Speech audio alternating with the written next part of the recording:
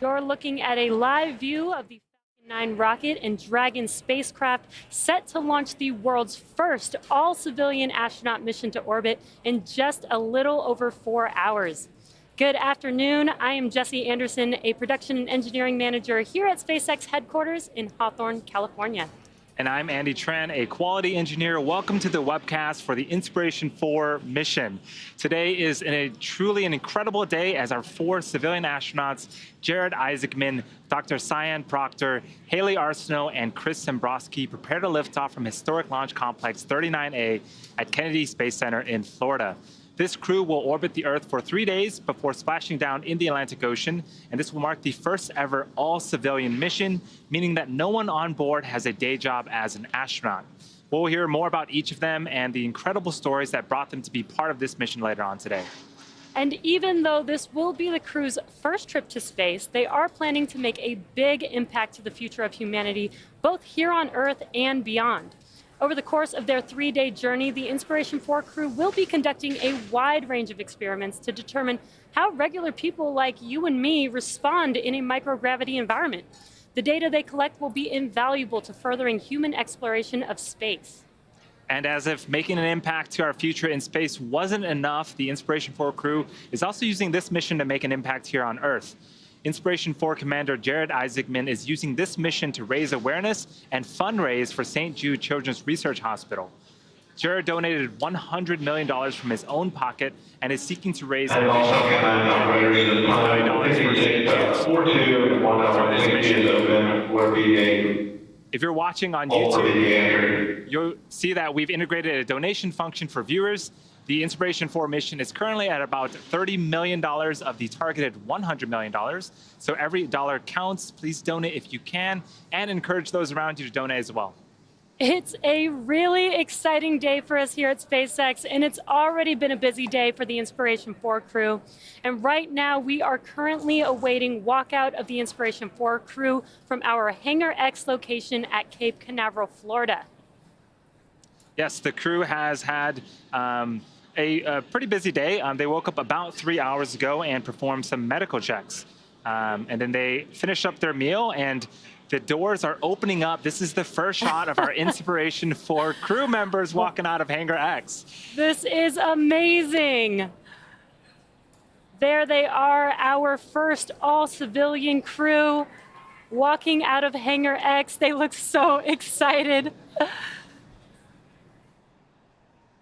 Right now, they're walking down this pathway, waving hi to family and friends, some SpaceX employees in the crowd as well. Yes, this must be such an exciting and emotional time for them. And the crew that you see there on your left-hand side, that was Chris Sembroski. He is the mission specialist. To his right is Dr. Sian Proctor, the pilot for this mission. And to her, to the right of that is Jared Isaacman, the mission commander. And Jared is blocking Haley, but she's in the background there. That is the medical officer, Haley Arseno. What a sight to see. They look so excited. And this is just the beginning of the day for them. They're getting ready to get into the Teslas. You can see one of them there, where they will ride to the Falcon support building, which is where the SpaceX suit-up room is. And currently they're at Hangar X. You may be wondering what Hangar X is. This is our brand new facility at SpaceX, designed and built by SpaceX to house our refurbished vehicles. So some of them are hopping into the car. In the first car, we have Dr. Sian Proctor with Haley, and following them will be Jared and Chris. You can see the gull-wing doors of the Model X's closing there. And they should be, again, making their way to the Falcon support building. It's a couple miles down the road. They're going to be making a left out of here, heading north on Kennedy Parkway at Kennedy Space Center in Florida. And they will take this one last moment as they're in their Teslas to say goodbye to their close family and friends.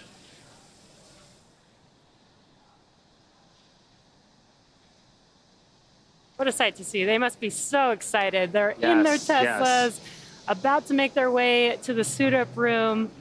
One last goodbye to their family and friends. Yeah, they do have a long day ahead of them. You can see the countdown timer on the bottom of your screen. We are still 4 hours and some change away from liftoff. There is a lot of procedures that will happen over the next couple of hours, and we'll be here to walk you through all of that, and we'll be able to get some awesome views of the crew going through those procedures as well. And they are currently sitting in their Teslas. These are not just any Teslas. These are the Teslas that we have used if you followed our crew missions. These are specially designed Teslas made to accommodate our SpaceX spacesuits. So they will utilize these even after they make it to the Falcon support building to drive to the launch pad. And there they are pulling off from Hangar X, now on their way to the Falcon support building, to our new SpaceX suit-up room. Yes, there's a third Tesla there. That is support staff members of the closeout crew to support the astronauts in any way possible. So again, in the first car, we have Haley and Dr. Sian Proctor. And in the second car, we have Chris and Jared. This is the first time that we get to see inside of the Teslas. This is so exciting. Oh, this is amazing. This is such an amazing view. It almost feels like we get to ride with them in the car. Chris looking very cool with his sunglasses. I love it.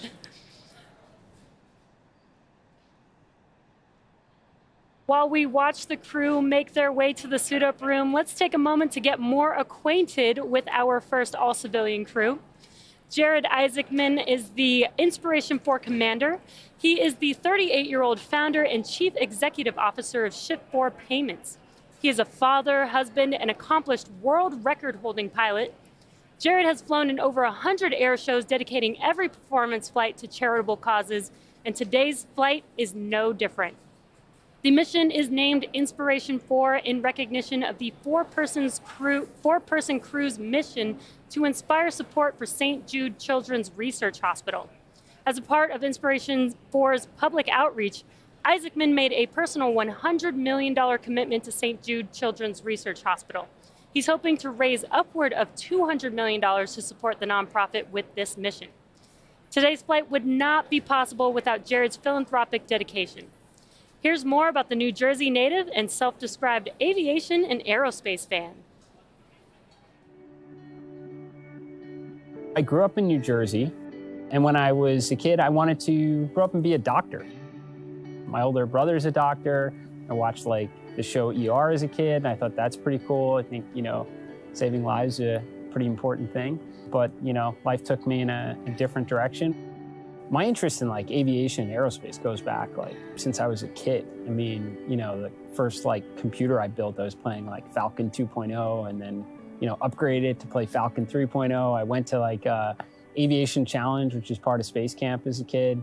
I was a, observer of SpaceX from the outside looking in like a lot of people. And then, my opportunity to kind of see what the inside was like began in October of 2020 when the idea of Inspiration4 started to come about. A big part of what we're trying to achieve with Inspiration4 is to send, an inspiring message really to the world about what is certainly possible up there in space, but also what we can accomplish here on Earth as well, which is why, this massive fundraising effort for St. Jude Children's Research Hospital is such a big part of our mission. To me, having some balance where you're trying to tackle a problem of today so you can earn the right to keep making progress tomorrow is just a philosophy I've tried to live by for some time. The advice I would give my younger self, you can aim high, you can dream big, and even things that people would say is next to impossible, you can accomplish it. I totally believe we all have that fundamental obligation to leave the world a better place than we found it.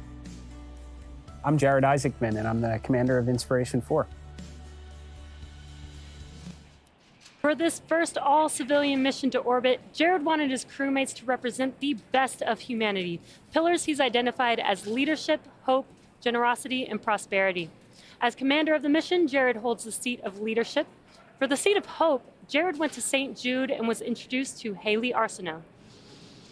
Haley Arseno of Memphis, Tennessee is the medical officer of the Inspiration4 mission, overseeing medical care and experiments. She's a 29-year-old physician's assistant at St. Jude Children's Research Hospital, the same place that saved her life after being diagnosed with bone cancer at the age of 10. Haley's treatment at St. Jude included chemotherapy and limb-sparing surgery that resulted in removing most of her femur bone and replacing it with a prosthetic. She represents a couple of firsts for this mission that's already going to be the first civilian mission going into space. Haley will be the youngest American to go into space and the first person to go into space with a prosthetic body part. Here's more on Haley, who occupies the seat of hope on the Inspiration4 mission. I'm so excited to be going to space, and I'm just a regular person. I am so lucky that I got a phone call asking if I wanted to go to space. I'm from Louisiana. I was a super active, super outgoing kid, involved in everything, and I actually had just gotten my black belt in Taekwondo a couple days before I was diagnosed with cancer. I definitely am excited to represent those that aren't physically perfect. I want to bring this experience back and share with everyone I encounter, and just what this represents for the new age in space travel and who can be an astronaut. I've thought a lot about launch day. I've even had some dreams about launch day, and I still don't know what will be going through my mind. I know I'm going to be with a incredibly T-4 hour excited. situational awareness Of course, briefing. I have the window seat. We're currently Looking counting out the down to window a and seeing Earth from space T00056 is UTC going to or be so incredible. Can't even put 20:02:56 into local words. time, But I'm with a minimum absolutely of 2 most additional excited liftoff about is we're opportunities going to if call the required. St. Jude patients The from crew are currently in space. transit from And Hangar X I'll to get Launch to video Complex call these kids 39A's that I've gotten suit up to room. treat, and these The kids advanced going team is through currently on cancer the way to the treatment pad to and open getting the to side show hatch them and what prepare life for crew after arrival. cancer can look like. Vehicle gases are at me up. It's been incredible SPS for me to checkouts are watch complete. how much this mission has already touched the kids at St. Jude and how much hope it's given them. I loved this one little girl I talked to recently. She said, I can't wait to be an astronaut. Like, there was no if in there. She just couldn't wait for it to happen. I think that's what hope is. I am Haley Arceneaux, Medical Officer of Inspiration4. As part of the effort to raise money for St. Jude, Jared decided to give away one seat to a person at random who donated to the St. Jude cause. That seat, the seat of generosity, went to Christopher Sembroski. Christopher Sembroski of Seattle, Washington, is the mission specialist of today's flight, helping to manage payload, science experiments, and communications to mission control. He is a 42-year-old mechanical and diagnostics lead at Lockheed Martin and a United States Air Force veteran. As an amateur astronomer, he grew up with a natural curiosity about outer space and even worked as a U.S. Space Camp counselor. He was awarded the Seat of Generosity after contributing to a special fundraising campaign for St. Jude Children's Research Hospital. Let's meet Chris, the Inspiration4 mission specialist. When I found out I was going to space, I was dumbfounded. I think I was just struck dumb for days. The seed was planted for me to fall in love with space when I was little and started launching little rockets in my front yard with my dad, the first of which is still probably stuck in a Florida pine tree somewhere. But when I first saw a space shuttle launch in person from the causeway, 6 to 8 miles away, you could still feel that rumble pounding through your chest. That kind of just shifted my foundation a little bit, and I knew from there on out I had to be somehow a part of space. Whether it was helping support a mission or lobbying for folks to be able to go into space, that's where I wanted to be. Of course, I'm going to be looking down at my home in Western Washington. I'm also looking to see what I don't see, and that's going to be lines on a map or those walls that seem to separate all of us ideologically or politically or even geographically or physically. Those don't exist when you get far enough out, and I'm really hoping to bring back that sense of what it means to only have that one small line that matters to all of us, and that's the atmosphere that keeps us separated from the vacuum of space. As we get to launch day, I am gonna have the biggest smile going ear to ear. It's gonna be, I'm gonna be shaking with excitement. No fears or jitters at all about what's going to happen, but man, that's going to be a heck of a show. I'm Chris Sembroski, mission specialist of Inspiration4. As an entrepreneur beginning in his teenage years, Jared reserved the 4th seat for someone who exemplified the entrepreneurial spirit. This 4th seat, representing prosperity, was awarded to Dr. Sian Proctor. Dr. Sian Proctor of Tempe, Arizona is the pilot on board today's flight. She's a 51-year-old entrepreneur, educator, trained pilot, and active voice in the space exploration community.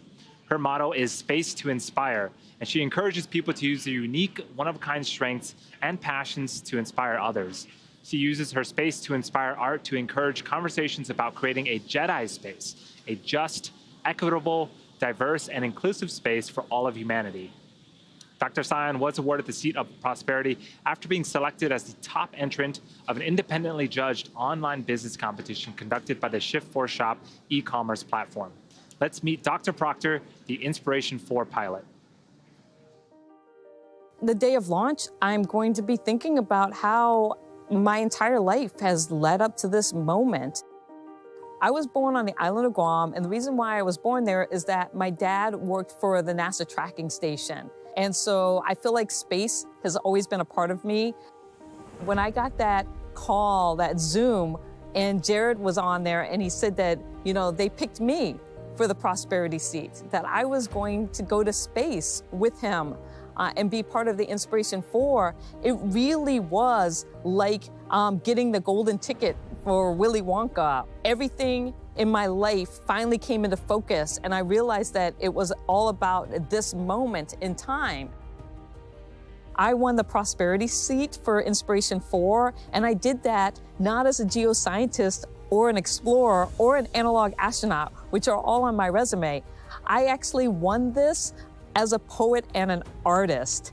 We are striving for that Star Trek generation, that idea of a just, equitable, diverse, and inclusive space, or a Jedi space.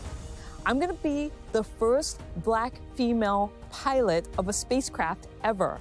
And to me, that just blows me away. And I wanna encourage the next generation to dream that this is possible. And a Jedi space, that's what that's about. I'm Dr. Sian Proctor, and I'm the mission pilot for Inspiration4. If you're interested in learning more about the Inspiration4 crew and how they came together for this mission, you are in luck. Netflix and Time have been following the Inspiration4 crew in the lead up to their mission, and the first 4 episodes of the 5-part series are now available on Netflix. The 5th and final episode will be available not too long after splashdown and will include an insider look at their time on orbit. Yes, the docuseries is really well done. I think it's super cool that just a few days after this mission completes, we'll have the 5th and final episode. So it's almost like we get to experience what they experience real time. Yeah, I love that part of the docuseries. It's like you get to see the before. We're going to see launch today, and then we'll get a little bit of a recap afterwards. And it looks like on your screen, those Teslas are pulling up to the Falcon support building. This is the building that has our new SpaceX suit-up room. So the crew, once they park here, will get out shortly. Yeah, if you've been following along on previous missions, specifically with NASA astronauts, things look a little bit different today. Typically, we suit up in the astronauts suit up in the Neil Armstrong Operations and Checkout Facility, also known as the ONC facility. That is located a little bit closer to Hangar X, where we saw the crew walk out. For today's mission, the crew will be suiting up in the Falcon Support Building, which is actually located fairly close to the launch pad 39A. There's the crew making their way inside of the Falcon Support Building. And again, just as Andy mentioned, today is not a NASA mission. This is a mission for Inspiration4 with SpaceX. So we now have our own facilities, our own suit-up room that we'll be utilizing today, which they are currently entering right now. Yeah, so when they get inside, they'll have a mission and weather briefing. They'll also get tablets, which has all of the information and procedures they'll need and their schedule throughout the mission. And then they'll also don their spacesuits, the super cool, sleek-looking spacesuits. Yeah, and the really cool part about this is the process is similar to NASA. We just have different facilities that we're utilizing with some minor things that are a little bit different.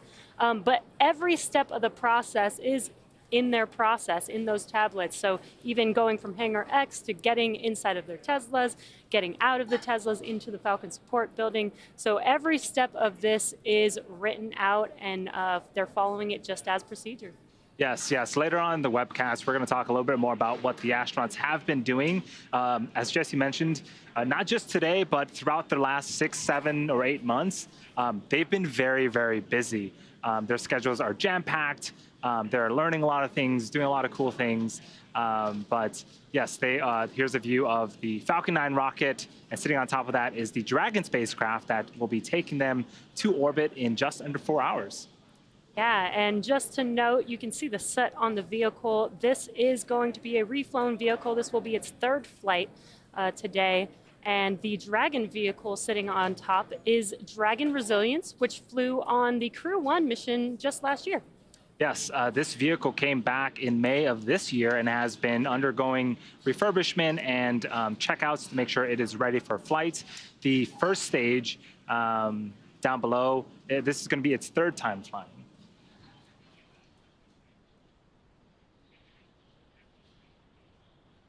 So the Inspiration4 crew has arrived at SpaceX's Falcon support building, which is the home to our brand new suit-up room. And you'll notice that this happens to be right across the street from historic launch pad 39A, which is where the crew will lift off in just under 4 hours from now. This is the same launch pad that NASA used for the Apollo missions that first put people on the moon back in 1969. Once the crew is inside the Falcon support building, the SpaceX team will brief the crew with weather and launch details and give them their tablets, which they will bring with them on the flight. At T-minus 3 hours and 20 minutes, the crew will begin suiting up for the world's first all-civilian mission to space. Once they are suited up, they will exit the Falcon support building and get back into their Teslas. We will have 2 astronauts in each of the Teslas, led by a support vehicle. The crew will make that short drive to the launch pad, and once they arrive, the crew will ascend the fixed service structure in an elevator up to the 255-foot level. The crew will then take these stairs up the last 10 feet and then head through the crew access arm, where they will make one final stop and a final phone call before walking down the crew arm to the White Room. And the White Room is their last stop before climbing into the spacecraft, a process known as crew ingress. During ingress, the SpaceX team will run a series of checks to ensure the suits, the seats, and vehicle interactions are all functioning properly.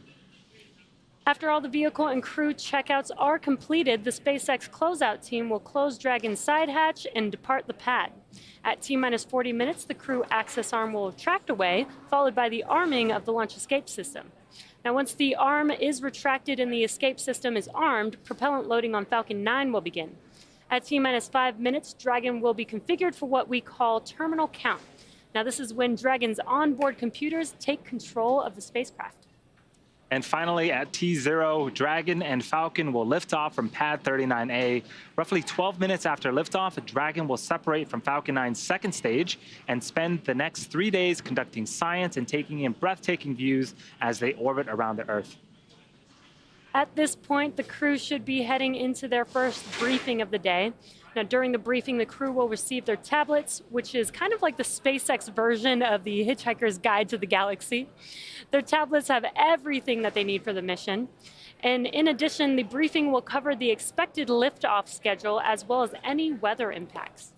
Now, weather is always an important factor for any launch, but for this mission, it's a bit more complicated than usual. All of SpaceX's previous missions carrying humans has been destined for the International Space Station, where the crew would stay for an extended period of time. For this mission, the crew is not going to the International Space Station and will return to Earth in about 3 days' time.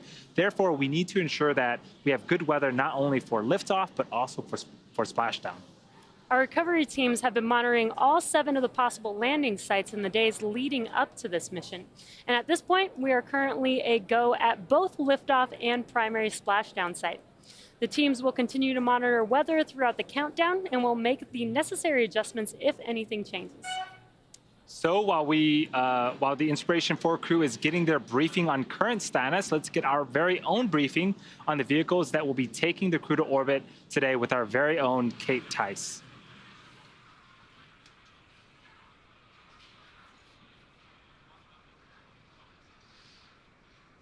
Hey Hey team, my name is Kate Tice and I'm a senior certification engineer here at SpaceX. Now, some of you are very familiar with the vehicles on the launch pad today, but for those of you who aren't, no worries, I'm about to make you an instant expert. This is a live view of our Falcon 9 rocket out at pad 39A, and it has a Dragon spacecraft on top, known as Crew Dragon. Together, they stand about 229 feet tall, or slightly taller than a 21-story building. Falcon 9 is a reusable two-stage rocket, which means it's kind of like two rockets in one, the first stage and the second stage. The first stage is the bottom two-thirds of the rocket. You might notice it's a little different in color than the second stage. That's actually soot that remains from the previous two missions that this booster supported. The first stage is responsible for accelerating Falcon and Dragon through the Earth's atmosphere and into space. To do that, it has 9 Merlin engines at the bottom of the rocket, which we can't really see here. Prior to liftoff, the Falcon 9 first stage is loaded up with nearly 1 million pounds of fuel and liquid oxygen. At liftoff, those Merlin engines will use that fuel and liquid oxygen to provide the Falcon 9 first stage with a thrust greater than 5 747 airplanes at full power, consuming 700 gallons of fuel per second. The first stage is what accelerates the vehicle through the Earth's atmosphere and into space, and then about 2.5 minutes into flight, it will separate away from the second stage. From there, the first stage will do what no other orbital class rocket in the world can do. It's going to make its way back to Earth and target a landing on our drone ship named Just Read the Instructions. That drone ship is currently parked and holding a position a couple hundred miles off the Atlantic coast of Florida. Our drone ships are essentially autonomous, powered spaceports that allow our first stage rocket to land over the ocean. Now, for reference, our drone ships are equivalent to the size of a football field. So while they might look smaller on your screen, they're pretty gigantic in real life. Like I mentioned already, this is a two-stage rocket, and above the first stage is the second stage. The second stage has a single Merlin vacuum, or MVAC engine, and that will ignite after the first stage separates. At full power, the Merlin vacuum engine operates with the greatest efficiency ever for an American-made hydrocarbon rocket engine. The second stage is essentially a smaller version of the first stage, and whereas the first stage is designed to power the vehicle out of the Earth's atmosphere and defy the forces of gravity, the second stage is specifically designed to operate in the vacuum of space. The second stage powers the Dragon spacecraft to its targeted drop-off orbit. Now let's talk about Crew Dragon. It's capable of carrying up to 7 passengers to and from Earth orbit and beyond.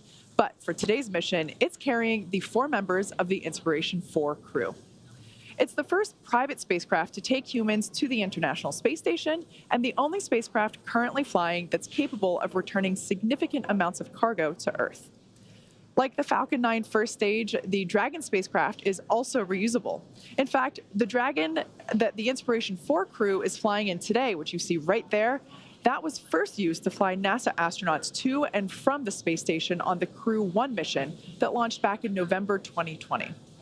However, for the Inspiration4 mission, this capsule has one notable change, a new cupola observation dome that has replaced the docking mechanism. Oh, you see that there on your screen now. It has replaced the docking mechanism previously used to autonomously dock with the space station. We'll get to talk a little bit more about that cupola later on in the broadcast, but right now, let's take a minute to look at the Inspiration4 mission profile. Thank you, Kate. It's always cool to learn more about the rocket, and I am so excited about the Dragon Cupola. But let's talk a little bit about the mission profile. So a couple of things that are different today, since we're not going to be going to the International Space Station. The team will be spending 3 days in orbit, but they're also going to be flying higher than any other human has flown before since the Apollo missions. Yeah, they're going to an orbit of 575 kilometers. And just for some perspective, the International Space Station flies at about 400 to 425 kilometers, and the Hubble telescope at 547 kilometers. And you can see that on the graphic on your screen, how much further out from Earth Dragon and the Inspiration4 crew will be flying. Yeah, to get into this orbit, after Dragon separates from the second stage, it has 2 burns spaced about 45 minutes apart. The first burn will raise the altitude of the orbit, and the second burn will circularize it to that 575-kilometer orbit. And this is one of my favorite parts about this, because they will be orbiting and flying so quickly, they'll be orbiting the Earth about 15 times a day. And what they'll get to see is about 15 sunrises and 15 sunsets, which is pretty incredible. And just a note, the International Space Station actually sees 16 orbits a day because they're a little bit closer to Earth. So being a little further out away from Earth, they actually take a little bit longer to make it around the Earth. Yeah, in order to orbit the Earth, you have to be traveling at very, very high velocities. The Dragon will be going upwards of 17,500 miles an hour. So that is very, very quick. And like Jesse mentioned, it is super cool that they're going to almost see the best parts of the day on fast forward, right? 15 sunsets and sunrises every single day. Right, that's going to be a pretty incredible view for the crew. And there you can see Mission Control there at the Cape. Firing Room 4. Now this is the one of the 2 control rooms for today.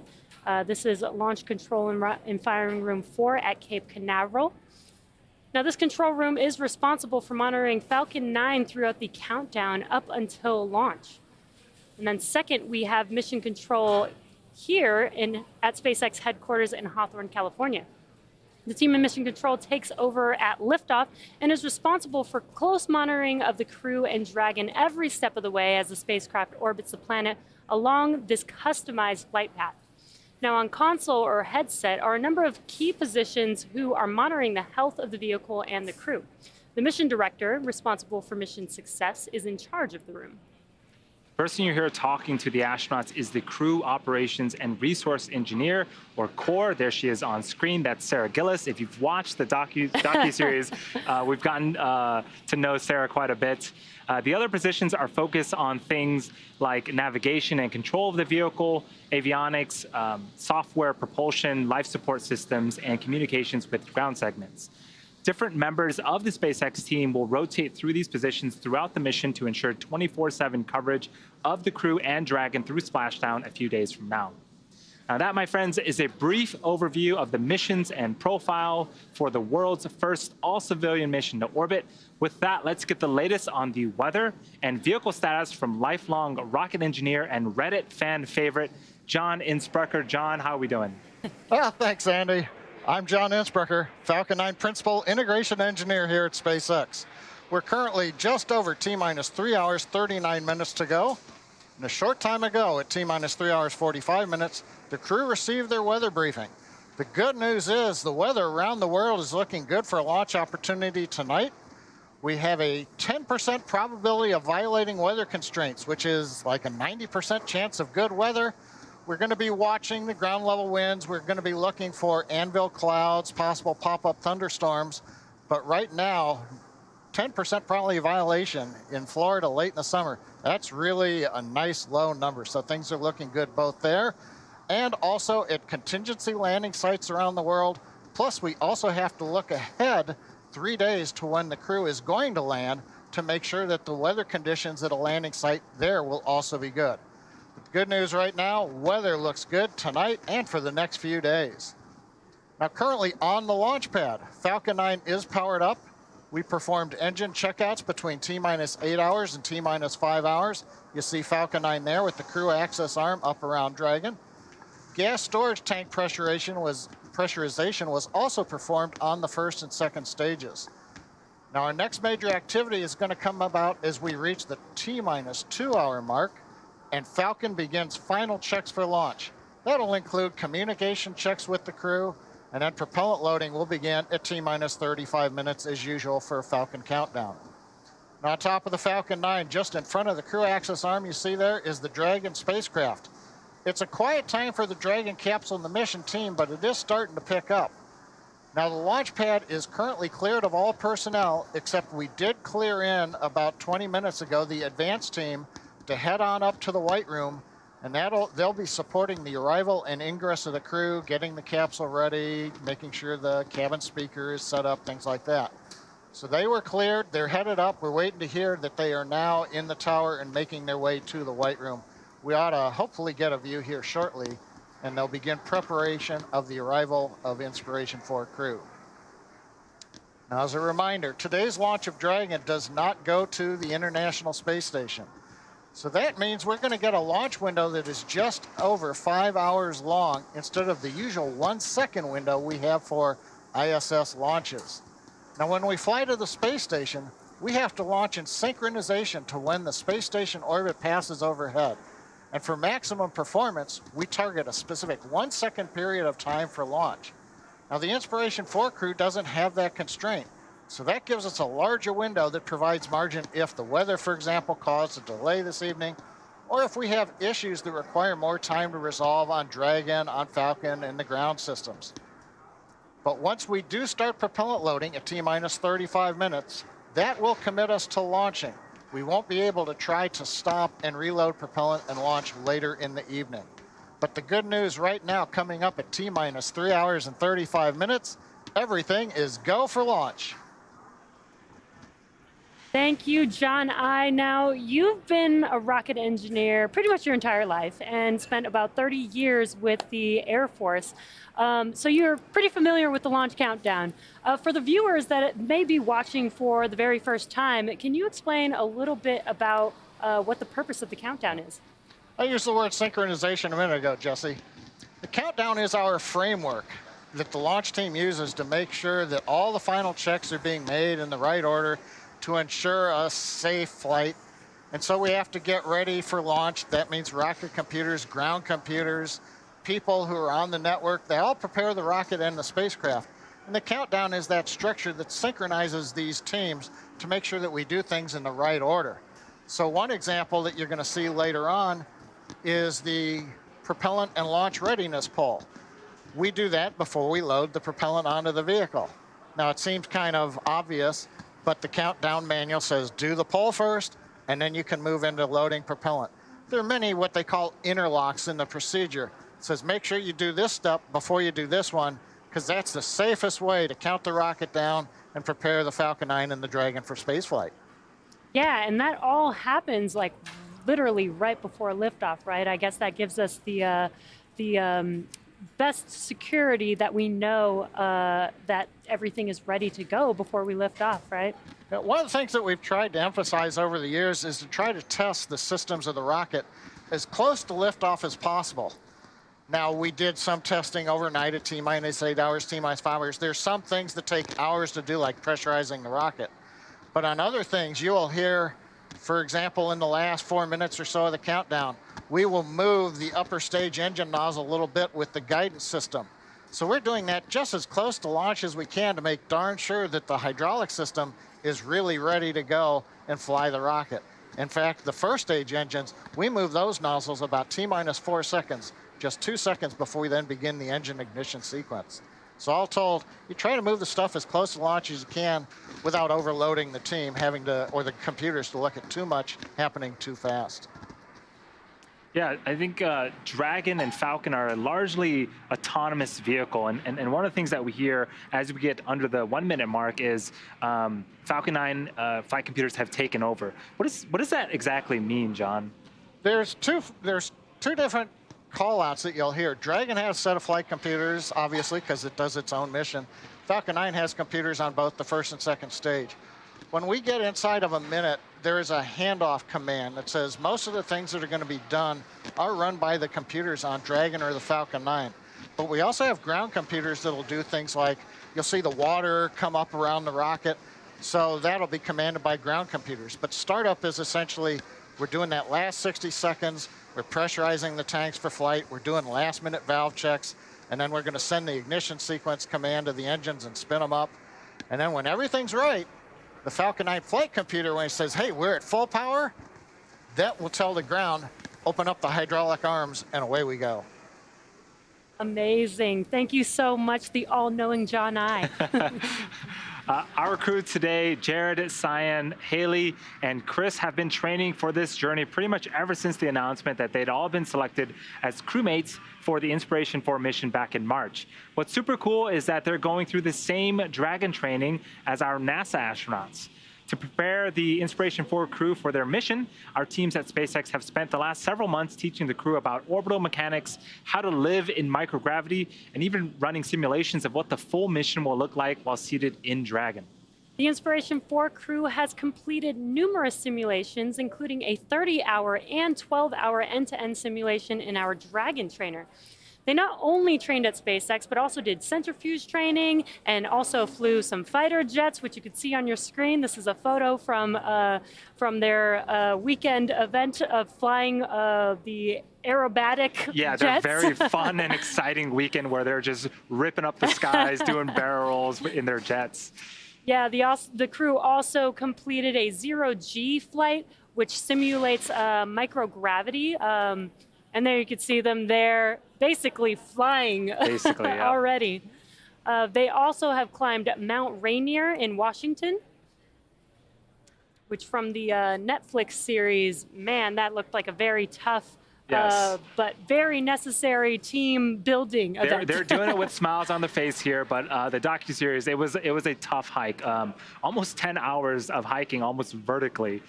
So congrats to the team there. That is one heck of a hike. Yeah, pretty amazing. And they were also even able to follow the tradition of the Crew 2 crew members, and they were able to sign their own booster. So this is them in front of their signatures on the booster that's literally on the pad right now. So cool. This means that this team has studied nearly 100 different training lessons covering all aspects of the mission. At the end of training each week, the crew recorded video diaries of their experiences. In their own words, here's the crew talking about their various training over the last 6 months.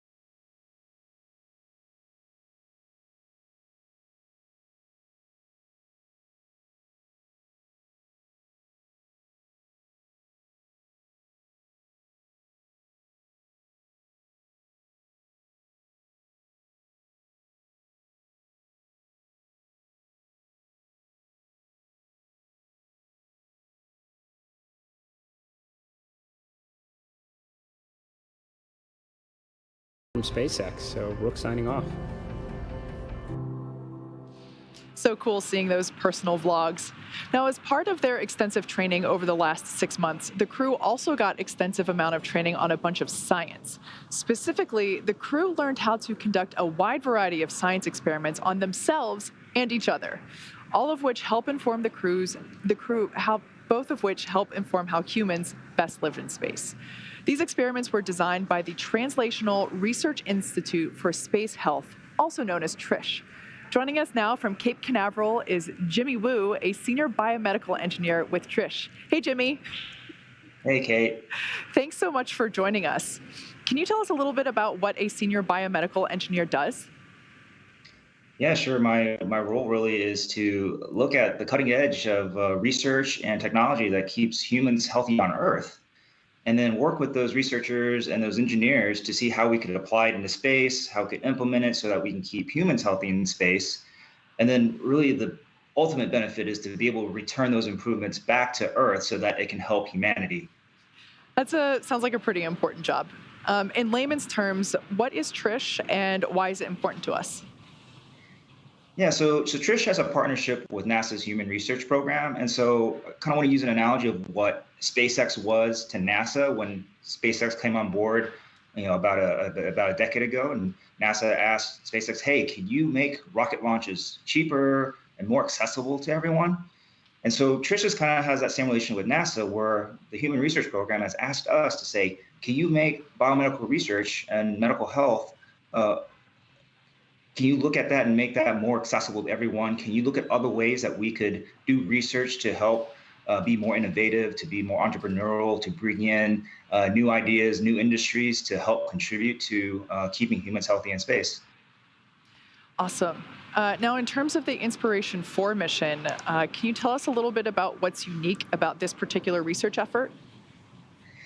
Yeah, I think what's really unique is it's really intended for the ordinary individual, right? And so when you talk about NASA research, their population is the professional astronauts. Well, the Inspiration4 crew is average, ordinary individuals like you and I. And so we have to modify and adapt the science so that it's easier for them to implement. And as you saw earlier with the earlier clip, they're doing experiments on themselves. They're doing experiments with each other. And so they're not trained on how to do that. And so what ends up happening is what we're learning is not just the data that's being collected about them and how their body changes in spaceflight, but it's also how do we collect that data. And if we can make the means of collection a lot easier for ordinary individuals like the Inspiration4 crew, it means we can also do that for the average person here on the planet Earth. Ooh, that's a really interesting point. Can you go into a little bit more detail on what you mean by making that available to everyone here on Earth? Yeah, Kate, sure, I'd love to. So the experiments are involving ultrasound, blood draw, collecting vital health monitoring information, sensory motor data, and some psychological performance data. So normally, if you do that on Earth, you usually go to the doctor's office, you go in a laboratory, and there's a trained person who does that. And so that means that you have to go to a place that it has a limited access, so you have to make an appointment and things like that.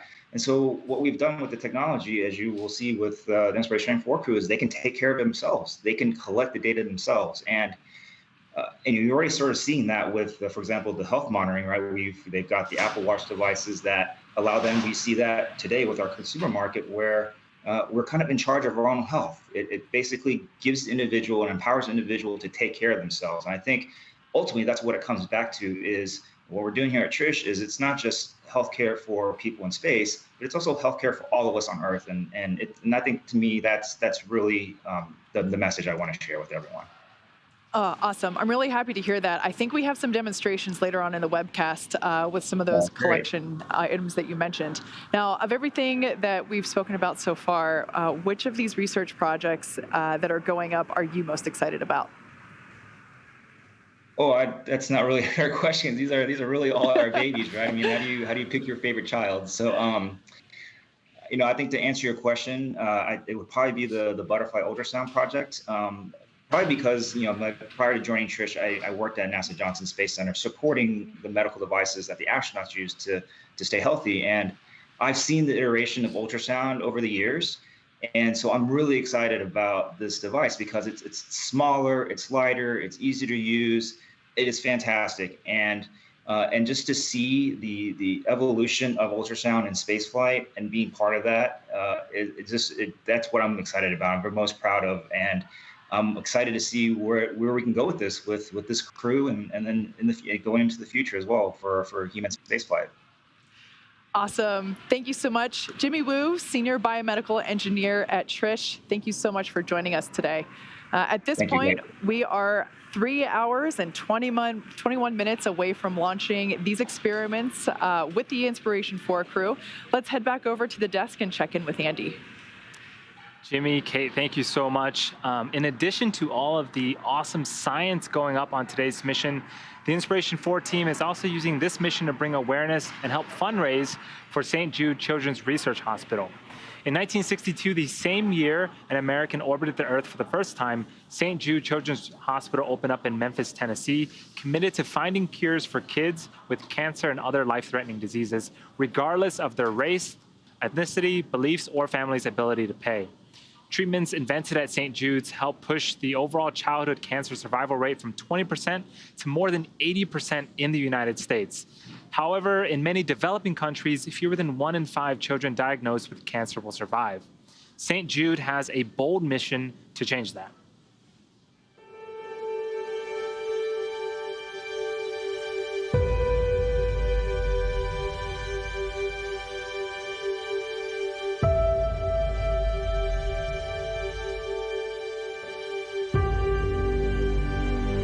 Some days it feels like it's never gonna stop. It's kind of a mental war. Sometimes you just feel like it's not gonna get any better. Lo primero que le pregunté a mi papá fue, papi, yo me voy a morir. When you go through suffering, you learn a lot about yourself. Good stuff comes out of every bad situation. Dark circles all around my eyes. I was just out of it. In one moment, those 3 words, you have cancer, and my whole life changed. Without cancer, who am I? I feel like I could do anything. I could go to college, be a nurse, be a doctor, anything. I'm a straight A student, focusing on getting my bachelor's degree in journalism. I'm just doing one step at a time. I would like to go in the filming industry. It's kind of always been something awesome to me, but it's gonna take some work.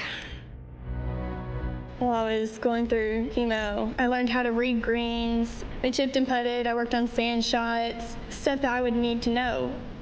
The best score I've had is an 86, but I really want to get down to 85 or less.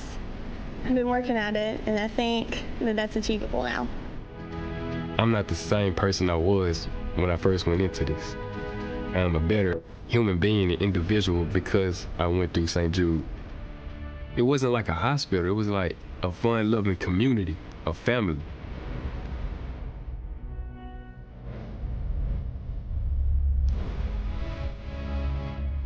You and I have vowed that we will do everything in our power to bring about the defeat of these catastrophic diseases.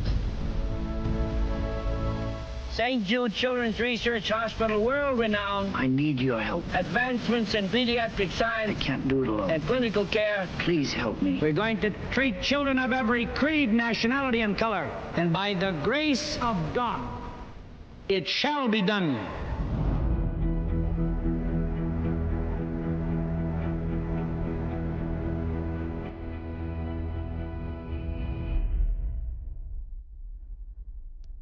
The Inspiration4 mission is part of an ambitious fundraising goal to give hope to all kids with cancer and other life-threatening diseases. The goal is to raise $200 million for St. Jude. Jared committed $100 million of his own money, and the team raised almost $30 million so far, but we still got a ways to go.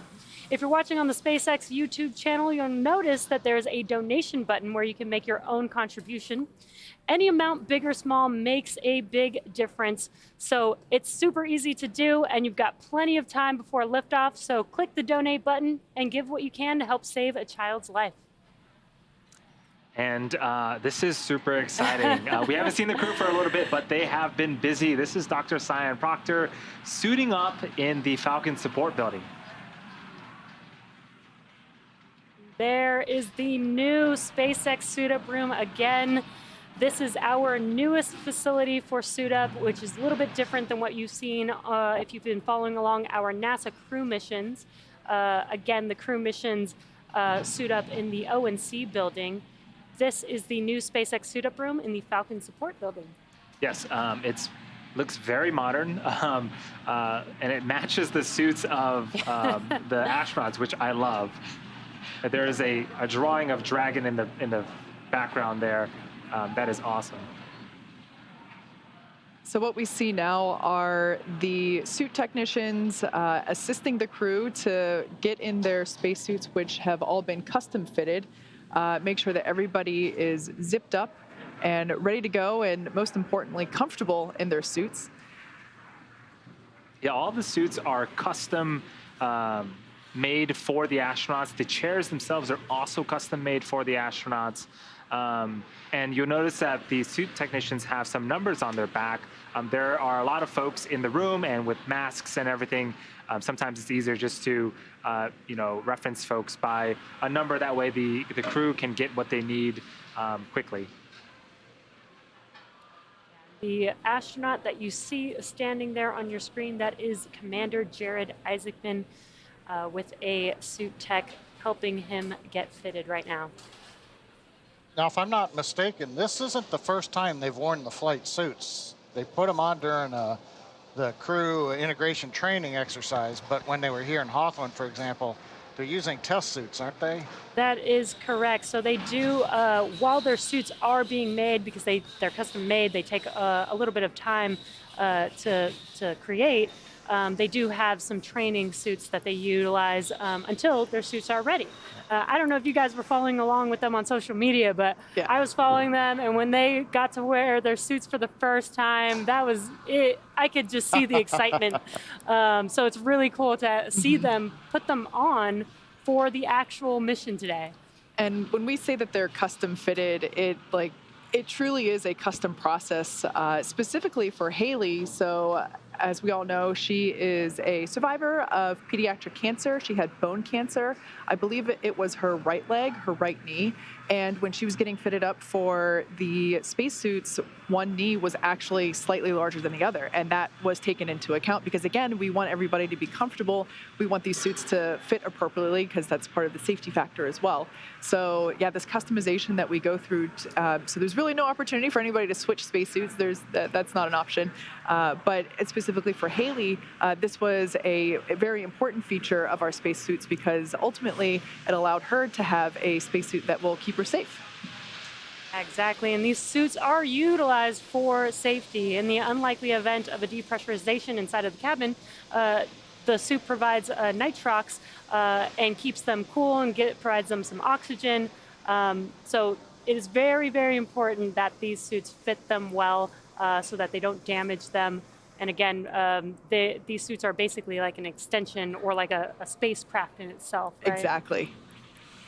On the other hand, if you remember, like the old, when Apollo astronauts would walk out of the O&C building, they look very bulky, giant helmets, look like lots and lots of layers of spacesuit.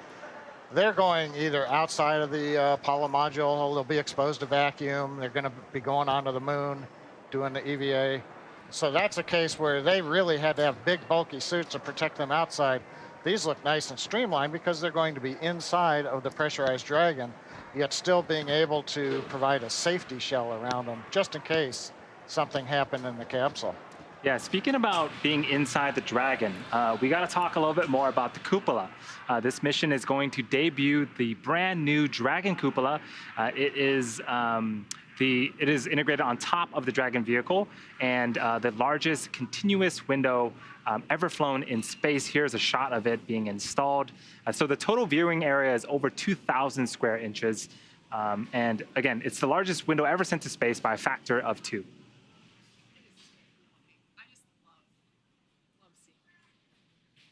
Yeah, this is going to be an incredible view for the crew. I think they even mentioned that a couple people can fit inside of the cupola at one time. And you may have seen the cupola on the International Space Station. That's actually a large cupola, but it's made of multiple different pieces put together. So you don't get that continuous view. This cupola will actually allow them to get that full continuous view. And since, as John mentioned, they won't be going exterior to the Dragon, it'll almost kind of give that feel. So on screen right now, this is some testing that we've done with the cupola, sending it through extreme temperatures, and you can see some rods pushing in on the scratch layer of the cupola window to make sure that, again, it is first and foremost safe for the astronauts and does what it needs to do while in space. Yeah, it's pretty incredible. Very excited to see that. And we've got an inside look into the SpaceX suit-up room once again, and we have the full crew there, and that is Hayley Arceneaux on your screen. She is the medical officer on this mission for today. And Chris, I think he's thinking he has a lightsaber in his hand. They're having a blast. Next, right behind Haley is Dr. Sian Proctor, and talking to her is Chris Sembroski. Again, Dr. Sian Proctor is the pilot for the mission, and Chris Sembroski is the mission specialist. Once again, this is the SpaceX suit-up room located in what you hear us refer to as FSB, or Falcon Support Building, which is a building located just outside of the perimeter of Pad 39A. This is our new suit-up room, and while it might look like you're watching a black and white movie, it is in full color there. We can see that everything is, like we mentioned before, super streamlined, super clean, and wow, those spacesuits really stand out. They look so great. I have a feeling they might be lining up for a photo here. Yeah. I also like, we've got the display in the room, so they can see the Dragon capsule they're going to be headed to shortly. Crew access arm in position while the advanced team begins working to get the capsule ready for them. And there they are. Looks like they're finally all suited, maybe getting ready potentially for some photos here. We actually asked the crew what it was like to put their custom spacesuit on for the very first time, and here's what they had to say.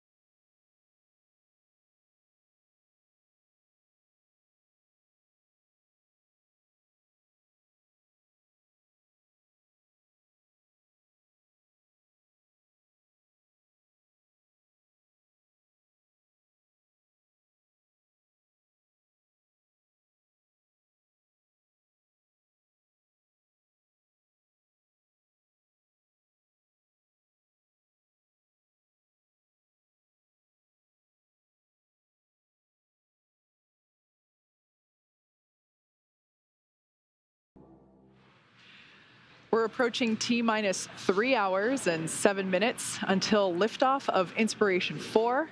If you've just joined us recently, this is the first all-civilian orbital mission And we have 4 individuals traveling on Crew Dragon to space today. They are suited up, and we are anticipating them to walk out of the Falcon support building, hop in those Teslas that you see there on your screen, and make their final transport to pad 39A. Yes, the pad where the vehicle is awaiting them, it's about 2 or 3 minute drive away. It's technically a walkable distance, but we're not going to make the astronauts walk in the hot Florida weather. So they get to hop back into the really cool Teslas and make a short drive to the pad. And yeah, Andy, I don't know about you. It's about 2,000 feet from the Falcon support building up to the crown on pad 39A. So while that's less than half a mile or so, they've also got their environmental control systems. And I remember from like Apollo, when they would come out, they had these large, bulky environmental control systems, portable life support. Those weighed about 25 kilograms. So walking half a mile, carrying a 50-some pound weight. Yeah, granted, the suits are a lot lighter, environmental control's a lot lighter. I'll take the Tesla ride. For sure. You did turn off the forward ram lights to restrict ability of maneuver lights and the masthead and range light, correct?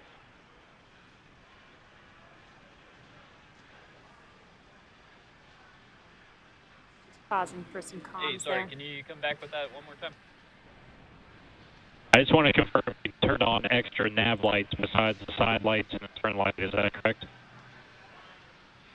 Hey, yeah, we ran an auto sequence a few minutes ago to basically turn on the nav lights associated with being on DP.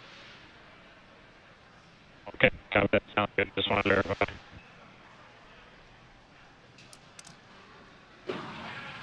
Just listening into some comms there, and the Inspiration4 crew is getting ready to exit the SpaceX suit-up room, get into their Teslas just a few minutes from now, and then make their way to the launch pad. Yeah, it's super exciting. We started this broadcast maybe an hour ago, but it seems like it's going by so quickly. As we mentioned before, the crew is completely suited up at this point. They're going to be walking out to the Teslas, which there we can see an aerial view of the Falcon support building. Again, this is about 2,000 feet away from the launch pad itself, but we're going to allow them to drive, save some sweat. They have a more important job to do here in just a little over 3 hours. Yeah, and these Teslas are actually designed and custom made for the spacesuits. Actually, they can hook up their umbilicals to the Teslas, and there is the Inspiration4 crew walking out of the SpaceX suit-up room, looking very excited. Some fist bumps going around. And their suit tech crew is also going along with them. Looks like they're taking some final photos before they hop back into those Teslas. So this is the first time that the crew has stepped outside today in their flight suits. They're now entering the Teslas. Love this new shot that we have for this launch. We are inside the Teslas there with the crew. And we've been told that they have a playlist. We unfortunately can't hear it for ourselves. But hopefully we'll be able to see them, singing along. I would love some space car karaoke. Yeah. Hey, you never know. We might be able to see that on the camera there. And this looks like Jared Isaacman, the commander for Inspiration4, with Chris Sembroski, again, hooking up their umbilical ports to the Teslas. That'll keep them cool for this short ride to the launch pad. Yeah, so the stuff that's going to be pumped through those umbilicals, while the umbilicals are used for communications, while actually in Dragon right now, those are being utilized to pump nitrox, which is basically the same air that you would breathe if you were scuba diving. It's that same nitrogen-oxygen mixture, and we are pumping it through the spacesuits to make sure that they all stay cool and comfortable while they are in their suits. Yeah, the suits are super complex, and you can consider them sort of a spacecraft of their own. They actually will regulate and monitor the temperature inside the spacesuits, and if it gets a little too warm, they'll start flowing that nitrox in to keep the astronauts nice and cool and comfortable. So we see 2 Teslas parked there, and one of them will have Cyan and Haley, and the other will have Jared and Chris. And both of those crews in there, we can see the Falcon wing doors closing. CRL on recovery point. Go ahead.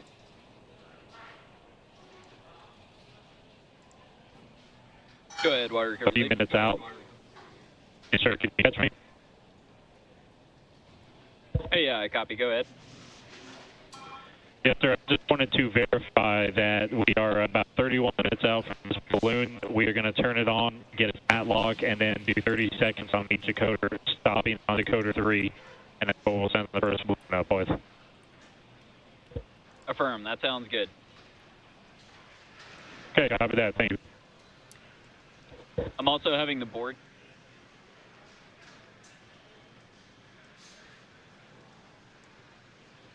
The crew is now passing the hangar at Pad 39A. This is where the spacecraft and launch vehicle are integrated together horizontally. This building is also known as the Horizontal Integration Facility. And they are now passing the gates at Pad 39A. This is the safety perimeter at the pad. And you can see how close that launch pad is to the Falcon support building. That was just a very, very short drive. You got some great weather in Florida. The crew is making their way uphill, and towards the crest of that hill is Falcon 9 and Dragon awaiting them. This is a great drone shot of the facility and launch pad. Now, while we have this great view, I want to take a second to talk a little bit about the history, because this is hollowed ground that we're approaching here. Pad 39A is the launch pad where NASA sent the first humans to the moon. This is where Apollo 11 launched from, and as well as the first ever Saturn V rocket launched from there. This is also a launch pad where the last Apollo mission launched from, Apollo 17. It was after the Apollo program ended, it was then refurbished for the space shuttle program, and the majority of space shuttle missions departed Earth from this launch pad, including the final space shuttle mission, Atlantis STS-135, in 2011. In 2014, SpaceX signed the lease agreement with NASA for this launch pad, and we then began to make safety and functional upgrades. So what you see there is the base of what used to be the fixed service structure from the shuttle days. So everybody might recall that iconic pad from the shuttle days, near and dear to my heart personally. And we did have to remove the rotating service structure portion of the pad for safety, and also it was just unnecessary for Falcon 9. But the bones of the fixed service structure are still there. What we see here is a view of the elevator shaft, and this is the same elevator shaft used these astronauts getting their first look at Falcon 9 on launch day. There it is. The famous lean back. Must be breathtaking for them. You can almost see the size of how, we're close up on the crew right now, but how far they have to lean back to look at the top of the vehicle. It's a shame they don't wander over and look at the business end of the Falcon 9. Kate, you're talking about the history of the pad. They built what's essentially a giant concrete structure on the floor to land back in the early 60s. And you've got about a 5% grade that we saw them drive uphill to get up to the crown there. Mm-hmm. But if you go over to where the Falcon 9 is, centered up above the flame bucket, that's about a 13-meter drop down to the bottom of the fire brick. So, that gives you an idea of what it takes to channel the nearly 2 million pounds of thrust. I just want to point out, it looked like we had a team lean back there. I don't think we've seen that yet. And this crew grew so close to each other. And if you haven't seen the Netflix documentary, Countdown Inspiration4 Mission to Space, you can really see how they grew as a team and a family, and you can even see it here on the screen. For sure. Something that I really appreciated, I forget who pointed it out, but it was one of these four, noted that each of them are in a different decade in their life. Yeah. So Haley is 29, Chris Sembroski is 41, Dr. Proctor is 51, and Jared Isaacman is 38. So they're all in a different decade in their life, and this mission has brought them together, and the camaraderie is evident pretty much every step they take. And it looks like Dr. Sian Proctor and Hayley Arceneaux are the first to enter one of the elevators, waving. Just kidding.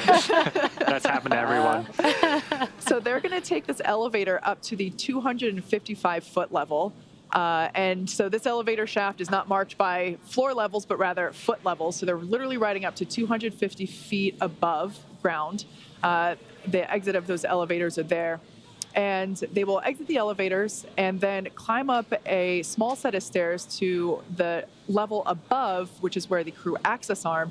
And the reason for this is that Falcon 9 crew loading is a little bit higher than where the shuttle crew loading occurred. So the 255-foot level is where shuttle crew, and there they are, Dr. That's a Sian fast Proctor. elevator. It is. It really is. I've been in it a few times. You leave your stomach on the ground when it takes off. Yes, so Kate, you were mentioning some of sort of the guts, so to speak, are the same. The elevator is the same, minus some maintenance and needed maintenance. Yeah. And so there's a phone at the fixed service structure as well. That is also the same phone that astronauts in the Apollo days would use to make their final phone call before boarding the vehicle. Of course. And the webcasts back in the Apollo days were a little different than the webcasts now. And so it was a true surprise to the families when the Apollo crews would call home and say hello before hopping in their spaceship. Now it's less of a secret. But yeah, Andy, you're right. That's still the same phone. So what we see here is the crew kind of hanging out there on this level. And again, as I've mentioned throughout this, every step of this process is written into the procedure. So they actually put in time to make sure that they have time to call a family member or friend. Absolutely. So it looks like Chris and Jared have now gotten into the second elevator and are now making their way up to the 255-foot level.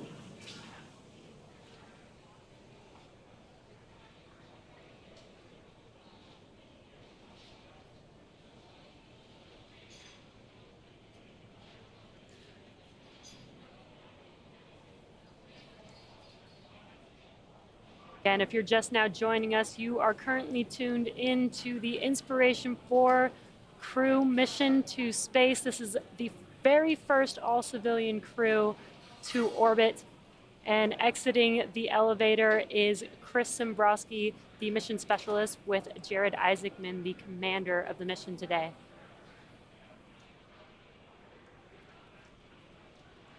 And we mentioned a little bit about the closeout technicians and suit technicians. Again, they are there to support the astronauts, ingress, get buckled in.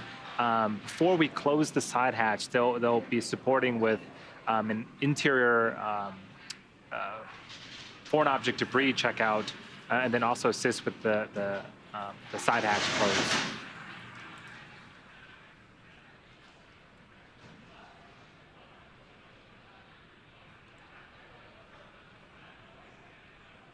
You'll notice some markings on the floor. These are very important in case of an emergency. This is the egress direction that the crew and support team will need to follow to make their way back down and be safe. Yeah, these arrows actually point to what are basically slide wire emergency exits. So it's what it sounds like. It's a basket on a slide wire. They are the same baskets that were utilized again in the shuttle program. They have been repurposed and modified for safety features, and then of course raised up to this level from the 255-foot level. So only utilized in the case of an emergency. But we've been talking a lot about how the crew has been undergoing training since March, and actually egress training is part of it. So they are prepared for all nominal situations as well as off-nominal ones in the unlikely event of an emergency. And that's what those arrows are essentially pointing to, is the quickest path to safety.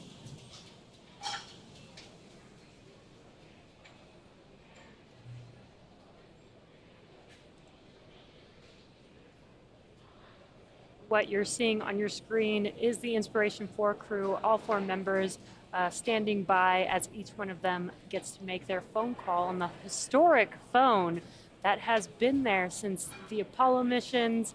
I think it even still has the same analog buttons on there, so no digital iPhones there. It's the original phone that they get to utilize. Can confirm it is a rotary phone. Love that.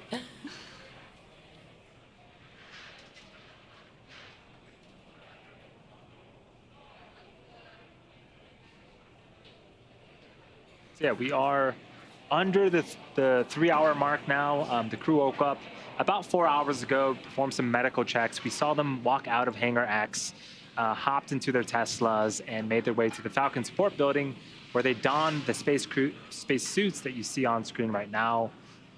They took another ride to Launch Pad 39A, went up the elevator, went up a flight of stairs, and now they are making their way through the crew access arm. That is the corridor that you see on screen right now. And what a sight to see with them hugging as they're walking. Oh, they look so excited. So these are essentially the last steps that they will take on planet Earth for the next 3 days. Obviously taking a moment to enjoy the view, smell the roses if there were any. They're just absolutely excited and ecstatic.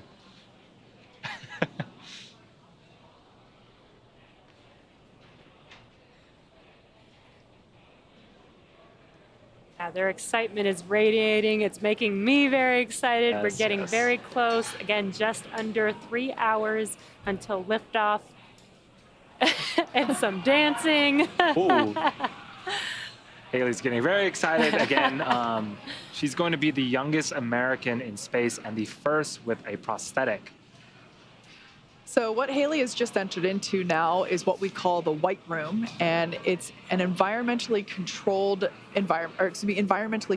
room. It keeps out dust, dirt, humidity, bugs, of course, because it's Florida, and essentially keeps it environmentally stable for the crew. If you look just above Dr. Proctor's helmet there, you can see a seal. It's a black seal, and it basically seals in the room. That gets installed and compressed against the capsule to maintain the cleanliness of the spacecraft. And here we can see one of my favorite traditions for SpaceX crewed flights. They are adding their signatures to the wall of the White Room. So because this is the first orbital all-civilian mission, they're signing their names next to the X logo. For previous NASA crew missions, the NASA astronauts have signed their name there next to the NASA meatball to the left. Yes, and all members of the crew will get an opportunity to sign. And if you are wondering, this is penciled into part of their procedures to grab the Sharpie and sign the wall. Yep, it's actually written in for the advanced team, which is the group of people that arrive to the pad prior to the crew, and they are the advanced team prepares the pad and everything in the White Room with all the tools necessary for closeout operations. And Sharpie is one of the tools listed in the procedure for the advanced team to ensure is there prior to the crew's arrival. And one final hug.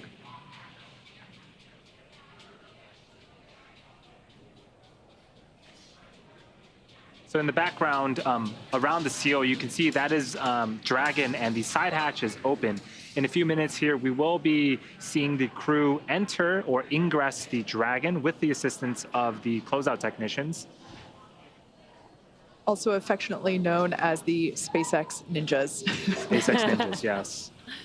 And there you can see Jared Isaacman and Chris Sembroski also making their way across the crew arm to the White Room to join the rest of their crew.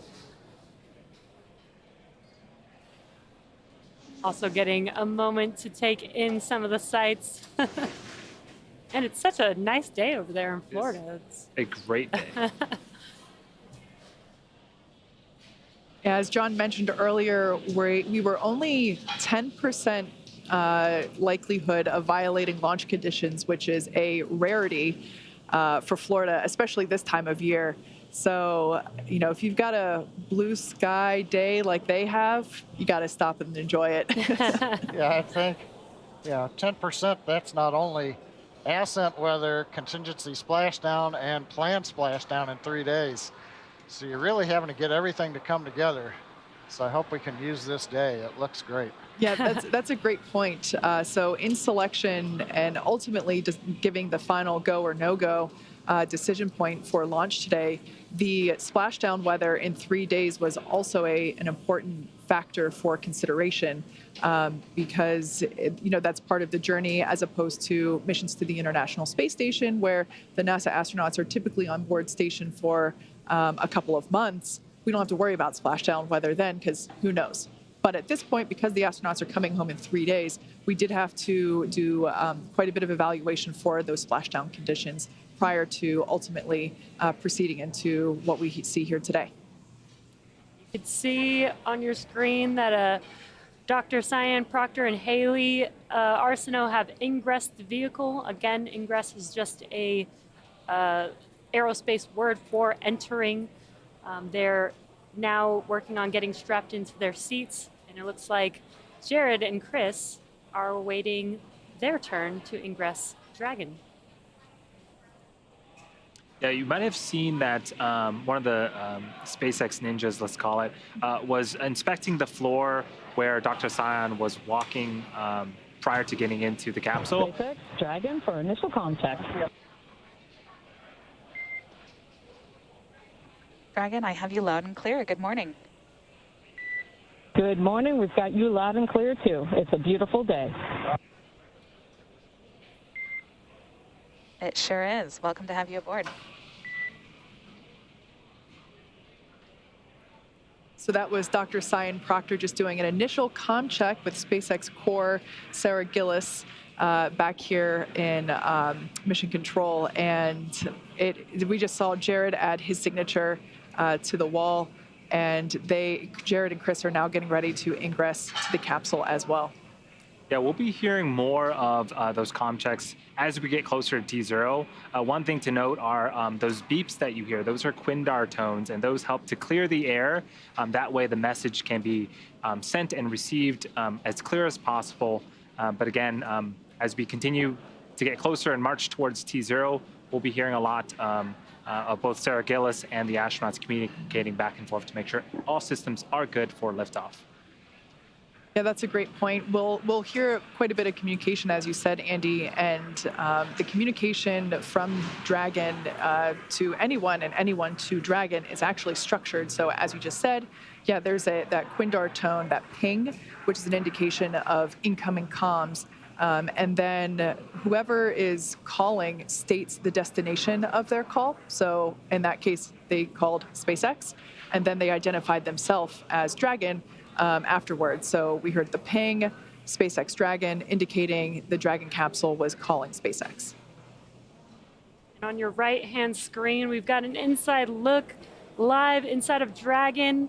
We have Hayley in seat number 1. She called it the window seat. Looks like she's got her 5-point harness already on. Dr. Sian Proctor sitting in seat 3. That is the pilot seat. And looks like she's getting waiting to get her harness strapped on shortly here. Chris just entered the vehicle as well and sat in seat number 4 and looks very excited. He did say he was going to have a very big grin on launch day. Yeah, he did. And he does. He is in seat number 4 as the mission specialist for this mission. And now about to ingress is Commander Jared Isaacman.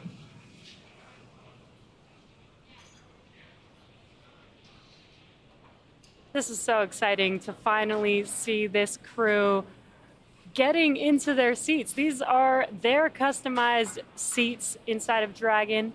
Again, the spacesuit and the seat are basically designed together, and they're custom made for each of the crew members. We have the technicians there to help get them strapped in, get their harnesses on, get their umbilical ports plugged in.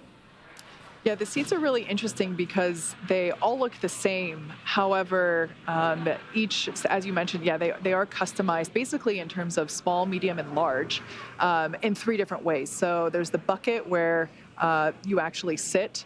There's the length of the footrest. as well as the length of the armrest. So each of those three components are all sized small, medium, and large, basically, to help make sure that each crew member can fit comfortably in their seat and safely.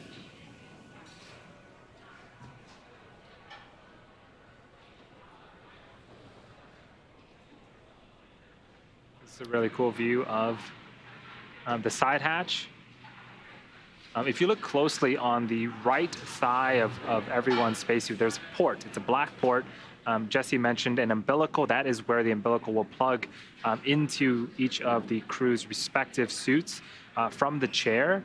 And again, this houses the electronics, things like communication, as well as air in the form of nitrox. And what we see there is the iPad that Dr. Proctor will use throughout flight, like we mentioned before. She is the pilot. And what we'll see shortly is the rotation of the seats. The seats will be rotated backwards so that the crew will almost be on their backs and allowing them better access to that touchscreen panel there that is above their heads. Yeah, I think, Kate, when we do we've got the same camera angle we've seen before when we get seat rotation. Also gives you an idea of the cargo that's underneath. Yeah. That they'll be using during their 3-day orbits around the Earth. So they'll get access to that, be able to unpack it, get out the experiments, get out dinner, things like that. Yeah, and as you mentioned, the cargo beneath the crew in this vehicle right now, Dragon can carry up to 7 passengers. For today's mission, we only have 4 crew members, so it's only configured with 4 seats. So where the 3 additional seats are, we have replaced it with a stowage for cargo. Which is super important for this mission because, like we said before, they're stuck inside Dragon the whole time. There's no getting out this time. Yep. Also, Jesse, you mentioned Haley's got the window seat. Just to go back a little bit in history, Dragon, from the very beginning, was designed with a window seat. In fact, when they show shots of us here on the mezzanine, we've got the first recovered Dragon right behind us. And so we put windows in that, not because cargo needed a window to look out. The block of cheese. But yeah, the block of cheese on the second Falcon 9 Dragon flight that came back.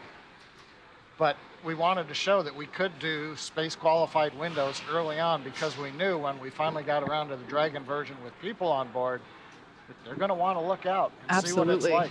And honestly, if you've been following along with the NASA crew missions that have been going on up at the space station, my absolute favorite views that we've gotten over the last over a year now that we've been operational with NASA crew to the space station have been pictures of the astronauts that they have taken from inside Crew Dragon, looking through that window and seeing space beyond. Of course, this time, not only do they have the hatch windows, but they've got the cupola. The cupola. Oh, yeah, I'm looking forward to, some of them, have got astronomy backgrounds, for example, what it'll be on the night side when they're in eclipse in the Earth's shadow, to where they really can see the stars. In the daylight, people always go, why can't you see stars? Well, the sun is so bright, and, any reflection off of anything just, ruins your vision. Absolutely. But yeah, every 45 minutes, you get another sunset. You get into eclipse, and yeah, I'd want to be up in that cupola looking out, I feel like it's looking at all those constellations. It's going to be a very, very popular spot on Dragon while they're in orbit. Prime real estate for sure. This is a really cool shot. So on the left-hand side of your screen is the Dragon capsule resilience. And so that top conical portion, that is the capsule, and that is where the crew on the right-hand side of the screen is currently sitting. The bottom half of the Dragon vehicle is the trunk. There is a sort of a dark side and a lighter side. The dark side are solar panels, which will draw energy from the sun to keep Dragon powered throughout their mission. But this is super cool because you see the exterior, and then inside is the crew having a jolly old time with the closeout technicians.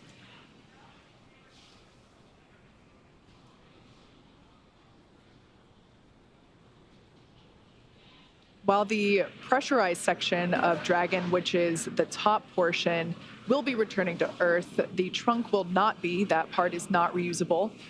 Prior to splashdown, the trunk will actually be jettisoned, and the capsule will turn around and expose the heat shield, which is basically right between what we see there. It's a tiny, slim piece of silver there just above the trunk.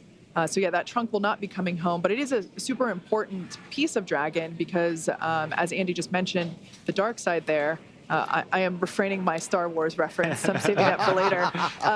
But yeah, the dark side that we see there are the solar panels that will be generating the power to the batteries for everything that they need. The crew, like we talked about before, they got a lot of science experiments they're going to be performing, but they're also going to be taking video, need to charge their phones, all that good stuff, of course. We haven't seen the over-the-shoulder shot where you can pick up the crew displays, and you get more of that once they rotate them into position. But one of the things that you just struck even looking at this, if you've been to the Smithsonian Air and Space Museum, for example, and you've looked, at the Apollo command module, Apollo 11, or even some of the older hardware, it's how clean it is in there. You look back, Apollo had, I think at last count, about 566 switches. Oh, wow. Yeah, mechanical switches. So you had to have the gloves, you had to be able to toggle them. And, we've seen a lot of stuff in history where somebody throws the right switch at the right time and the mission keeps going. But in this case, it's software touch display panels with very few switches. And so it gives a much clean looking vehicle. Looks like we got some team camaraderie happening yet again. Looks like Chris Sembroski there, the last one getting buckled up into that 5-point safety harness. I wonder if he's having flashbacks to centrifuge training right now. Except now he's got 3 friends next to him in the cabin, so.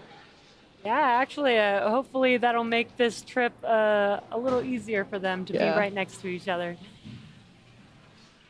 So one other thing, sorry to interrupt. I was just going to say there on the left, Dr. Sian Proctor, the pilot for today's mission, and Commander Jared Isaacman on the right. Yep. One thing that also strikes me is when you watch some of the videos of the shuttle launches, the shuttle essentially had astronauts on multiple levels. So you have the commander and the pilot up at the very nose of the shuttle, with all of the switches, everything around them. So that means that the poor ninjas in those days had to climb up and, kind of step on everybody else's chair just to be able to pull the straps, make sure that the 2 folks at the top were tied in. Here you've got all 4 of them side by side, and at least for the ground crew, the SpaceX folks in the black outfits with the numbers, it's a lot easier. They're looking right at them, and it's not the crowded airplane flight, excuse me, while I drop my luggage on your head while I'm trying to get it lifted up. Yeah, that is an important thing to note. Every crew that has flown with Dragon, when they come back, we do get a lot of feedback, and we take that feedback seriously to try to upgrade the Dragon, and even small things like where to store personal items, where the food's located. We want to make sure that the flight with Dragon and Falcon 9 is as comfortable as possible. So reiterating the design is a core principle of Dragon design. Absolutely. And what better feedback is there than the people that have ridden firsthand in these seats? So what we just saw there were final checks and basically everybody making sure that all their zippers are in the right place. We saw the closeout lead, other final fist bumps. We saw one of the closeout leads perform a quick swipe of the visor closure area on Chris and Cyan, just to make sure that there was no FOD there in the seal in preparation for when they close the visors prior to liftoff.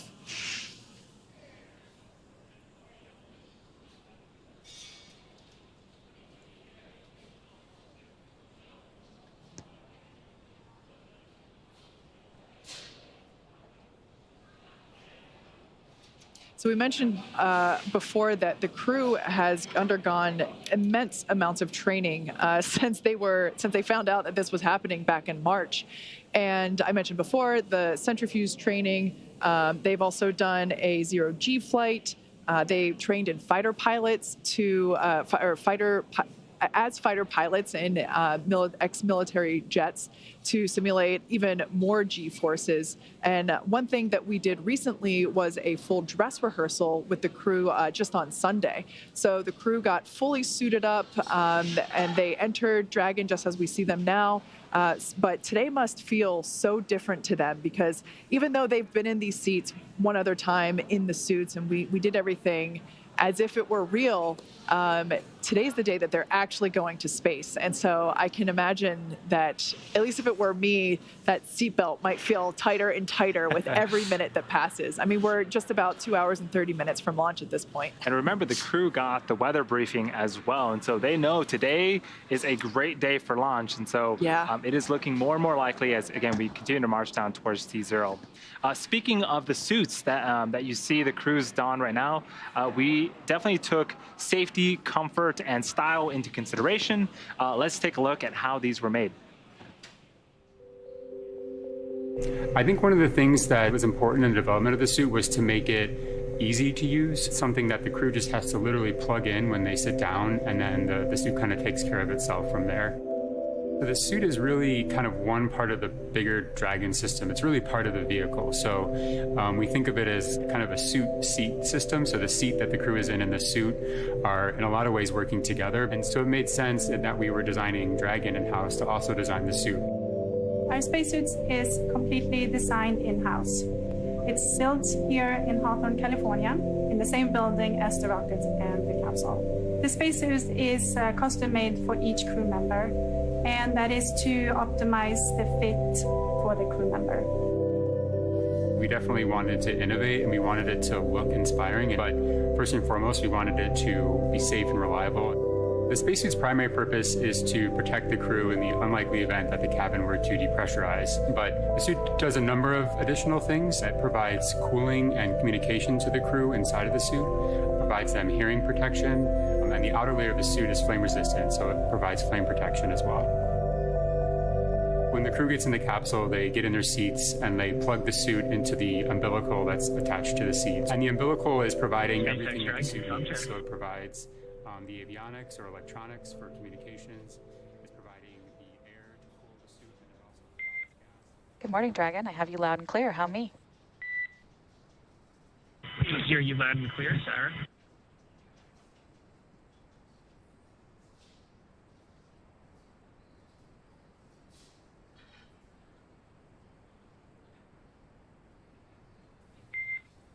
And copy that, Jared. Let me know when you all are ready for comm checks.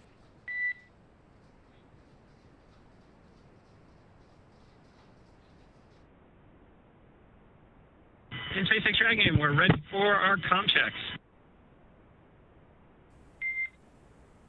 Copy that. Stand by for umbilical comm check.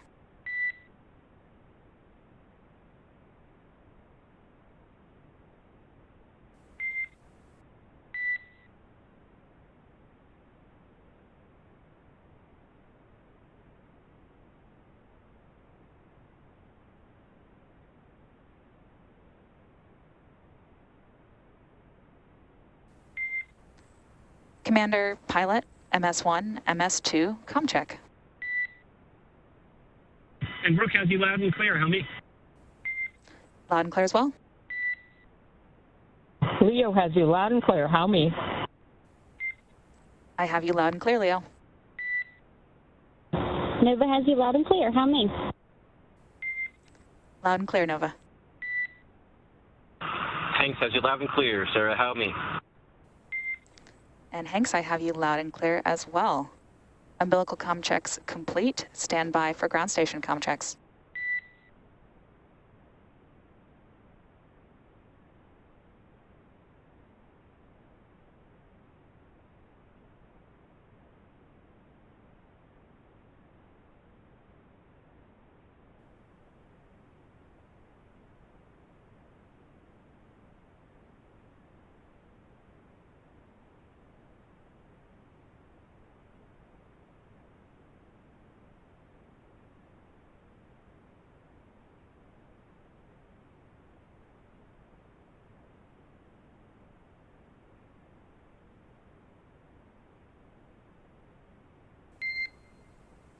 Dragon SpaceX comm check.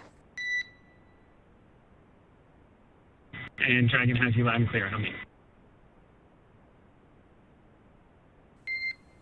Core loud and clear. Ground station comm check complete. Stand by for Tetris comm check.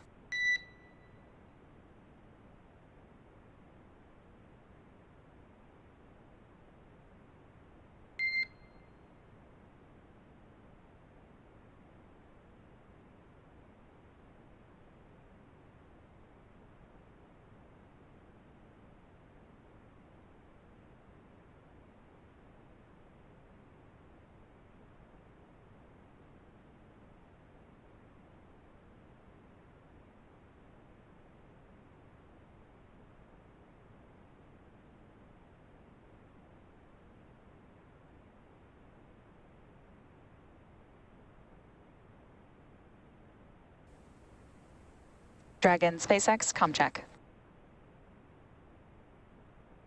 And Dragon has you loud and clear. How many? Core loud and clear. Tetris comm check complete. Stand by for comm checks with MD and LD in the launch configuration. Dragon, MD on countdown 1. Comm check. Dragon has you loud and clear. MD, how many?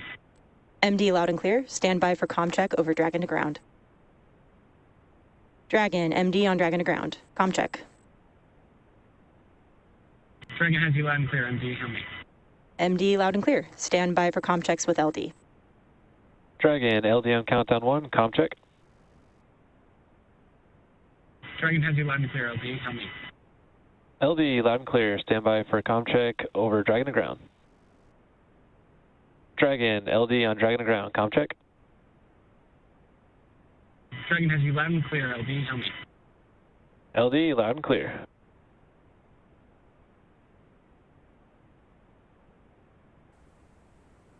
Dragon SpaceX.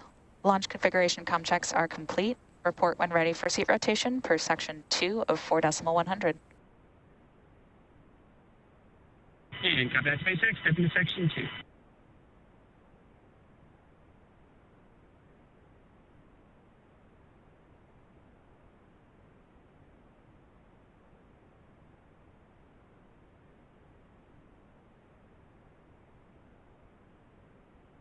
SpaceX, Dragon, we're ready for seat rotation.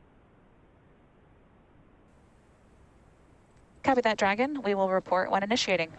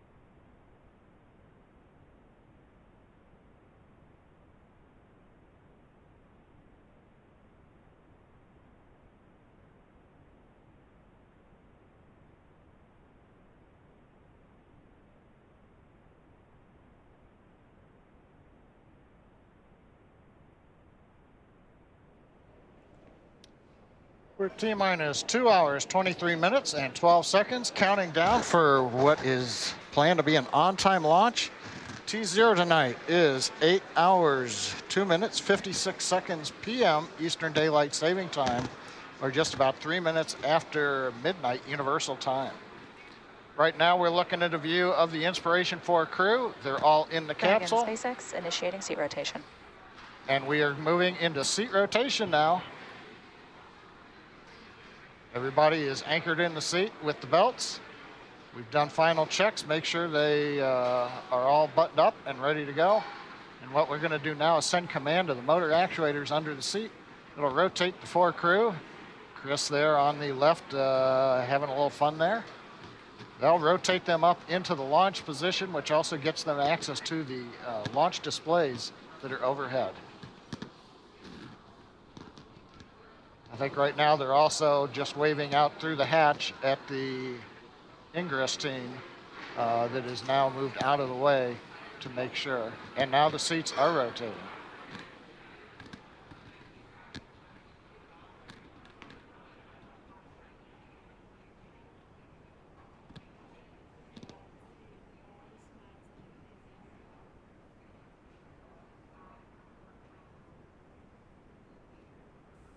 This just takes several seconds to get them in position. The launch position. And there you heard call out from Core to the Dragon crew. SpaceX, we should say.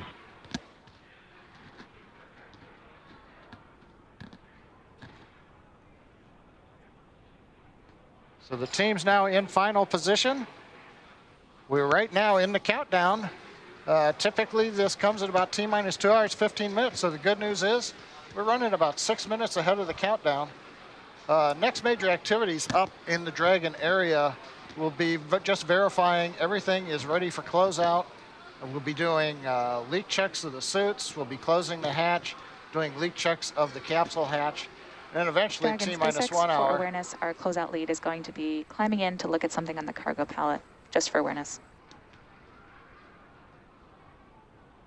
And copy that, Tara. And that's one of the examples. The closeout team is still there. They can still get inside the capsule. The hatch is open.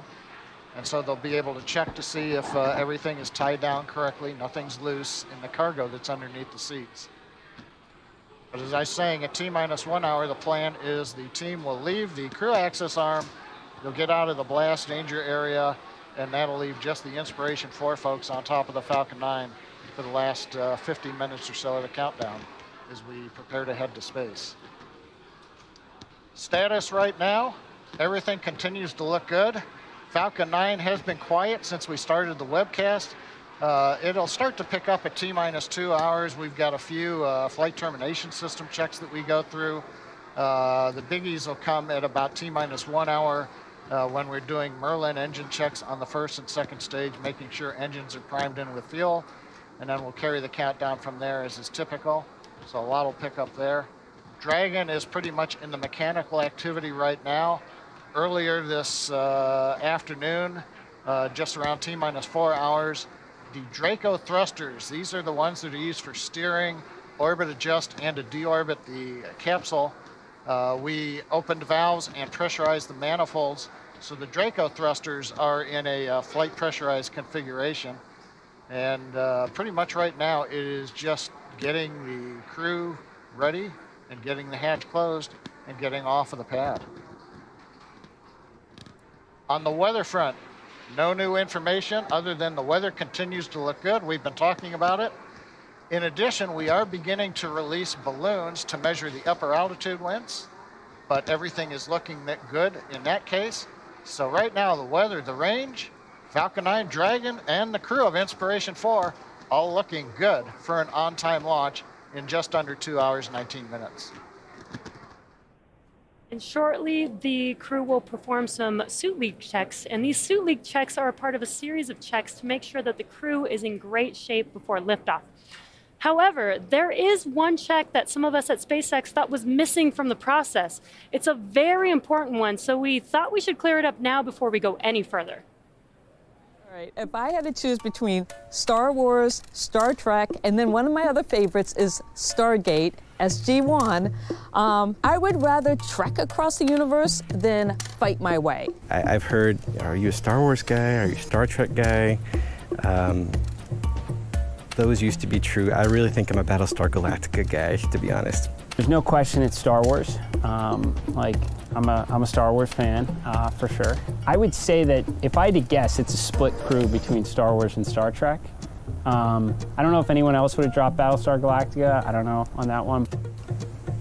Can't beat Captain Adama. I think Jared is Star Wars. Cyan is Star Wars. Chris is the wild card, but I think he's Star Wars. Oh, Jared is definitely Star Wars. I think Chris is probably Star Trek, but I'm not 100% sure. And I would think that Haley, she's the youngest, so I think maybe Star Wars. I think Star Trek is too old for her. Dragon SpaceX, you are go for Section 3, suit leak check preparation. I kind of am. I'm a medical officer, so. I don't know if we're like completely unified around that. I mean, there is other, sci-fi, spacey stuff that comes before Star Trek. Okay. They don't know they're wrong. Like that just they'll learn that over time. Like. I just love that. And I gotta say, that kind of sounded a little Sith Lord-esque from Jared there. But I'm with Jared. I'm Team Star Wars all the way. Yeah, I think I'm staying clear from all the discussions. I'm a casual fan of both, but I know there's passionate fans on both sides. I like them both. Well, in my case, we're just listening. They're getting ready for suit leak checks. If you look in modern day, every day, I was reading the paper over the weekend, and I saw the new film museum here in Los Angeles. Part of that was described as the Death Star. On the other hand, on the next page in the paper, they're talking about a mansion up in the hills here above LA as the Starship Enterprise. So you kind of got an equal, but in my case, showing my age, I saw the first Star Trek episode on September 6th of 1966. So I'm Star Trek. Star Trek for John. Can I pick Mandalorian? Is that okay? Technically Star Wars, I think. It's the Baby Yoda for me. Yes, there it is. That one wins over a lot of hearts. There's nothing wrong with that. So if you've just tuned in, the crew are in their seats. As you can see, they're buckled in. The seats have been rotated back to the launch position. They've undergone comm checks. And everybody, it's hard to see from this angle right here, but there's been a lot of camaraderie and a lot of big old smiles on their faces. Yeah, one thing I wanted to make note of, we saw the crew respond back to Sarah Gillis, the core, with their call signs. So Jared is Rook, Dr. Cyan is Leo, Haley is Nova, and Chris is Hank. So we might hear some names get interchanged, but they got those call signs when they were doing their jet fighter training, which is a really cool sentence to say. Who else gets to do jet fighter training? Right, that's very exciting. So only 553 humans have been to orbit, and most of those traveled as part of government or country-specific missions. As a result, the research conducted on those missions, particularly as it relates to humans in space, is often only accessible by the country or government that conducted the research. Now think about the possibilities if the data from all those missions could be made available to the broader science community for research. Inspiration4 is a step in that direction. Once in orbit, the crew of Inspiration4 will conduct research that has the potential to improve human health here on Earth and for all future space travelers. All biomedical data collected during the mission, things like heart rhythm and rate, blood oxygen saturation, and other things, will be accessible through an open data repository and available for research. To that end, SpaceX and the Inspiration4 crew are partnering with TRISH, the Translational Research Institute for Space Health, to collect data and biological samples from the crew before, during, and after this historic spaceflight. Part of NASA's Human Research Program, TRISH is a virtual institute that finds and funds disruptive science and medical technology in order to reduce health and performance. Four good suits. Copy that, Dragon. We see the same. The closeout team will perform final closeout steps and then exit the capsule. Please report when ready to close the hatch. Sounds like suit leak checks have been completed.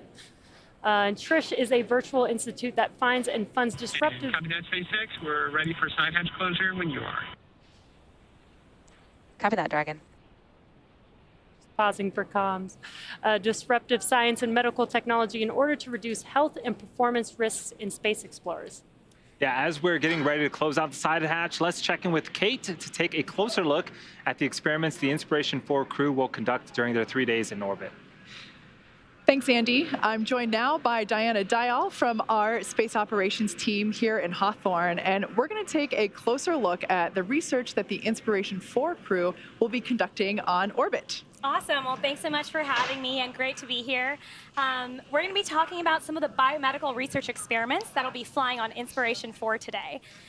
So off the bat, why are we even doing this? Obviously, our goal is to make spaceflight accessible and safe to everybody. And that means making sure that we understand what happens to the human body when folks go to space. Plus, with a lot of these experiments, we're also getting a better understanding of how to revolutionize healthcare here on Earth.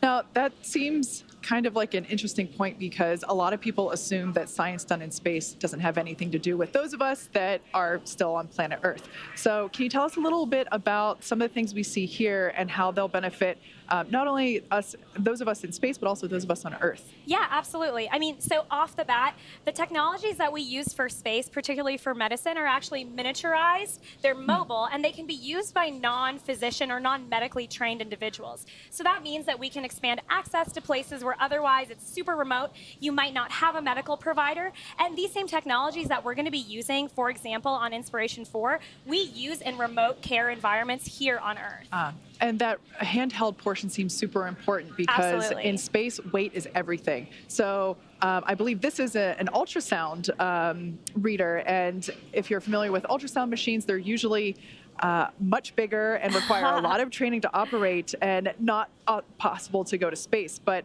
this is actually what's going to be on board Dragon today. Yeah, absolutely. So this is the butterfly ultrasound. Normally, you guys may be familiar with an ultrasound that you see at the hospital, and it'll be about the size of this table.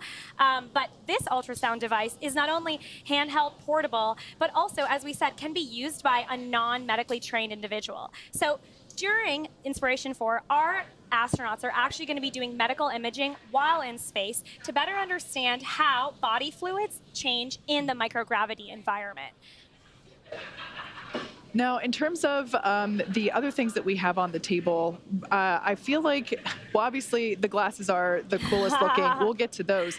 But how does this actually, like, how do they read when they're viewing, the ultrasound themselves? How do they actually get a readout for that? Sure. So essentially, this ultrasound just plugs into an iPad or an iPhone. And essentially what they do is they'll plug it in, they'll use a little bit of gel, and then actually be able to apply it to themselves to visualize a number of organ systems in the body. So, for example, due to the fluid shifts in space, we want to make sure that we understand how blood flow moves in the microgravity environment, what happens to the bladder, for example, when it comes to urinary retention, and also we want to see how those fluid shifts could affect, for example, intracranial pressure. And so one of the analogous things that we'll be measuring is ultrasound on the eye. So all of these can be measured super easily using this just plugged in to an iPad or a phone. And of course, that's important because intracranial fluid impacts vision, and vision changes while you're in space. Absolutely. Now, I want to get to the glasses. Yeah. They look like fun 3D glasses, but there's no 3D movies on this particular Dragon mission. So can you tell us a little bit about what those are used for and how they're helpful? Yeah, absolutely. So while these look like a very cool prop, they are in fact for science. So what these glasses do is essentially a number of neurovestibular type of tests. So rewind, when we're here on Earth, our body is adapted to the gravity environment. And that means that folks essentially are able to orient to where they are located in physical space based on connection between the eyes, the inner ears, and the brain. And so what you do with this test is actually put on these glasses. And because Can I try them on? Yeah, absolutely.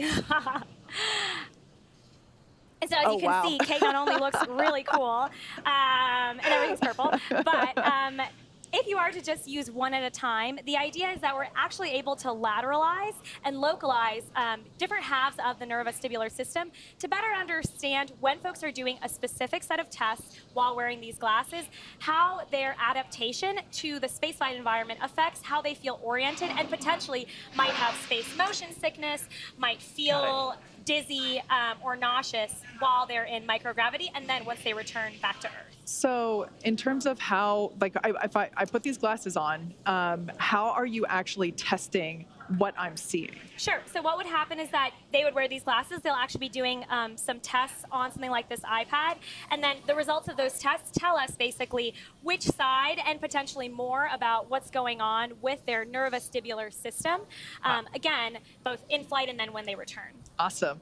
Thank you so much, Diana Dial from our Space Ops team here at SpaceX in Hawthorne. Thank you so much for joining us and showing us firsthand some of the science that the Inspiration4 crew will be getting up to over the next 3 days. Let's check back in with Andy to see what's happening out on that pad. Thanks, Kate and Diana. Super cool experiments. So right now, over the next couple minutes, the crew will be completing final inspections of the spacecraft, followed by hatch close. And so the crew is doing a sweep inside of Dragon to make sure there isn't any foreign object debris, what we like to refer to as FOD. Basically, anything that doesn't belong, that shouldn't be inside Dragon, we want to make sure that that is not there anymore.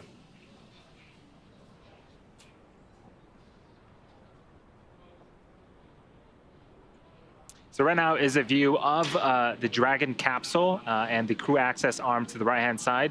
The Inspiration4 crew members are inside the top section of the Dragon capsule right now.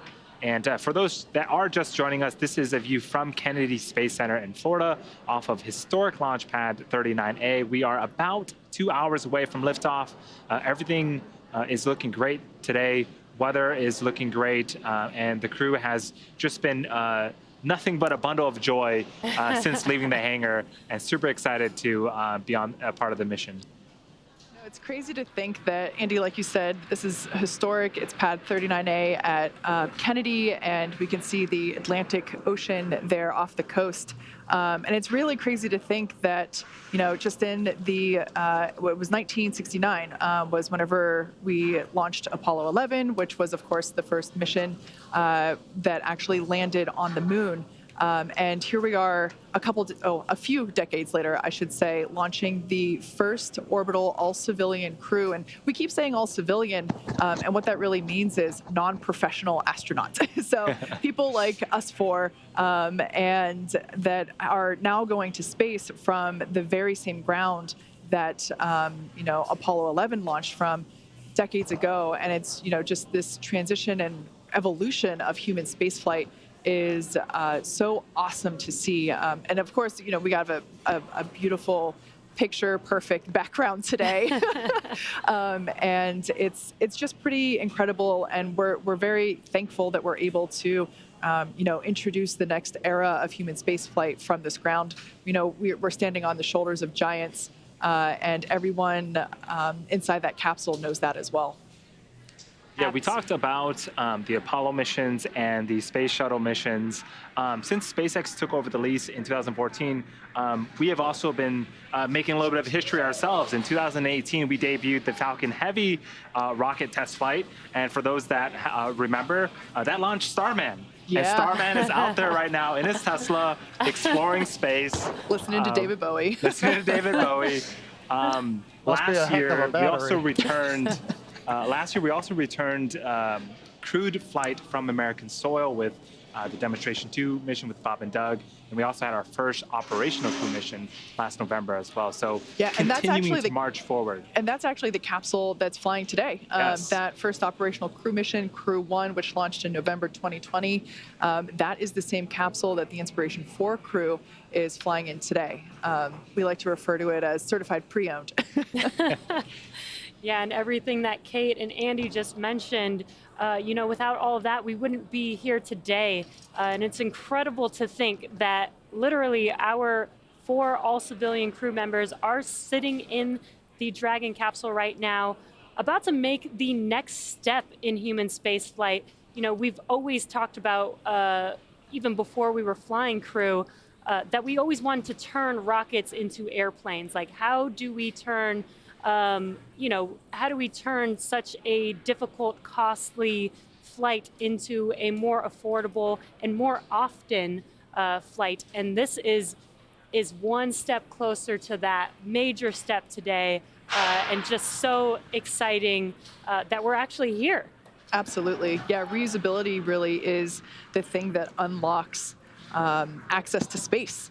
And personally, I am super excited for more people to be able to experience space, because there's something known as the overview effect. And that's essentially the effect that humans experience when they're able to look back upon planet Earth from a different perspective.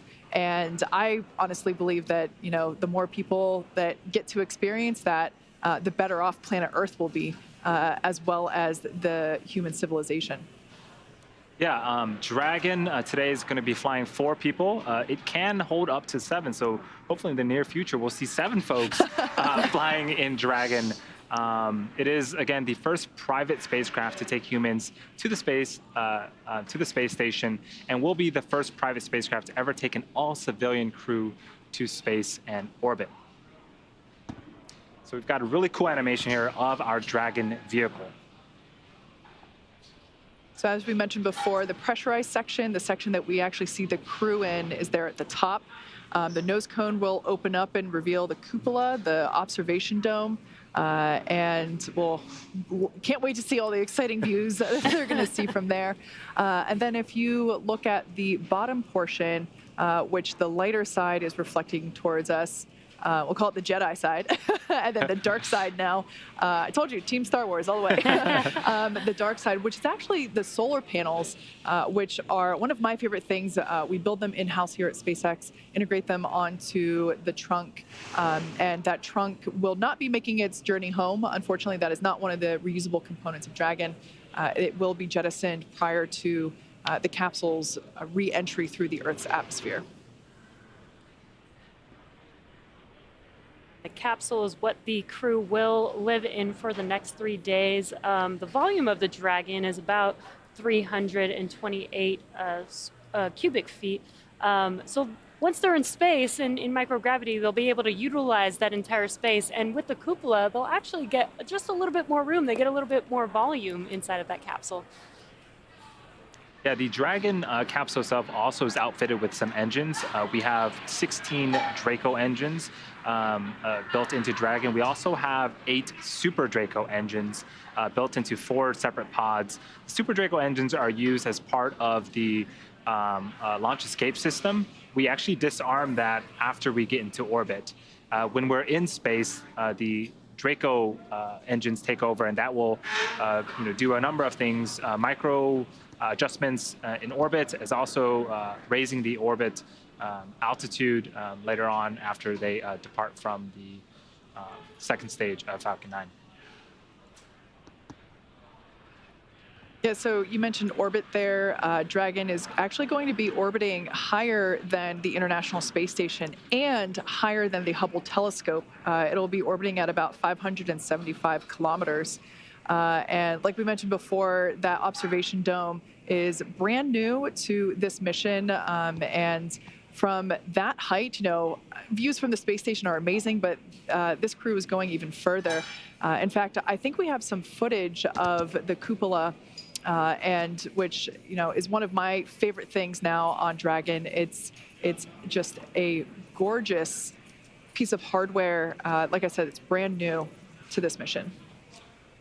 Dragon, SpaceX, stand by for transition to pad hatch closed. Please ensure that all items are secure from now through launch. And copy that, SpaceX standing by. There on your screen, we can see the pad closeout team closing the side hatch, which is one of the last visual things that we'll see here in the crew access arm. The crew looks so excited. I think every little milestone, even if it's within 5 minutes, they get very excited. And I think they know what to expect. They've practiced this so many times. This is the real thing right now. So this is the real hatch closure before they lift off. And they will close the hatch, inflate a seal, they'll torque the hatch down and then perform some leak checks on that hatch. Yeah, they'll inflate that seal and hold pressure to it for a few minutes and monitor that pressure to make sure that there's no leakage. And once we get confirmation of that, they'll basically put on the door on the door. It's a small piece that will actually go on where that torquing area is, which you can sort of see it there behind the closeout lead number 9 there on the right-hand side. But yeah, this process can take a few minutes, so they must be super excited. They can still hear the voices of the closeout team, but they can't go to space just yet. We're just under T-minus 2 hours until that happens. Now, Kate, as you mentioned, T-minus 2 hours. In the timeline, they're right on the timeline. The plan was T-minus 2 hours to initiate the closing of the hatch. So the good news is on the Dragon side, everything's running just as planned.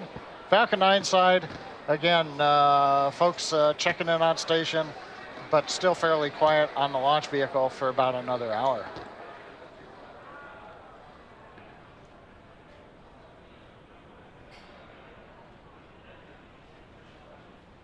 And not to dwell on negative, but we have had, in the case of one of the NASA crew missions, we close the hatch. I think there's a little bit of debris got caught in the seal. We caught that, we open it up. So there's even time in the procedure to be able to reopen the hatch if we have to, clean things up a little bit, close it and retest it again. That's why we've got all the way until T-minus 1 hour before the SpaceX egress team there that you see finally has to get off of the pad. Yeah, that's right. I remember that was Crew 1 that occurred on. Does look like that closeout tech is cleaning the hatch doorway there to make sure that there is no debris or FOD there.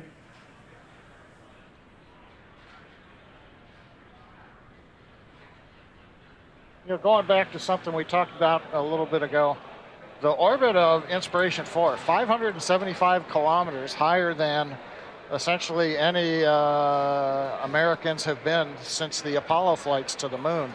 And before that, a couple of Gemini flights got up to about that altitude. But this is fairly rarefied air, so to speak, that the crew's going to. And one of the questions of Jared when they were picking the mission design was, why 575? You know, why don't you want to go, you know, typically we've been launching into 300 kilometers or so. But one of the purposes of this is to inspire. And you go a step beyond what we have done before. And so Inspiration4, the 4th flight with people out of the U.S., or as Chris said, 39A, that's where Americans leave to go to space. And here they are today. And of course, Inspiration4 representing the 4 crew members who are on board this mission. Yeah, you make a good point with the fact that Jared wanted to inspire, and he's doing that in another way as well. You know, if you're watching on YouTube, you might notice that there is a donation button for St. Jude Children's Hospital. We are fundraising money for research and cures for childhood cancer, pediatric cancer, which is very near and dear to this particular mission. The individual that's seated on the far right-hand side of your screen there, that's Haley Arceneaux. She is 29, and she actually is a pediatric cancer survivor.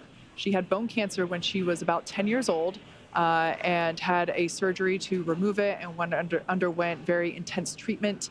During that process, she decided that she wanted to grow up and be a medical professional and work at St. Jude. And that's what she does now. She's a physician's assistant there. And she is representing the pillar of hope on today's mission. Right, and this mission is a fundraising event. So if you are watching, as Kate said, on YouTube, there is a donation button. So please donate what you can. We've so far raised about $133,000 on the YouTube channel so far.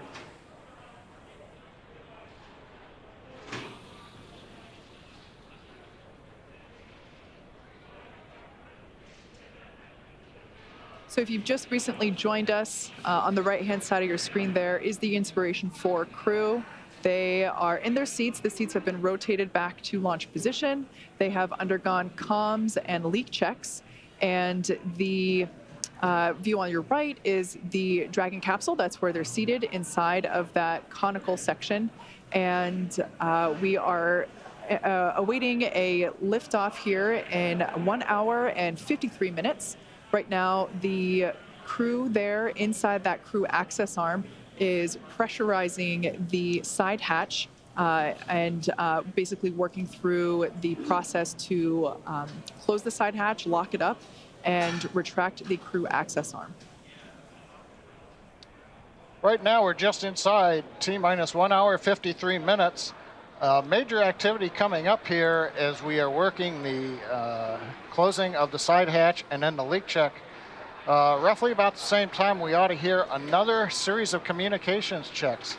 Earlier, we heard 3 comm checks from the crew down through the umbilical, which is the electrical line that connects the ground to the spacecraft. Then they also did a comm check over radio frequency to our ground stations there at Cape Canaveral. And then we also did a communications check through NASA's tracking and data relay satellites that are up in geosynchronous orbit, which we'll use during the mission. But one last group still to talk to is the SpaceX Falcon 9 launch team. So right now we've got hatch closed. You can see everybody peering at it, making sure the seams look good.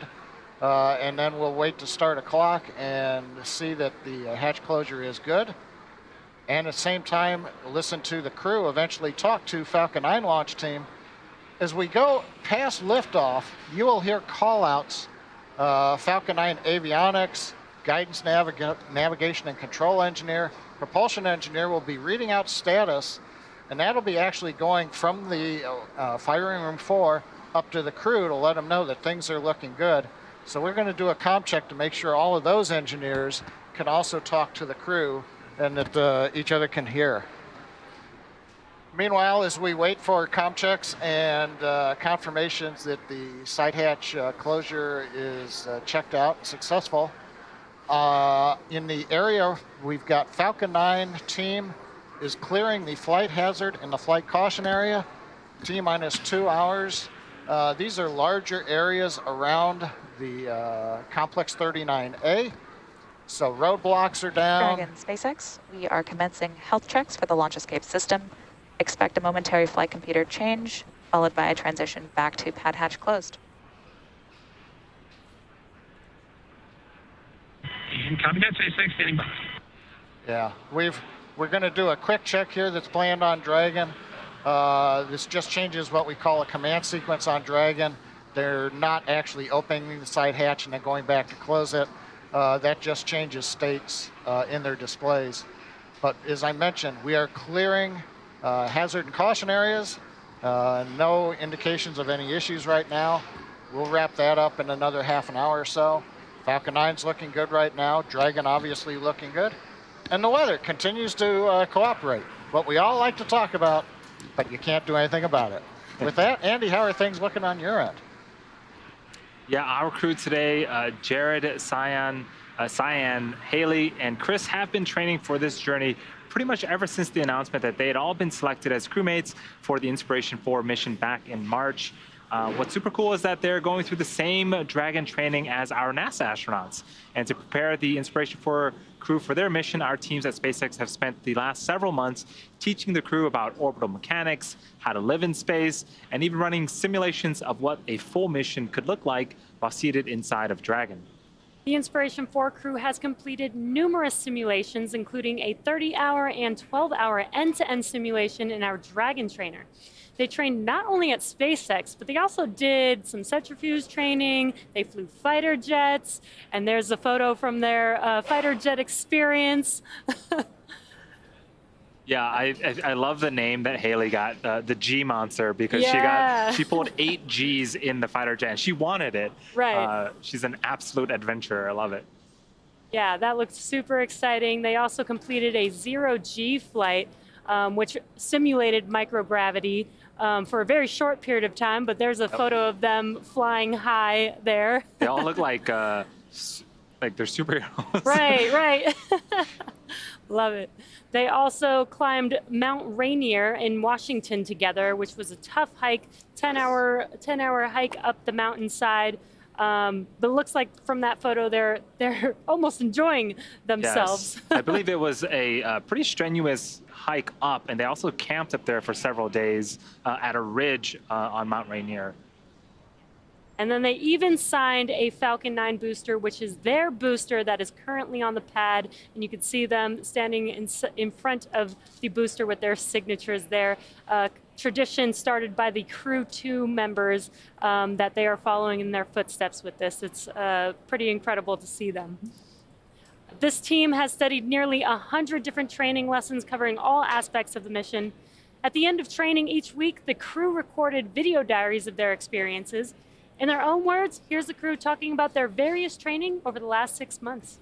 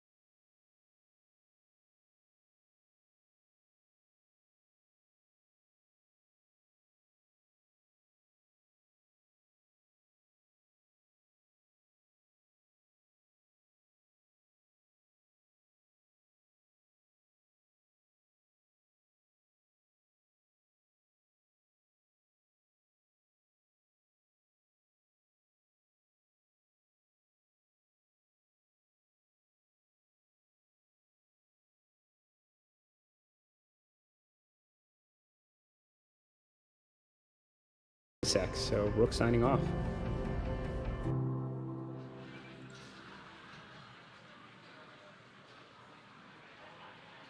Please begin the comm check with the crew. Dragon, GNC on countdown 1, comm check. Dragon has you loud and clear, GNC. How many? GNC loud and clear. Stand by for comm check by propulsion. And what you're hearing right now, comm checks. Dragon prop on countdown. Comm check. Between Dragon and the Falcon 9 launch team in firing room 4. Prop, loud and clear. Godspeed. Have a good flight today. Stand by for comm check with the avionics engineer. Dragon and avionics on countdown 1. Comm check. Dragon has you loud and clear, avionics. How many? Avionics loud and clear. Stand by for the comm check by the ground segment engineer. Say that again. Dragon, ground segment on countdown 1, comm check. Dragon has you loud and clear, ground segment. How many? Ground segment, loud and clear. Stand by for comm check by launch control. Dragon, launch control on countdown 1, comm check. Dragon has you loud and clear, launch control. How many? Launch control, loud and clear. Stand by for comm check by the chief engineer. Dragon, chief engineer on countdown 1, comm check. Dragon has you loud and clear, first. How many? Have you loud and clear. Have a great flight. This completes our comm check.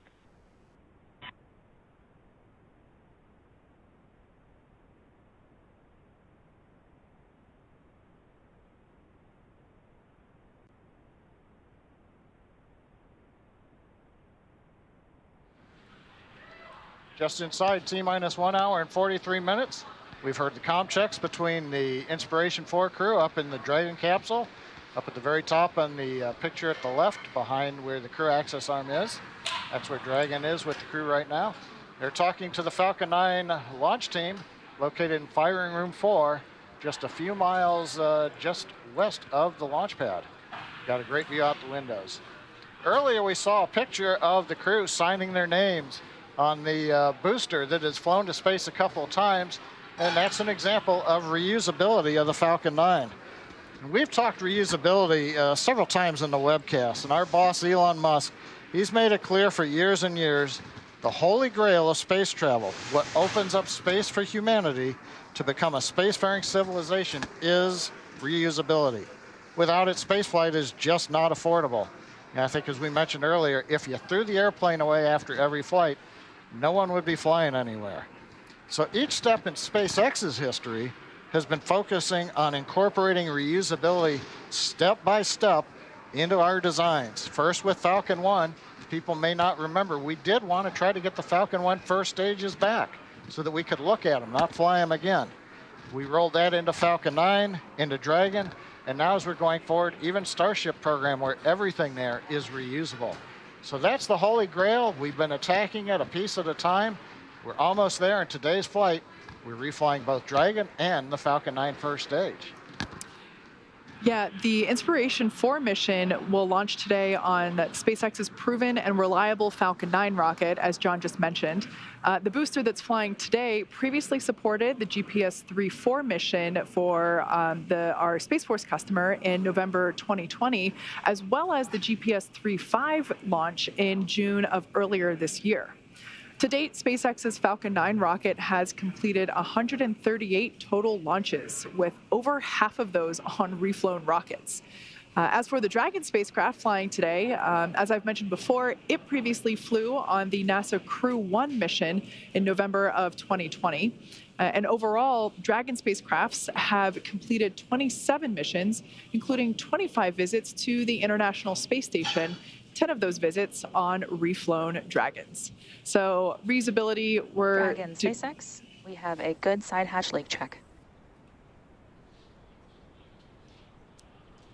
And copy that, SpaceX. Good side hatch leak check. All right, that is great news. That was just confirmation that the leak check that they performed on the side hatch, everything is good. So that side hatch will remain closed until those 4 individuals splash down back on Earth in 3 days after orbiting for that duration. Yeah, it is important, again, that we do perform that leak check, because we want to make sure that in the vacuum of space, the habitat inside of the capsule can withstand that pressure and make sure that again, the environment that the astronauts are in are hospitable. So that is, again, great news that we are continuing to march towards T0 on time. Everything seems to be going great so far. Kate, I do want to talk more about reusability. It is astounding that over half of our rockets are flown on reflown missions. I think one of the things is to refly rockets, you got to land them. And that, honestly, is my personal favorite.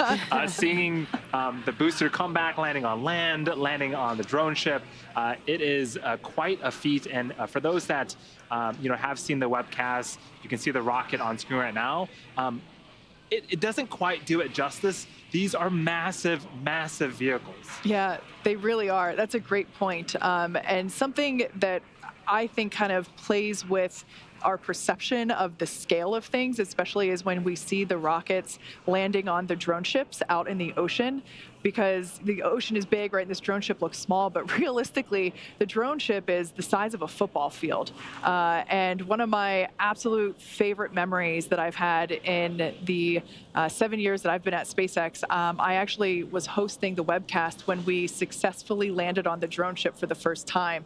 So for anybody that might remember those days, there were a few unsuccessful landings on the drone ship where we learned a lot and eventually led to the first successful one. And that moment is seared in my memory, and the crowd just went absolutely wild. I mean, we've had a few events where the crowd has gone absolutely wild in this building for the historic moments that we made, but that one in particular with the drone ship landing for the first time is one of my top 3 favorite memories.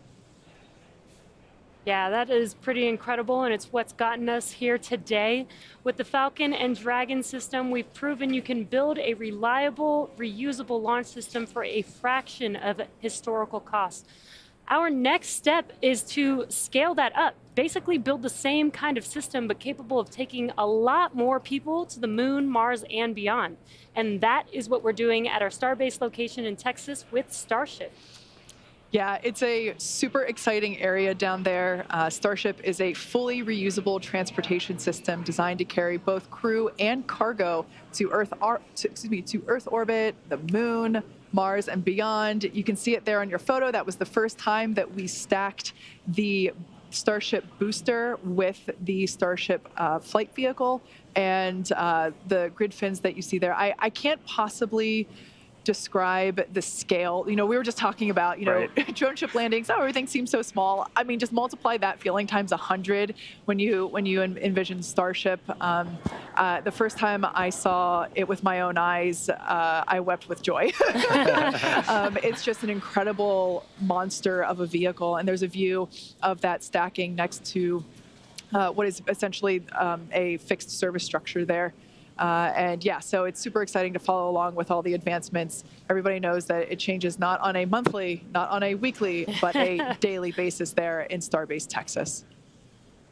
Yeah, and what I love that Starship is doing is they're very manufacturing and production focused, and that is very key for us to continue to fly and reuse these vehicles and learn as much as possible. But we also need to build them in the first place.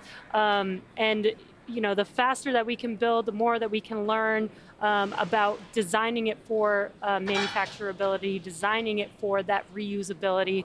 And again, we've done so much of that with Falcon and Dragon, and now taking that to Starship and using all that knowledge and improving, just constantly improving our manufacturing and production of these vehicles. Absolutely. There's the innovation there, regardless of success or failure. It is constant because we're learning just every second that we continue to build down there.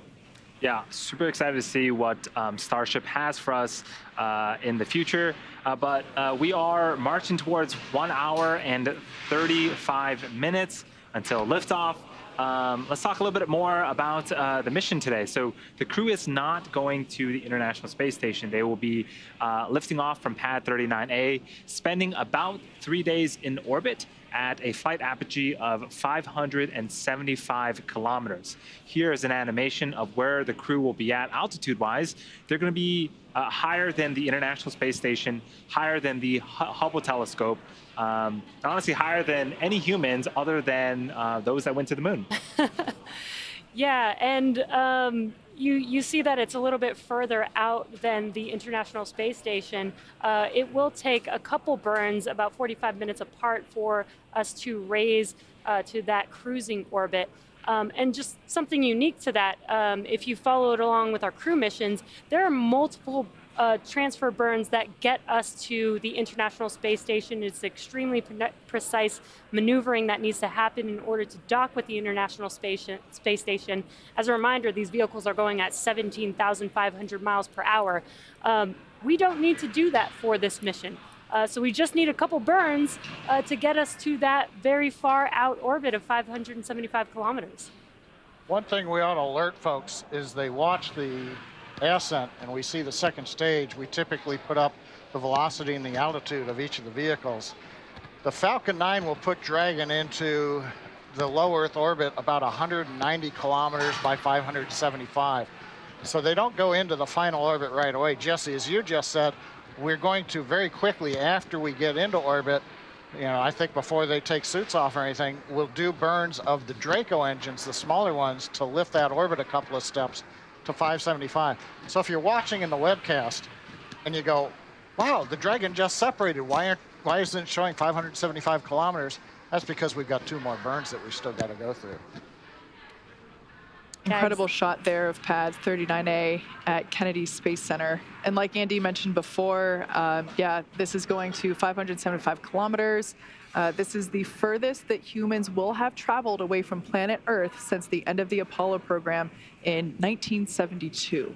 So we are continuing to march toward T0, and it's safe to say that the energy is growing. It's becoming more and more real. I mean, with a blue sky like that, how can it not be real that, you know, we're going to space today, hopefully. So proceeding towards the 1.5 hour mark here away from liftoff.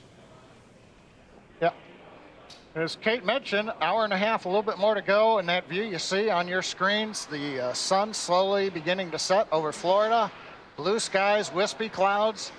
The weather continues to look good. Again, 90% probability of good weather, although for some reason they always like to report the probability of violation as 10%. So we look at the flip side and say 90% good weather. We will continue to watch as we get close in the next 90 minutes to T0 and the sun sets.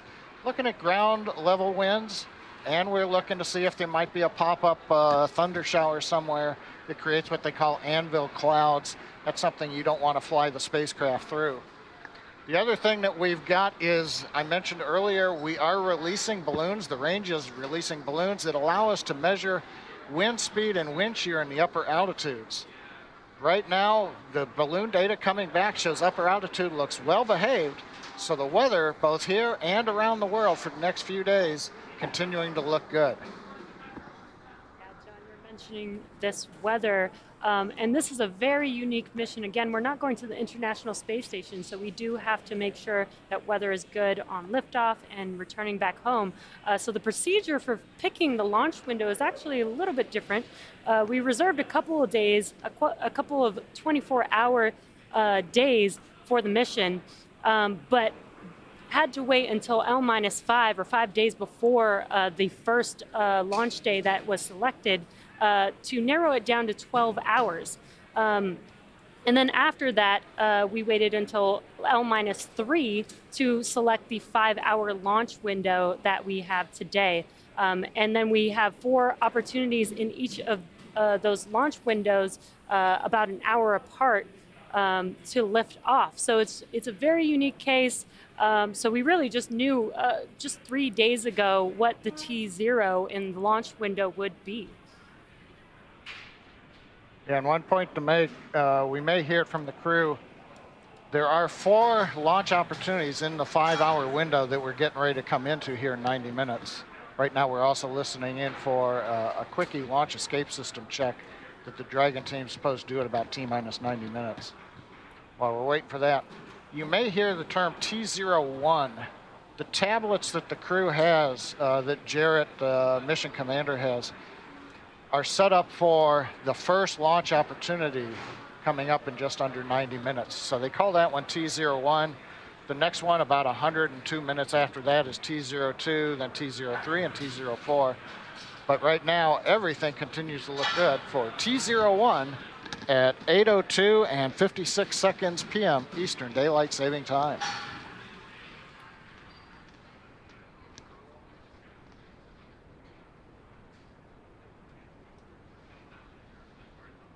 Now is the crew on the left-hand side. On the foreground is Jared Isaacman. He is the mission commander, and we saw him interacting with the touchscreen monitors that are in front of them. Those will provide the crew with telemetry data, engine data, really anything they need for the mission. And now that the seats have been reclined upwards, they have access to those screens now.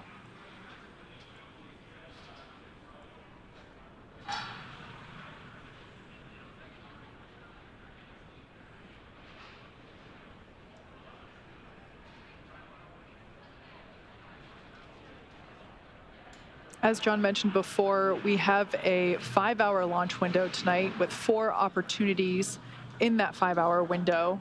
And the reason we actually have a window for a crew mission this time is, like Jesse said earlier, we're not going to the space station. So with space stations, it's an instantaneous launch window, really a moment, a fraction of a second, because of the final destination being the space station and having to chase it, catch up to it. Since we're not doing that today, the crew is actually going to an altitude above the space station. They'll be cruising around 575 kilometers above Earth. Because we're not chasing the station specifically, we have a little bit more flexibility to today's launch opportunities.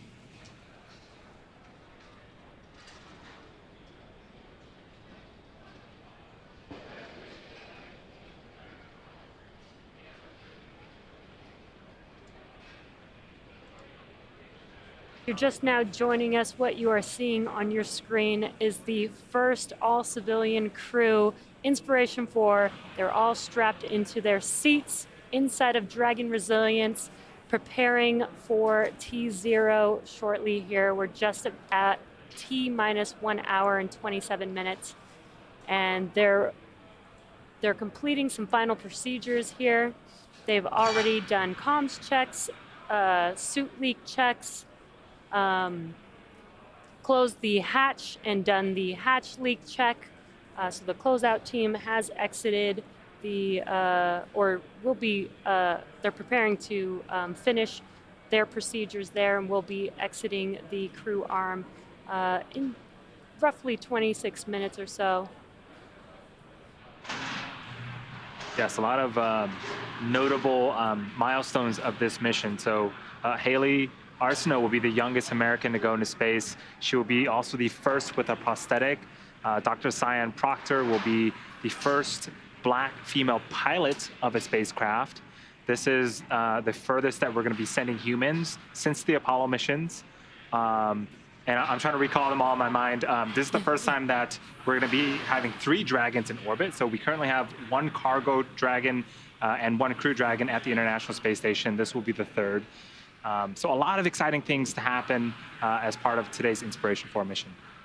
Exactly. It's been an exciting day so far. And if you're just now joining us, you are watching the very first all-civilian mission to orbit, known as Inspiration4. At T-minus 7 hours, the crew woke up. Shortly after that, they performed some medical checks prior to their first meal of the day, which they had at Hangar X with some friends and family, and then followed by crew walkout of Hangar X as they made their way to their Teslas. Yep, and they hopped into the Teslas and made their way towards the suit-up room, SpaceX's debut of the suit-up room in the Falcon support building. They attended the pre-launch briefing there and then also began donning their spacesuits. And then, of course, at around T-minus 3 hours, we had the crew walkout. That was followed by the transportation to the pad and hopping in the elevators, ascending the tower that you see there on the right-hand side of your screen. Made one last phone call to their friends and family before, heading down to the White Room, which is the area that they get to sign their names prior to hopping in. Yep, and then the crew got inside the Dragon capsule, a process also known as ingress. We performed some communication checks. We rotated the seats upwards. And then before hatch closeout, we performed suit leak checkouts, as well as final interior inspections of any type of debris inside of the Dragon capsule. And then we saw the closure of the side hatch. They performed the leak check on that side hatch. We got good news there. Everything was good. And at this point, we are awaiting the LES checks, which once those are complete, we'll get the okay for the closeout crew to leave the White Room. Then we get inside T-minus 1 hour. Things get, that's where it finally starts to pick up. We'll be having the various teams poll themselves. The Dragon team's mission director checking out. Chief engineer is going to be doing polls. The launch director does poll. The closeout team gets clear of the blast danger area at T-minus 50 minutes. And then the biggies, the dynamic event, so to speak, 45 minutes, we do the prop load go for prop and for launch. We'll then retract the crew access arm. So the arm that you see on the right-hand side that's up against Dragon right now, even with the hatch closed, that'll retract away. It takes a couple of minutes. Once that's out of the way, the crew's going to arm the launch escape system. Getting exciting already. Propellant load will begin at T-minus 35 minutes, as is traditional for Falcon 9, and then we will count down for an on-time launch at 8:02:56 p.m. Eastern Daylight Savings Time. Now, one thing, we're going to a 575-kilometer altitude orbit today. Dragon will take itself up there after the Falcon 9 drops it off. And I was looking on my maps, and from here to the Golden Gate Bridge, Hawthorne, California, where we're seeing the Golden Gate Bridge, is 573 kilometers. So if you drove from here to the Golden Gate Bridge, take us about the same amount of time as when crew woke up at T-minus 8 hours or so. You could get there and do the same distance. The only difference is, well, I may be doing the speed limit all the way to the Golden Gate Bridge. You'll never get to space trying to drive your car vertically upwards. It takes a lot more energy over a short period of time. And that's one thing that makes, as we like to say, launch is hard or space is hard. You've got to essentially take, as Kate mentioned earlier, that 1 million pounds of propellant and find a way to burn it in 10 minutes so you can get your velocity up to 17,500 miles an hour, about 7.5 kilometers per second, and that'll finally get Falcon 9 second stage and the Dragon into orbit. Now, there's one thing I do want to mention.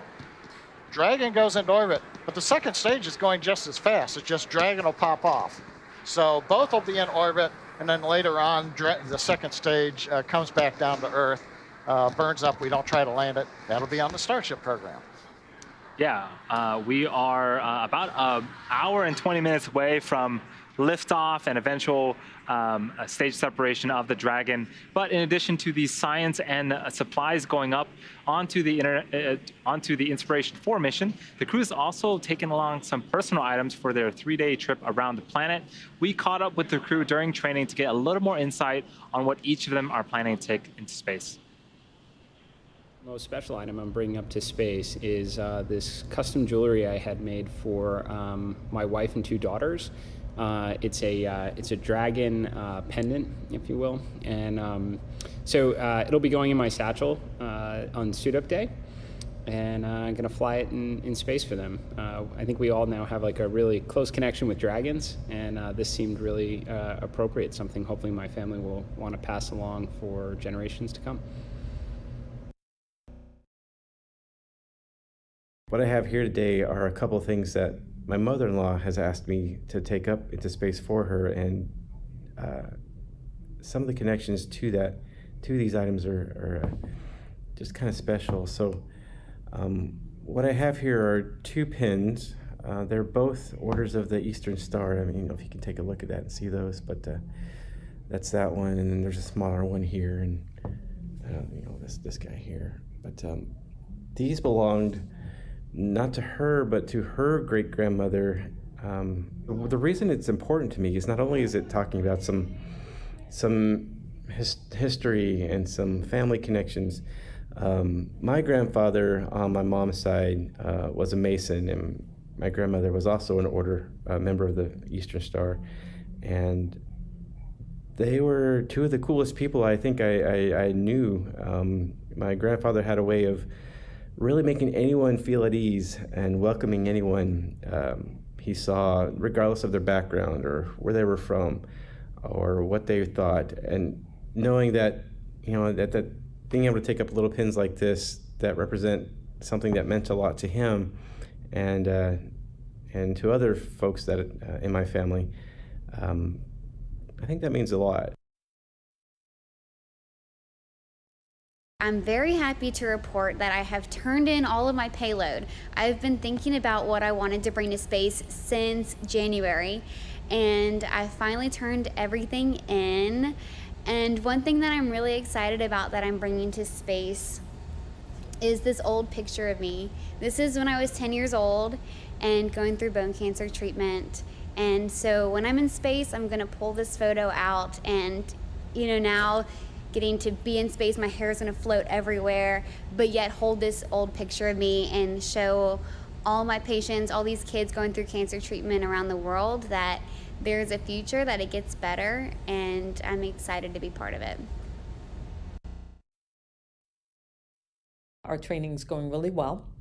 One of the other big things we've been working on is our packing for space list, which, I mean, how often do you get to say that you get to pack for space? And thinking about items that are important to us, that have meaning in some way, that we really want to bring with us. And so I have an item here. It's around my neck that I will take off, and this is a ring. And it's my dad's ring, and it's really cool because it's a Thunderbird, and my dad used to wear this all the time. And he passed away when I was 19, so I don't know the origin story of this, but it's a unique design, and it's pressed into the ring, and my dad absolutely loved it. And like I said, wore it all the time. And unfortunately, both my parents have passed away. So my mom, I can't even ask her, like, what's the story behind this ring? But I think my dad actually got this before he met my mom. So he's had it for a very long time. And so I'm going to bring that to space to represent my dad. I have my mom's ring here to represent her. And so I've got both my parents, and then something kind of unique and special that they got for me when I was born is this commemorative coin from the island of Guam. So it says Guam, USA, and it says where America's day begins. And so I've had this coin, and has 1970 on it because that's the year I was born. And so I feel like this is the first gift my parents ever got for me, was this coin when I was born, and I've had it now for 51 years. And so I'm bringing that to space with me. So I have my coin, and then I have my 2 rings from my parents, and I'm excited to bring them along for this incredible, amazing journey experience. And thank you for everything that you've done to help me get there. Love seeing how they've all selected things to take with them. In space, weight is everything. So while they probably wanted to take as much as they could, there are limitations, but it seemed like the common theme was family. Personally, I think my favorite thing is the photo of Haley that she's taking. Like she said, she underwent treatment for bone cancer when she was 10, and she's taking up a photo. And of course, she's gonna have a photo of herself floating there with hair. And I just love that she's gonna have the opportunity to show the patients that she treats at St. Jude that it gets better, and that they can grow up and be an astronaut one day too. Yeah, I think Jared's memento of a dragon is par for the course today, as they are all seated in Dragon. So I think that him and his family are going to have tons of memories to come, and be able to share that for generations to come too. Yeah, I love that they get to take a little bit of something with them. As we've been talking throughout this whole mission, it seems so personal. They get personalized suits. And now they get to bring something with them, some memorabilia for themselves, which I think is really important for a mission like this. So in addition to the space science, in addition to the science supplies and personal items, the Inspiration4 crew is also taking up a number of items that will be auctioned off to help raise money for St. Jude Children's Research Hospital. This includes an original Kings of Leon NFT that was created using live show visuals and a live recording of the band's new single, Time in Disguise, recorded during their hometown show in Nashville just a few weeks ago. The NFT was loaded onto an iPhone 12 and will be played by one of the Inspiration4 crew members while in space. And there's going to be a bunch of other cool stuff going up that will be auctioned off as well. Yeah, there's quite a list of things that are heading up. Some of you might recall the Time magazine that was recently published with the Inspiration4 crew. I think it was such an iconic shot. It was very stoic looking. And there's going to be a copy of that flying on this mission, and the crew will autograph it after the Dragon capsule splashes down in a couple of days. And of course, something for little ones, there's a handful of plastic and plush STEM toys based on the animated series Space Racers. So again, all of these things are available through auction, which is currently live. Yeah, I love, there's going to be a ukulele in space. Chris is going to be playing a ukulele, and then it's going to come back and be up for auction again, all for a great cause. So I'm so excited to, one, hear him play, and two, see a ukulele in space. Yeah, and again, this mission is a fundraiser for St. Jude, and I love that they're going to even have some Inspiration4 mission jackets, which are going to feature some artwork from some of the patients at St. Jude, which is going to be pretty incredible. I think that's definitely something I'm going to try and get. And there's something on board that I know John I loves, pens that write in space. Yeah. They've got the, for those who remember, we had the Fisher space pens that worked in microgravity. And so Fisher has got a 50th anniversary of the Apollo 11 that was a couple of years ago. But they're flying that in a coin set into space, and they've included material that's actually from Apollo 11. So something else interesting to bid on. Yeah, super cool. They're also taking up a customized Mont Blanc Star Walker writing instrument, as well as some stationery that the crew will get to journal about, their experience in space while they're up there. Like I mentioned before, this auction is open. Actually, it opened on Thursday, September 9th, and it will run through November with all of these different items, including the ones we mentioned and more. They'll all be available at various points during the overall mission. And you can bid on these auction items if any of them called to you. Head on over to stjude.org/inspiration4 and check them out. We're T-minus 1 hour, 11 minutes, 21 seconds, counting down. Everything continues to go well. We also did hear during that last segment, the closeout team has left the crew access arm. So we're actually still running about 19 minutes ahead of schedule on the closeout activities. Earlier, I got in my pitch for my usual, hey, launch is hard, space is hard, and this is kind of the rockets and spacecraft 101. One of the things I thought about, why is it hard? Why can't you just aim your car and go up, 575 kilometers? And we talked a little bit about, hey, you've got to get 1 million pounds of propellant. You've got to figure out how to burn it in 10 minutes. You've got to steer the rocket, so you've got to be able to have engines that move, can, withstand wind gusts, get the rockets on the right trajectory. Then we're talking about like the space pen that works in microgravity. You think about it, when our first stage is getting ready to come back to Earth, there's no gravity. So that means none of the propellant is down at the bottom of the inlets to the engines. So that's one of the things you have to work in space, both here and on Dragon. How do you get propellant into the inlet of the pumps and the valves so that instead you're just not pushing gas through there? And that's a bad thing that happens when you want liquid and you only get gas going through your rocket. So that's just one of the things that we've got to do. And of course, we've got to fight the force of gravity. 9.8 meters per second squared we've got to overcome. And so I don't know about you, but when I took physics class, as always, you're sitting on a sled on a frozen pond. It's frictionless. And then how fast do you throw the bricks overboard that are on your sled to essentially make the sled move? And how fast can you go depends on how fast you throw the bricks out. And that leads you to the famous rocket equation.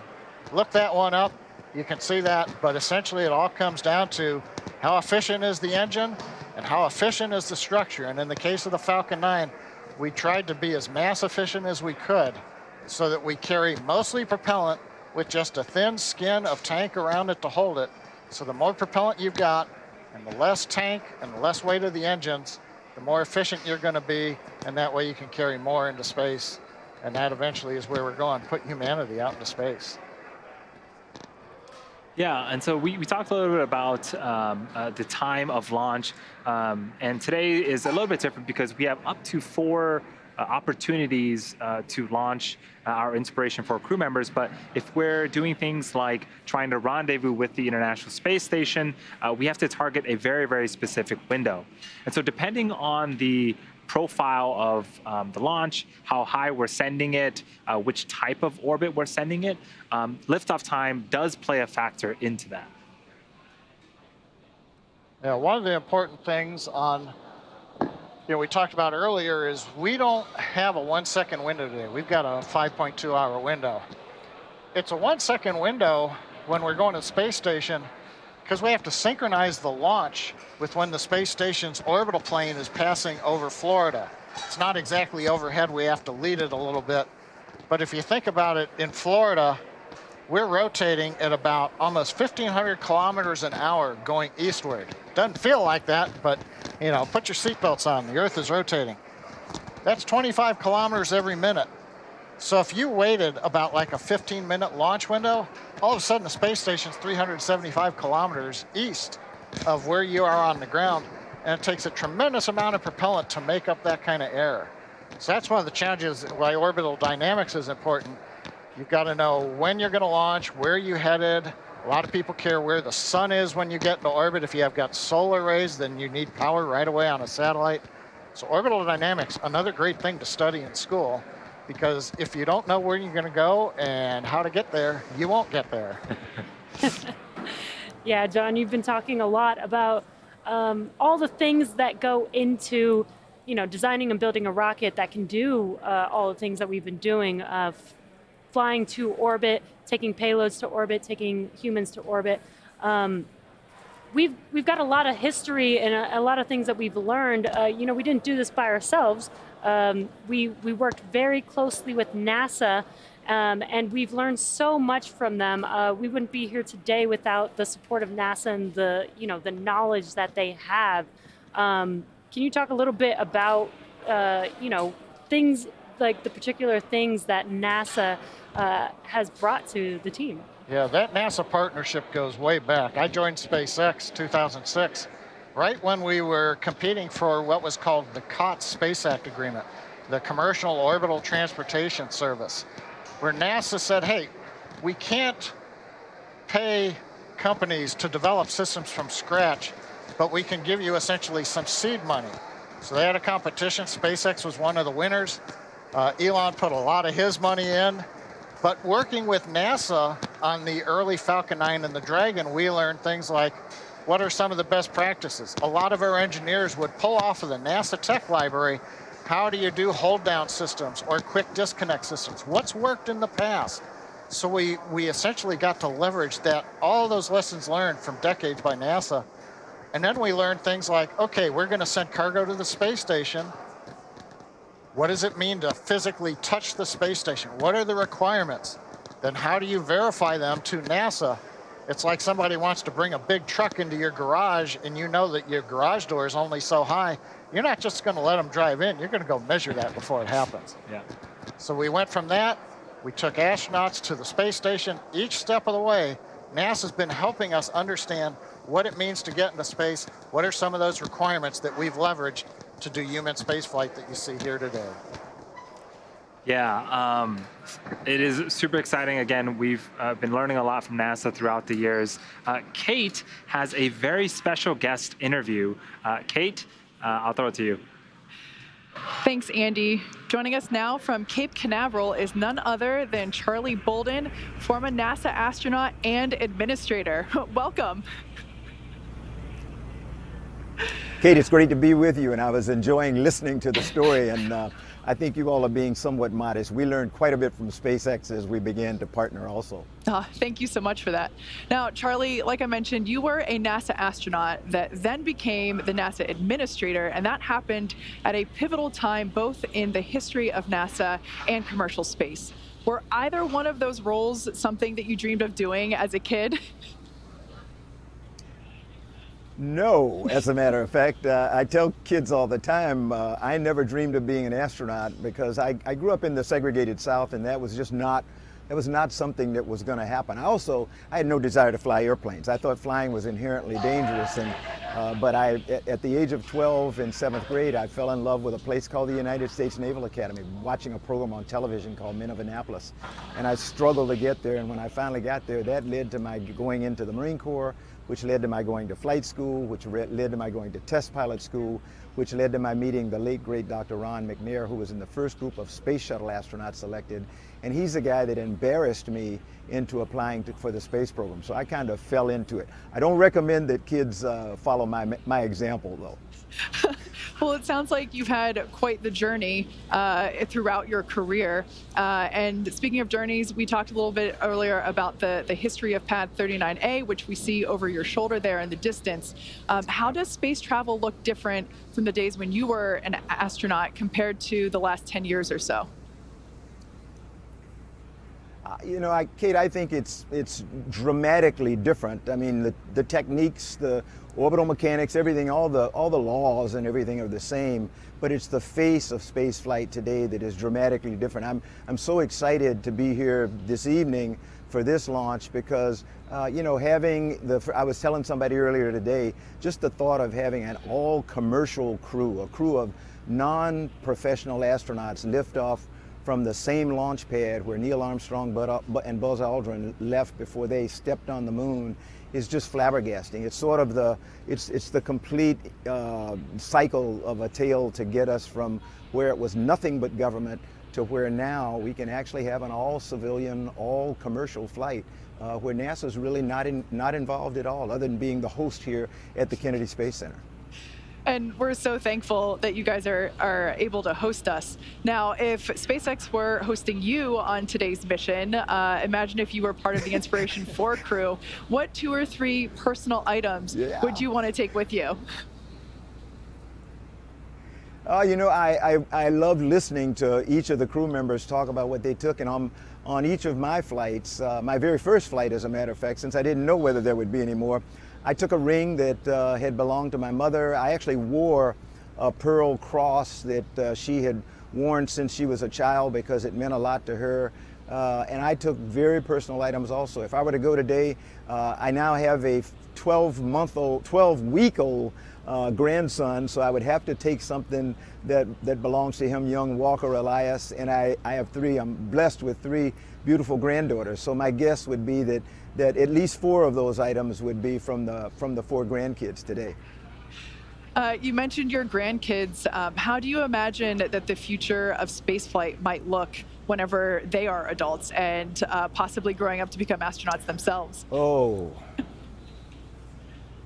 Kate, I am firmly convinced that by the time Walker, who's the baby now, the 12-week-old, by the time he gets ready to go to space, we're going to be talking about, going to the moon will be, routine is not a word I like to use, so let's not do that, but it will be a place where we go with some frequency, and we'll be venturing off to Mars also. So I think there's a very good chance that probably Walker and maybe my baby granddaughter, Talia, will have an opportunity to be among the first people to actually set foot on Mars. So I'm very hopeful that they will end up doing that. And if they decide that they don't want to go to space, they don't want to fly, we're big proponents of, Cyan is actually really pushing the arts. I really agree with what she says. Arts and design are key aspects of what's required for us to even get people to space. And they are 2 areas that we should not overlook as we talk about STEM education. But the arts and design are what gives us as an example, the wonderful spacesuits that the crew is wearing today. Some designer actually sat down and thought about that. That's not aerodynamic. That's actually a little arts and design there. So I think the world is the oyster for my grandchildren, and I'm excited about it. Yeah, you're absolutely right. You add the A into STEM and you get STEAM, right? Now, years ago at exactly right. Years ago at a joint SpaceX NASA launch, you gave observers some really great advice, and that was to put their phones down and watch the launch with their own eyes and just really enjoy the experience. Now, with our Inspiration4 crew sitting in their seats, what advice would you give to those civilian astronauts as they are preparing to go to space for the first time? You know, believe it or not, I sent Jared a text a few days ago, and then I had an opportunity to say hello to them before they walked out today. And my advice to them was relax, enjoy it, suck it up, really spend time in the window to look at the incredible beauty of our planet from a perspective that not very many humans will have had. You know, we've flown 500 and some odd humans to space, but as you all keep pointing out, when I flew my Hubble Space Telescope mission, we were at 600 kilometers, and that was a view that only people who had gone to the moon had had before, and we've not had any views like that since because we've just not gone that high. They are going to be in a unique position looking at this planet from almost 600 kilometers, and it's breathtakingly different from looking on board the International Space Station. That's awesome, but it's amazing how much just the additional 100 or so kilometers adds to your perspective. You don't see the whole planet, but they're going to see a lot more of it than people see from the International Space Station. And I just hope they'll take an opportunity to suck it up and enjoy it and visualize it so they can tell stories about it to their children and grandchildren and to every kid they meet when they come back, because that's actually the most important role for an astronaut is to become storytellers and help people understand why it's important to take care of our planet and why we're running out of time, and we've got to be better stewards of the planet. So I'm excited for them to have this opportunity. Yeah, you're absolutely right. As the mission name indicates, one of the primary functions of this mission is to inspire others. So you hit the nail on the head there for sure. Exactly. Charlie Bolden, former NASA administrator and NASA astronaut, thank you so much for joining us today. Back over to Jesse as we continue to tick down to T0. Thank you, Kate, and thank you, Charlie Bolden. That was an incredible interview and great to hear from him, our partners at NASA. It's just so great. You know, teamwork really makes a dream work. So if you're just now joining us, you picked a great time as we are approximately T-minus 56 minutes and counting until launch. Welcome to the coverage for the mission known as Inspiration4, the first all-civilian mission to space. Liftoff time is still holding for 8:02 p.m. Eastern time, and we're tracking no issues with Falcon 9 or Dragon. The range is green, the weather is cooperating. Over the last 3 hours, Jared Isaacman, Dr. Sian Proctor, Hayley Arceneaux, and Chris Sembroski donned their SpaceX spacesuits in our brand new SpaceX suit-up room, and were then transported to the pad where our crew entered the SpaceX Dragon spacecraft, which you've been seeing live on your screen the past few hours. Yeah, but before we go any further, we have to get reacquainted with our crew. Let's take a moment and learn a little bit more about Jared. He is a 38-year-old Inspiration4 commander. He is the founder and chief executive officer of Shift4 Payments, a father and husband, and has set multiple world records as a pilot. When he was younger, Jared flew in over 100 air shows and dedicated every performance flight to great causes, and today is no different. This mission is named Inspiration4 in recognition of the 4-person crew's mission to inspire support for St. Jude Children's Research Hospital. Jared has donated $100 million himself and is hoping to raise another $100 million to support the nonprofit organization.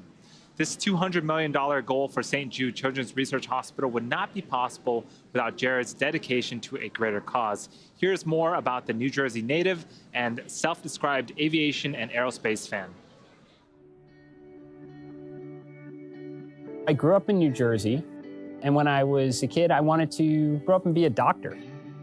My older brother's a doctor. I watched like the show ER as a kid, and I thought that's pretty cool. I think, you know, saving lives is a pretty important thing. But, you know, life took me in a different direction.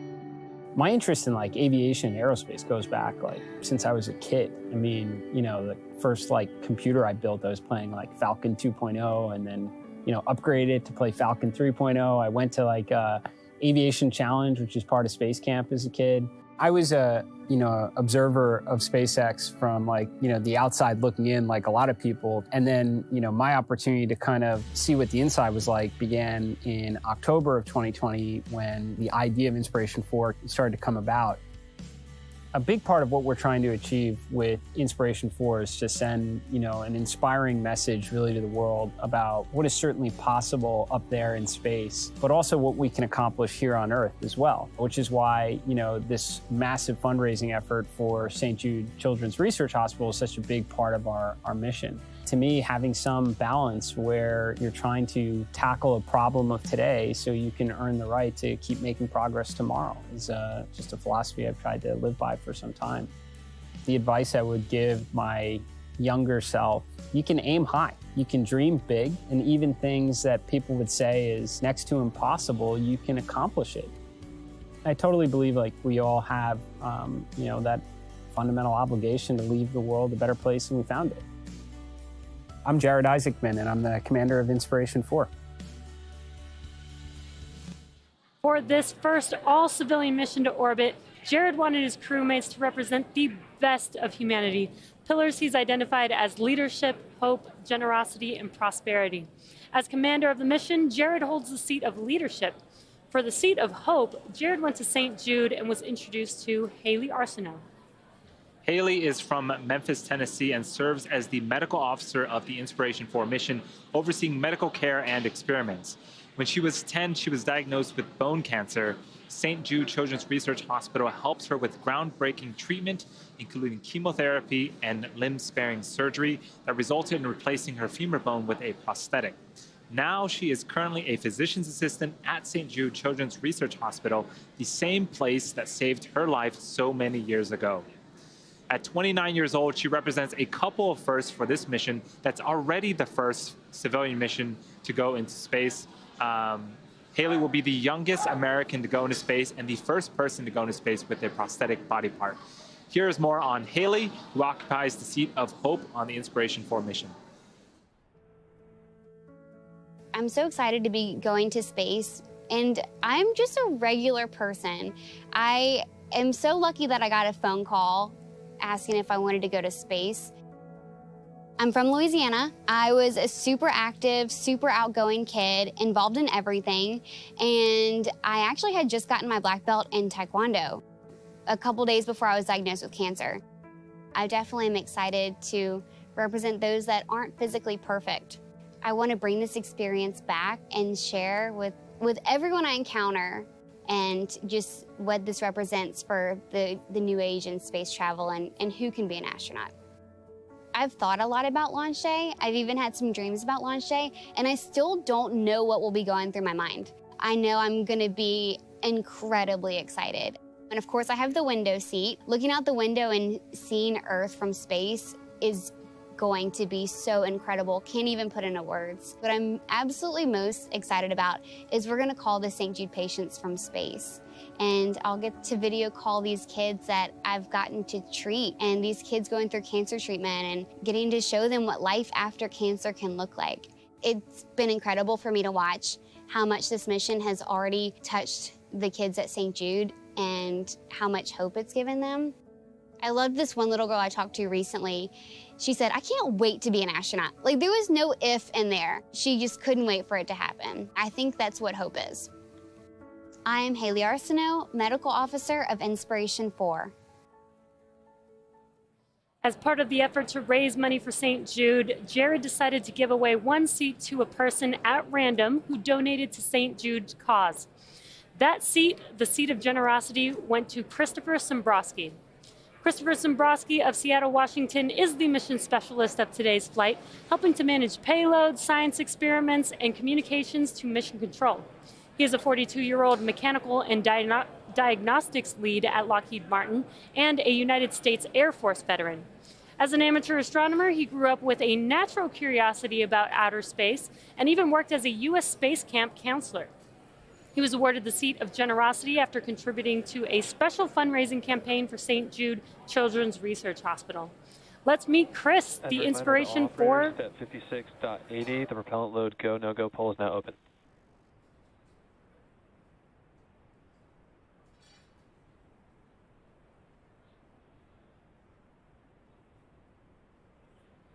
Let's meet Chris, the Inspiration4 mission specialist.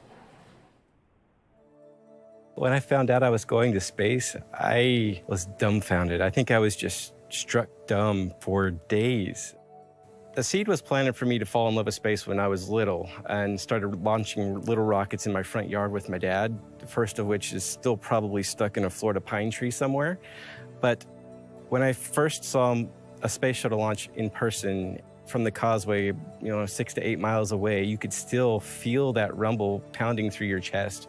That kind of just shifted my foundation a little bit, and I knew from there on out I had to be somehow a part of space. Whether it was helping support a mission or lobbying for folks to be able to go into space, that's where I wanted to be. Of course, I'm going to be looking down at my home in Western Washington.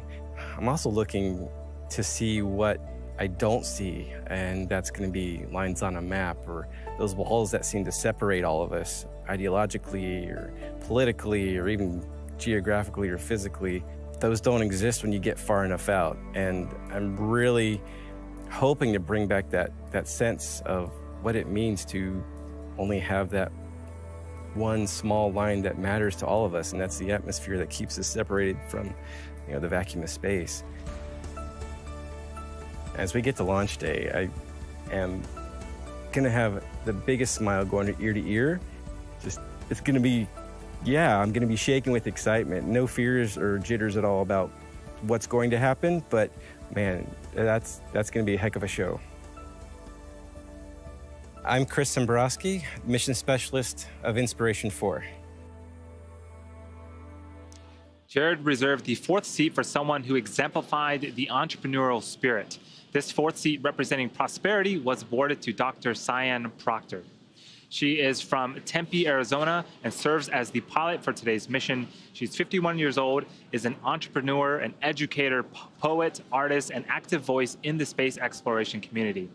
She's passionate about encouraging others to use their unique space to inspire those within their reach and beyond as part of her Space to Inspire motto. Dr. Cyan was awarded the seat of prosperity after being selected as the top entrant of an independently judged online business competition conducted by the Shift4Shop e-commerce platform. Here's more about Dr. Proctor and her love of exploring planet Earth. The day of launch, I'm going to be thinking about how my entire life has led up to this moment. I was born on the island of Guam, and the reason why I was born there is that my dad worked for the NASA tracking station. And so I feel like space has always been a part of me. When I got that call, that Zoom, and Jared was on there, and he said that, they picked me for the prosperity seat, that I was going to go to space with him and be part of the Inspiration4. It really was like getting the golden ticket for Willy Wonka. Everything in my life finally came into focus, and I realized that it was all about this moment in time. I won the prosperity seat for Inspiration4, and I did that not as a geoscientist or an explorer or an analog astronaut, which are all on my resume. I actually won this as a poet and an artist. We are striving for that Star Trek generation, that idea of a just, equitable, diverse, and inclusive space, or a Jedi space. I'm gonna be the first Black female pilot of a spacecraft ever. And to me, that just blows me away. And I wanna encourage the next generation to dream that this is possible. And a Jedi space, that's what that's about. I'm Dr. Sian Proctor, and I'm the mission pilot for Inspiration4. Coming up on T-minus 45 minutes, we're waiting for the launch director to give instructions to the team. Complete, and the team is ready for crew access arm, propellant load, and launch. For non-urgent no-go conditions, brief the CE or LD, and they'll approve aborting the countdown. For urgent issues affecting the safety of the operation, operators shall call hold, hold, hold on the countdown net. Launch control will abort the launch auto sequence immediately and proceed into the launch abort sequence. At T-minus 10 seconds, launch control will be hands-off and relying on automated abort criteria for the remainder of the count. Operators advise the launch director whether structural breakup or fire is imminent or occurring per Dragon manual escape flight rules. In the event of a fire alarm, key operators will remain at their post while the alarm is evaluated. In the event that personnel safety is threatened, evacuate to the south-facing emergency exit, which leads directly outside. Launch control, you may proceed with arming the crew arm for movement.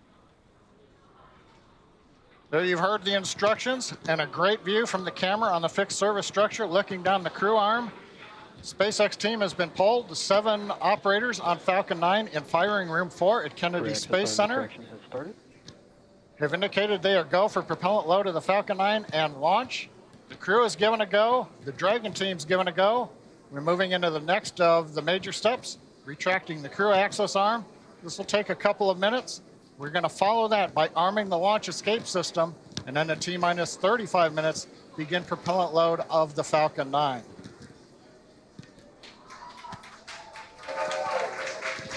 And sharing in the background here at Hawthorne, keep watching the arm moving away as we get deeper into the countdown. Weather continues to be good for Falcon 9 launch. Range is ready to support. All systems remain green and go.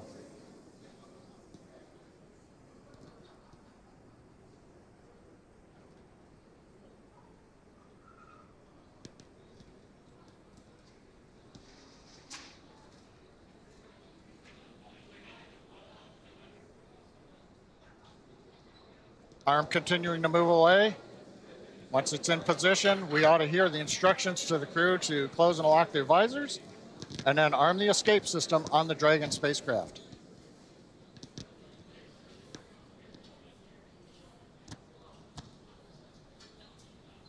The countdown clock is continuing to tick, and we are now at T-minus 42 minutes from launch. We're standing by the crew arm. The crew access arm has retracted, and that is one of the last major visual milestones that we'll see in preparation for liftoff, and it's slowly moving back here. Should conclude shortly. And shortly thereafter, once the crew arm has been retracted, we should hear the call out that the launch escape system is armed, and from there we'll hear that Falcon 9 prop load has started. We saw our Inspiration4 crew members suit up about 3 hours ago in our brand new suit up room located in the Falcon support building. Crew access arm retraction complete. And that is good news. The crew access arm has finished retracting away from the vehicle. So the team suited up at... SpaceX, you are go for section 7 of 4.100. Close visors and arm the launch escape system. And copy that, SpaceX. We're go for section 7 of 4.100. We're closing visors and arming LES.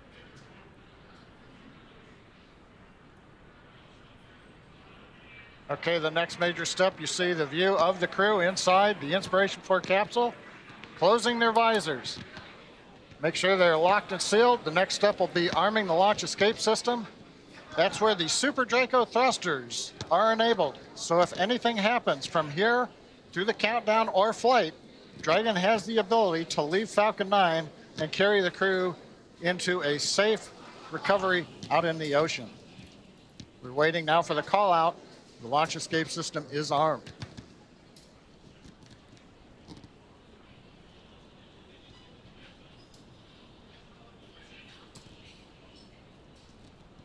Yeah, John, you mentioned the launch escape system, and Launch escape system is verified armed.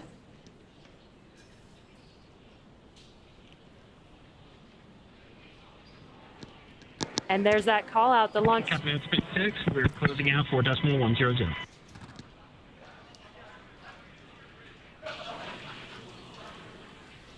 Copy that, Dragon. There's that call out. The launch escape system is now armed. And again, this is the first of its kind escape system to provide this escape capability all the way to orbit. You can hear the team here is getting really excited as we march towards T0. So the launch escape system, let's talk a little bit more about that. It utilizes the Super Draco engines that are installed into the Dragon capsule. There are 8 of them.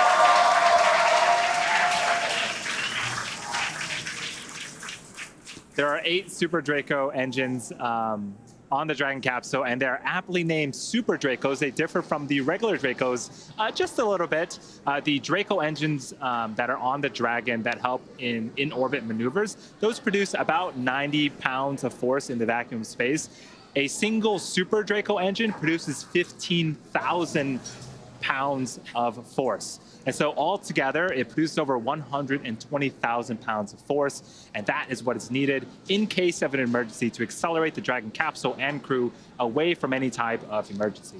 Exactly. And like you said, those Super Dracos are just super-powered Draco engines, and the only time they are ever utilized is in that launch abort procedure. So we are not expecting to use them today, but we do take safety very seriously, and we take every measure possible to ensure that the crew has options and has an escape in the worst of scenarios.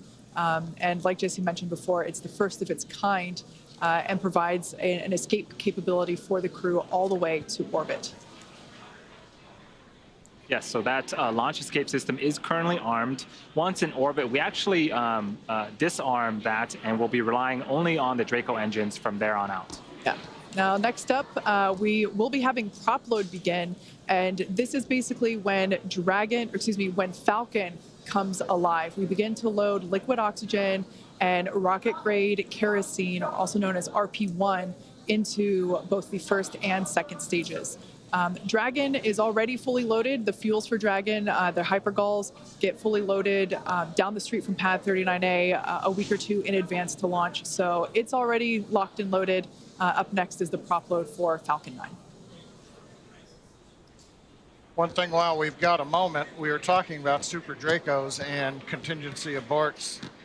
You will hear call-outs probably during the ascent, stage 1A, stage 2A, stage 1B. Propellant tanks will be venting for propellant load. That just means various points in time, if an escape was necessary, the Dragon flight computer is programmed to do different things.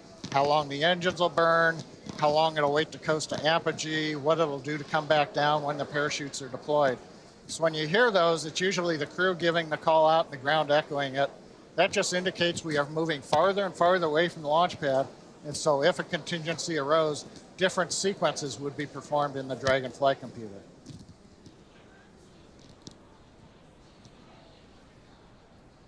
Right now, we're just 90 seconds away from the start of propellant loading. We're at T-minus 36 minutes, 26 seconds. Everything continues to look good for Crew Dragon's fourth launch with people. Today, the first all-civil mission to low Earth orbit. Now we should hear a call out right at T-minus 35 minutes when propellant load begins. Propellant loading will start on the first stage with liquid oxygen and RP1 kerosene fuel. We'll also begin loading kerosene fuel on the second stage. And it'll take us a little bit deeper into the countdown before we put liquid oxygen onto the second stage. And everything wraps up inside the last 10 minutes with the very last propellant finishing up at just T-minus 2 minutes. So there on your screen is the Falcon 9 rocket at pad 39A, and at the very top is the Crew Dragon capsule where the Inspiration4 crew awaits liftoff in just about 35 minutes. Again, if you're just joining us, this is the first all-civilian mission to orbit, AKA these are non-professional astronauts. They're people like you and me that are they're going to be going up to 575 kilometers, and they're going to be orbiting Earth there at that altitude for 3 whole days. So you can hear the voices in the background here that are getting a little louder. The excitement in the building here at SpaceX headquarters is certainly growing. Propellant load has started. Especially with that call right there. We're inside T-minus 35 minutes. We are right on time. Propellant load start call out has begun. The fill and drain valves for the first and second stage fuel tanks and the first stage liquid oxygen tank now coming open. Ground system pumps beginning to push the propellant into the Falcon 9. As we said, that'll continue all the way down to T-minus 2 minutes. We'll hear call outs and bring status as we go through the countdown. But currently everything looking good at pad 39A for the launch of the Inspiration4 crew in just over 34 minutes. So our crews, like Kate mentioned, are at the top of the vehicle, sitting inside of the Dragon capsule. Jared, Cyan, Haley, and Chris have been training for this journey pretty much ever since the announcement that they'd all been selected as crewmates for the Inspiration4 mission in March. What's super cool is that they are going through the same exact Dragon training as our NASA astronauts.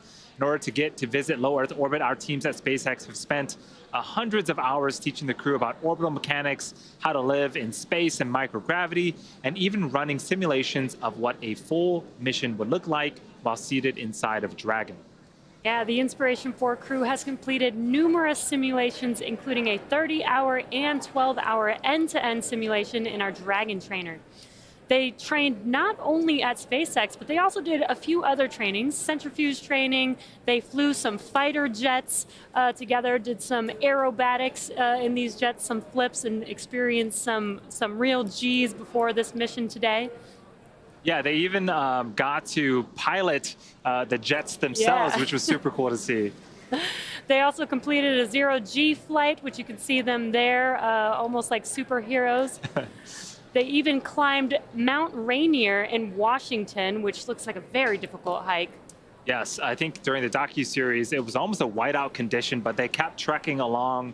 It was almost 10 hours of hiking, 4,000 plus feet elevation, one of the serious hikes that you can do up in Washington. Yeah, some great team building, and they even signed their Falcon 9 booster that is sitting on the pad, and that is them with their signatures on the vehicle that they will be lifting off in just over 30 minutes from now. This team has studied nearly 100 different training lessons covering all aspects of the mission. At the end of training each week, the crew recorded video diaries of their experiences. In their own words, here's the crew talking about their various training over the last 6 months.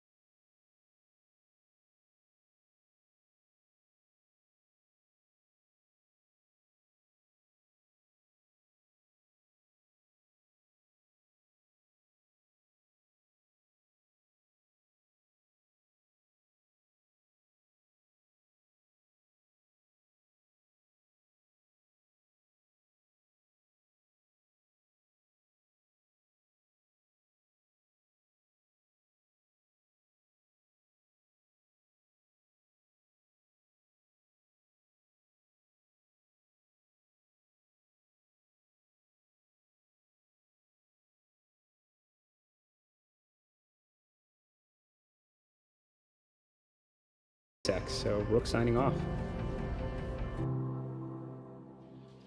So incredible to get an inside look to their training.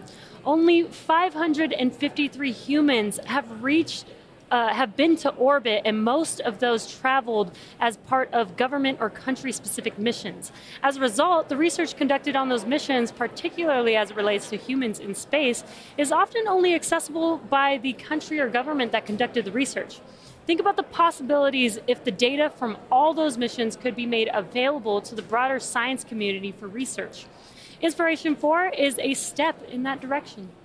The crew of Inspiration4 will conduct research in orbit that has the potential to improve human health here on Earth and for future space explorers.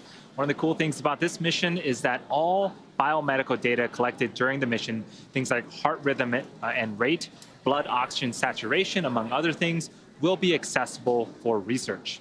And to that end, SpaceX and the Inspiration4 crew are partnering with TRISH, the Translational Research Institute for Space Health, to collect data and biological samples from the crew before, during, and after this historic spaceflight.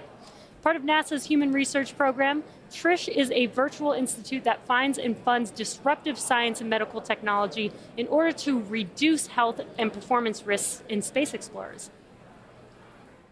Yeah, we saw Kate with Diana earlier putting on some really colorful sunglasses. They're not really sunglasses, but it was an experiment about how do we understand motion sickness and sort of the ups and downs in space. That is something I'm super excited about because I get a lot of motion sickness here, and so I'm hoping that it helps a lot of people. Yeah, it was really cool to see firsthand some of the equipment that the crew has in their cargo hold. Like we've said before, this is a science mission in addition to it's a 3-day science mission basically. And one of the other things that Diana showed us was the ultrasound reader and how the intracranial fluid changes while you're in space. So lack of gravity essentially means that instead of the fluids in your body being concentrated towards your feet, they kind of they equalize towards your head, which can affect vision. And they are planning to use that ultrasound reader, which they just plug right into an iPad to do readings live inside Crew Dragon of their eyeballs while they're in space for 3 days. That was so cool to see. Yeah. In addition to all the awesome science going up on today's mission, the Inspiration4 team is also using this mission to bring awareness and help fundraise for St. Jude Children's Research Hospital. The Children's Research Hospital opened in Memphis, Tennessee in 1962, and ever since has been committed to finding cures for kids with cancer and other life-threatening diseases, regardless of their socioeconomic status, race, belief, or ethnicity. St. Jude has invented treatments that help to push the overall childhood cancer survival rate from 20% to more than 80% in the United States. In developing countries, that number is unfortunately not that high, with fewer than 1 in 5 children with cancer surviving. St. Jude has a bold mission to change that. The Inspiration4 mission is part of an ambitious fundraising goal to give hope to all kids with cancer and other life-threatening diseases. The goal is to raise $200 million for St. Jude.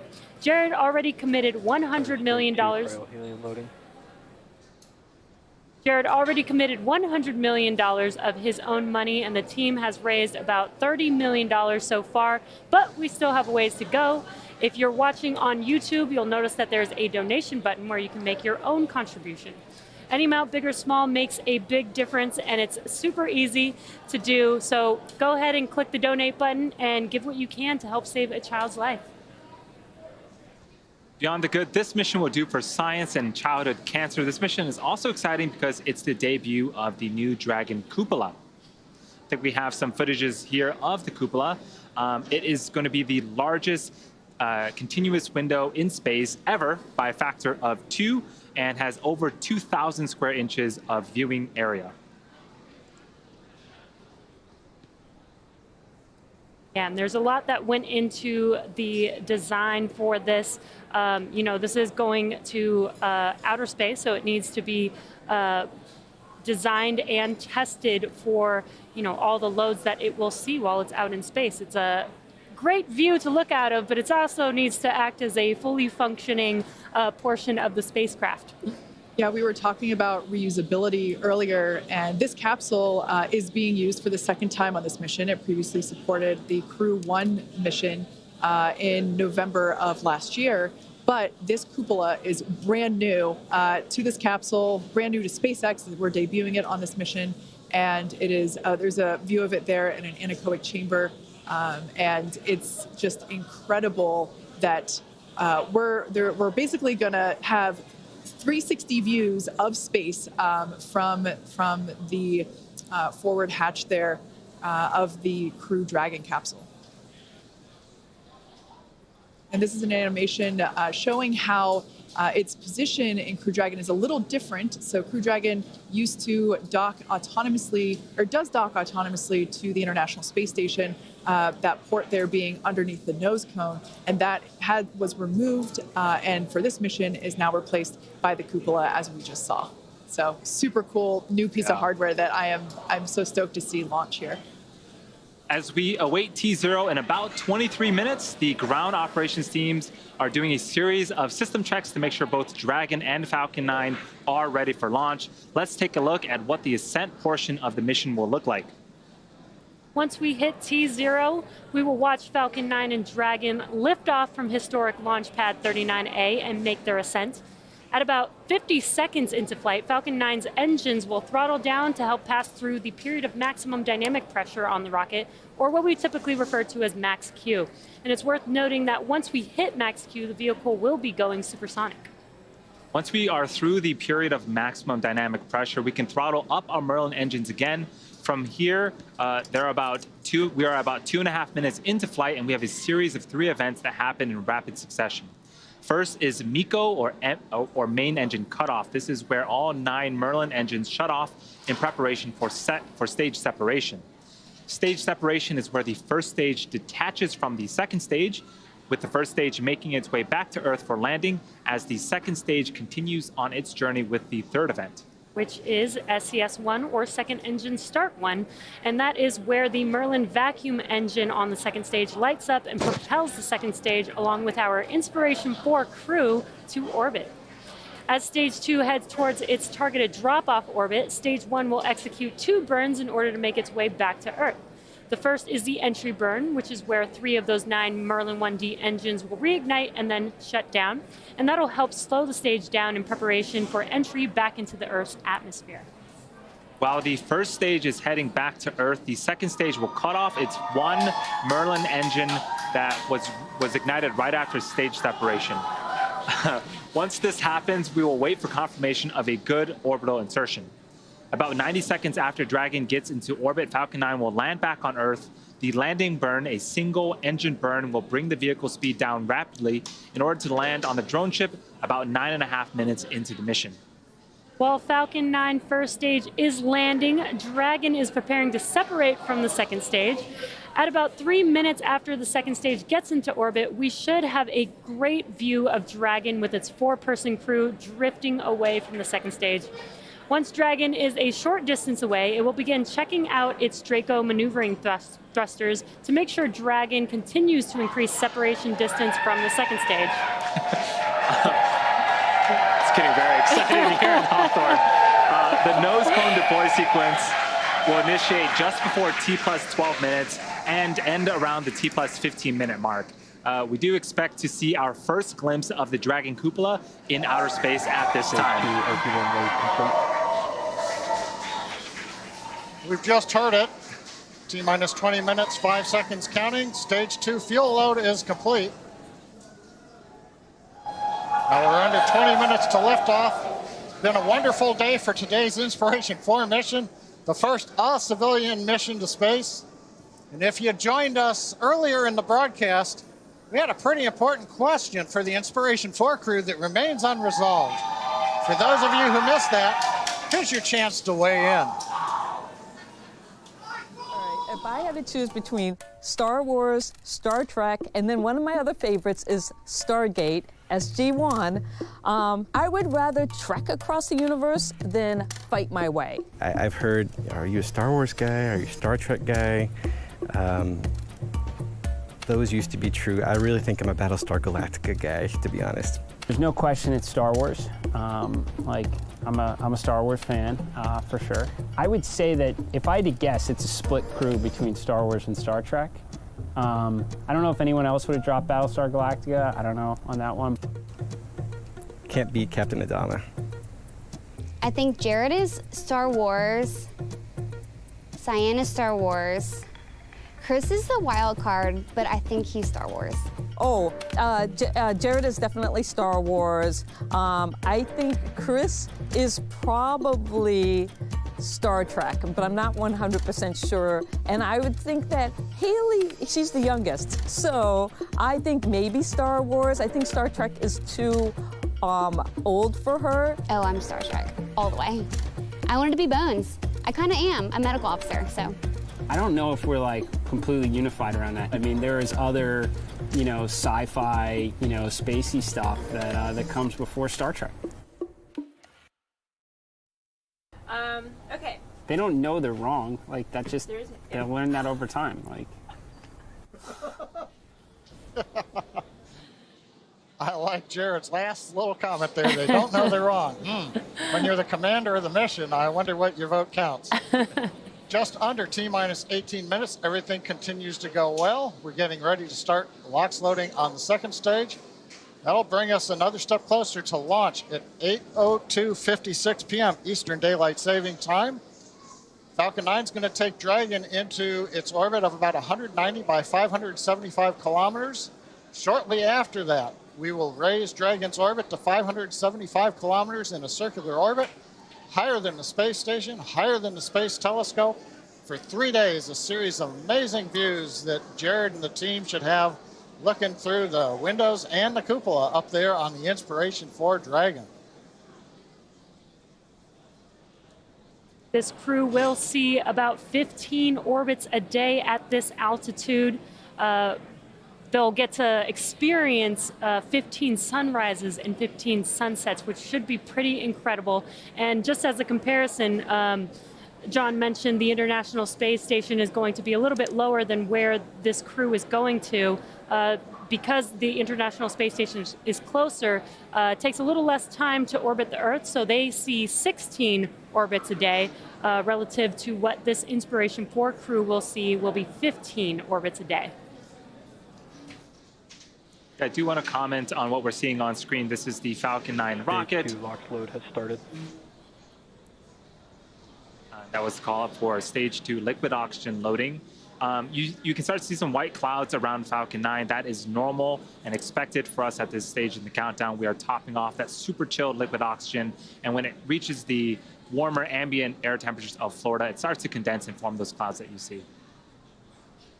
Now, if you notice that the second stage there is a slightly whiter shade than the first stage, that's because the first stage has been reused twice before. It previously supported the GPS 3.4 and GPS 3.5 missions back in 2020 and 2021 of this year. So that booster is making its third flight today. The Dragon capsule is making its second flight. It previously flew on the NASA Crew 1 mission to the International Space Station. So that's why the second stage looks a little different than the first stage there, just underneath it. Again, if you're just now joining us, you are tuned in to the first all-civilian mission to orbit known as Inspiration4. It's getting very exciting here. We're just a little over T-minus 15 minutes from T0. And we started covering the action at T-minus 4 hours with the crew walking out of Hangar X. They made their way over to the Falcon support building where they got suited up. And then we saw them hop in the Teslas, ride up to the pad, go up the fixed service structure and walk down that lit crew access arm that we see there connecting Falcon 9 to the tower. And it's hard to believe that we're now under 15 minutes before launching the first all-civilian mission to orbit. Again, these are 4 non-professional astronauts.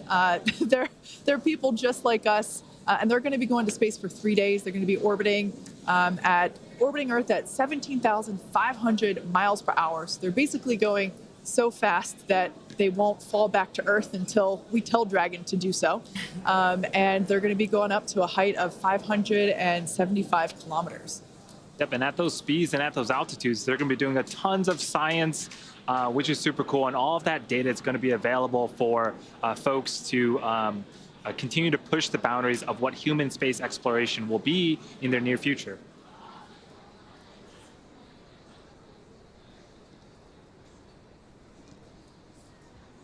So that's a live view of Falcon 9 with Crew Dragon for the Inspiration4 mission sitting on top. There we can see our 4 soon-to-be astronauts there, comfortable in their seats. Throughout the day, we have seen a lot of camaraderie, a lot of joking, and I imagine that things are starting to get a little more serious. They're really focusing in on the task at hand, which is going to space in just a little over 13 minutes. Yeah, this is very exciting. If you've been following along, they do have a Netflix documentary following their journey all the way up until this point. And the crew has just been so incredible. It's been so amazing to watch them throughout this whole process, and very excited to see them strapped in their seats, ready to go. We're just inside T-minus 13 minutes, counting down. Everything is still looking good for launch of Falcon 9 and Dragon at 8 hours, 2 minutes, 56 seconds Eastern Daylight Saving Time, coming up very shortly. Falcon 9 did begin propellant loading on time at T-minus 35 minutes. Loading of the RP-1 kerosene fuel onto the second stage is complete. That closed out right on time. Fuel loading is continuing on the larger first stage tank. It's about half full right now. That'll finish at T-minus 6 minutes. We ought to hear that call out on the webcast. We're continuing to load densified liquid oxygen onto the first stage and into the second stage tanks. Now the liquid oxygen load will wrap up at about T-minus 3 minutes on first stage, T-minus 2 minutes on the second stage. Now a reminder, now that we are into propellant loading, we cannot stop the countdown and try to launch later in the window. So if a problem arises that requires holding the countdown clock, those dreaded words, hold, hold, hold, we don't want to hear, we would have to scrub for the night and try again. We have a launch opportunity tomorrow just a little bit later if conditions allowed. In addition to the Falcon 9 being go, the range is go. Weather, we've had great cooperation out of the Florida weather, both ground level, upper altitude, and around the world at the contingency landing sites. On the Dragon spacecraft, Dragon mission director and that team has reported no issues. They've done their communications checkouts. The crew access arm that you can see is retracted away from the Dragon spacecraft. We armed the launch escape system on time. And on the right-hand side of the monitor, you can see the 4-person crew strapped in, and they are ready to go. Coming up in about a minute, we're going to get final instructions to the crew at T-minus 10 minutes. They're going to configure their crew displays for launch, and that's a setup that'll give the crew insight into how the launch is proceeding, and it'll provide updates on vehicle health. Then we'll get a little closer at T-minus 5 minutes. We'll be into terminal count for the Dragon spacecraft. Dragon will go to internal power. We'll hear continued call-outs on the countdown net as we get close to 0 and a liftoff. Now, next major event coming up right now, T-minus 10 minutes, as I said. Dragon will get its final instructions. We will also do a final series of checks of Falcon 9 telemetry against a preset limits. Make sure that all systems are go. And then we'll be moving from there into the closeouts on propellant, chilling into the engines to get ready for engine ignition down at about T-minus 2 seconds. Let's listen in on the countdown net for a minute.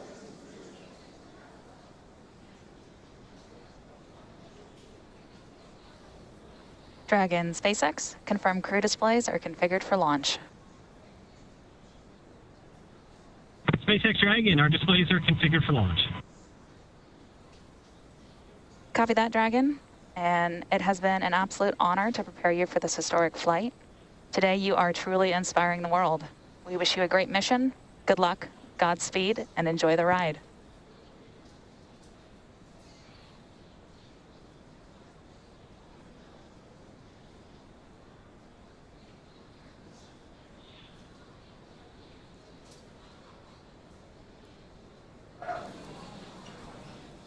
So, Kate, it looks like we passed through another event, the T-minus 10-minute call up to the crew to reconfigure.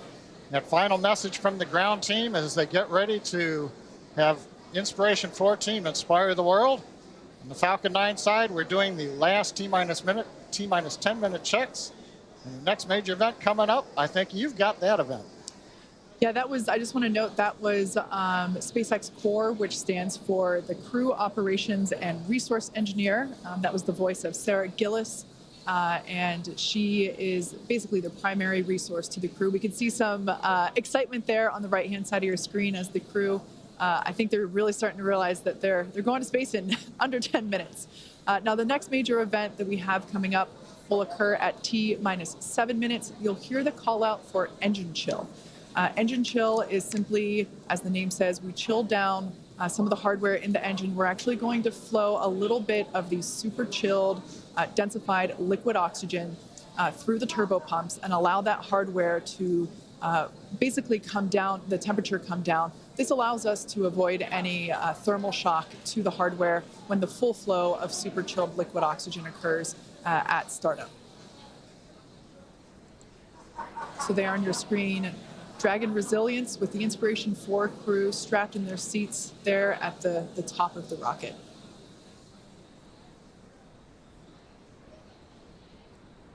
Once again, if you're just joining us, this is the first all-civilian mission to orbit, and they are going to space in 7.5 minutes. They will be ascending to an altitude of 575 kilometers above Earth and orbiting Earth at that altitude for 3 days.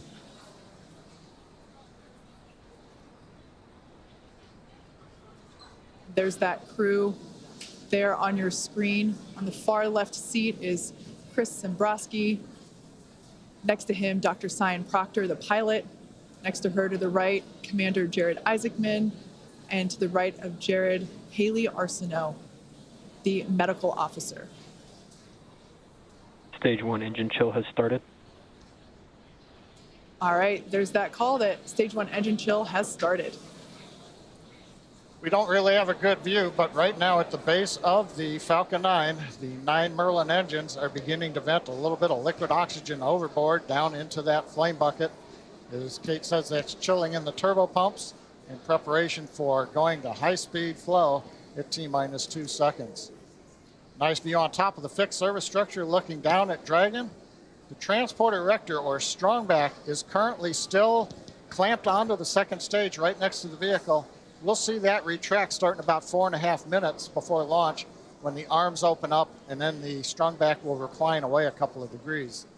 What we're getting ready for RP1 load complete. right now is that call out. We're right on time. The fuel load, the RP1 kerosene, refined petroleum 1, rocket propellant 1 grade, is loaded onto the first stage. So that leaves us with just liquid oxygen loading continuing on both first and second stage. And you can see that moist Florida air slowly breezing by the 2 chilled down liquid oxygen tanks. And you can see the mist coming off as the moisture, the humidity in the air condenses and gives you those clouds. Yeah, that super chilled liquid oxygen coming into contact with the ambient Florida air. So creates these puffs of white clouds. As John said, completely normal. In fact, we will be seeing more of those once LOX load completes and those lines are closed off to the vehicle. Now, coming up in just about 10 seconds, we should be hearing the call that Dragon has been transitioned to its terminal count configuration.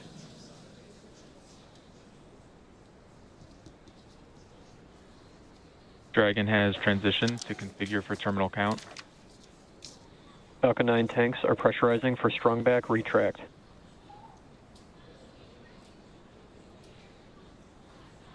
Everything continuing to go on schedule.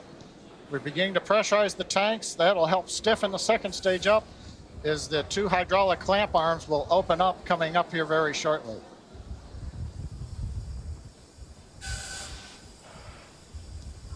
Strongback is lowering.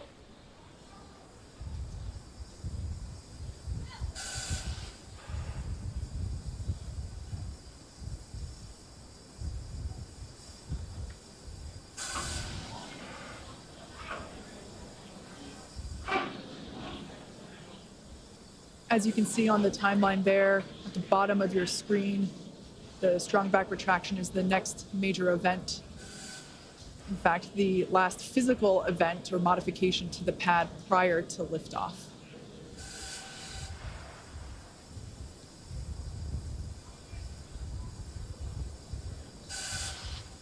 Falcon 9 is nearly fully loaded with almost 1 million pounds of liquid kerosene and liquid oxygen.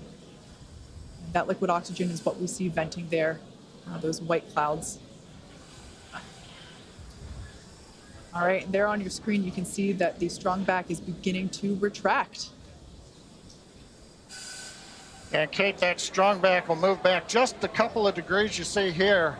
Then at T0, when the Falcon 9 sends the liftoff command to the ground to release it, hydraulics will bring that strong back the rest of the way to about a 45-degree position at liftoff. Stage 1 LOX load complete. We've got the call out right on time. First stage liquid oxygen loading is complete, shutting down the ground pumps. We're down to just loading second stage liquid oxygen. And now, under 3 minutes until the launch of Inspiration4. Dragon has transitioned to terminal count and is on internal power. All right, and there's that call out that Dragon is now running on its own power. It is no longer connected to the power systems of Pad 39A. As you just heard, the crowd is super excited here at SpaceX headquarters in Hawthorne, California, as we are now under 2.5 minutes until the launch of the Inspiration4 crew.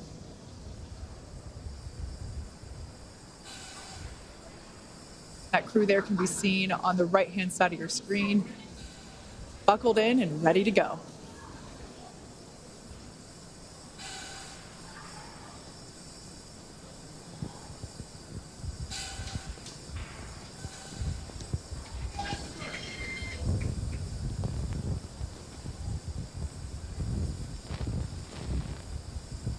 Stage 2 LOX load complete.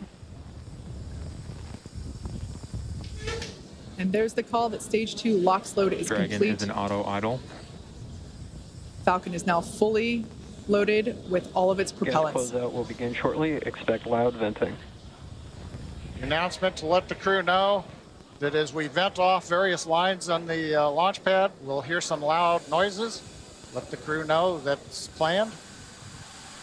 We're also right now draining the liquid oxygen out of the transporter erector, draining the lines, getting ready for launch. Waiting for the startup call at T-minus 1 minute.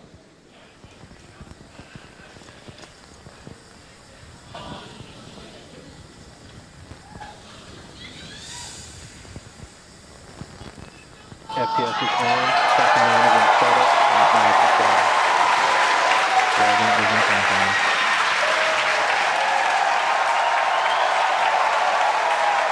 You can hear the cheers. We're inside 1 minute. Go for launch. Inspiration4 is go for launch. Punch it, SpaceX.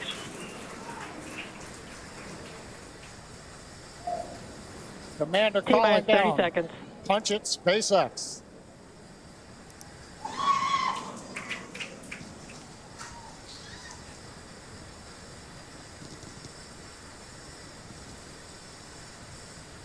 T-minus 15 seconds.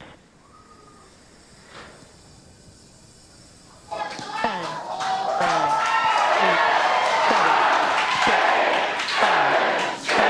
5, 4, 3, 2, 1. Ignition. And liftoff. So thank you. Go Dragon. Go Falcon. Godspeed Inspiration4. Copy, 1 Alpha. Vehicle is pitching downrange.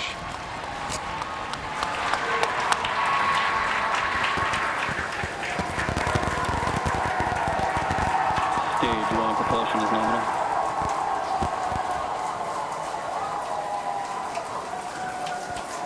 T plus 30 seconds. Callouts indicate nominal.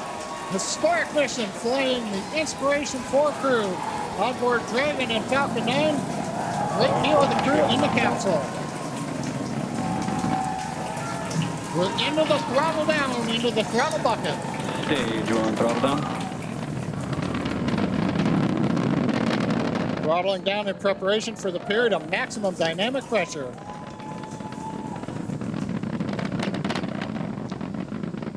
And then into flight. 9 is supersonic.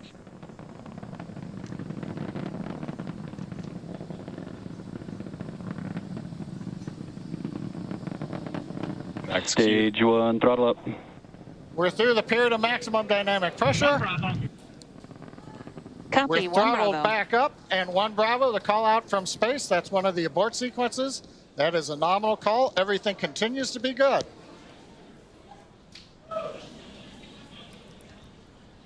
Looks like a smooth ride for the crew.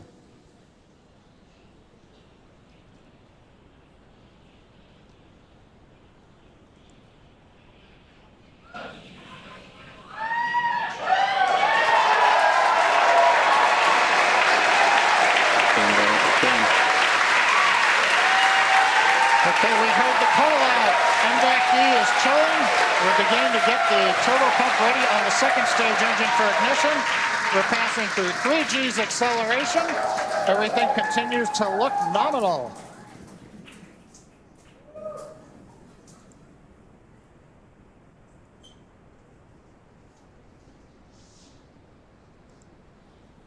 Merlin engines are throttling down for G limiting. 4 Gs, we're holding it there for the crew. Major event coming up will be main engine cutoff, followed by stage separation, looking at the second stage engine nozzle, and then ignition of the second stage.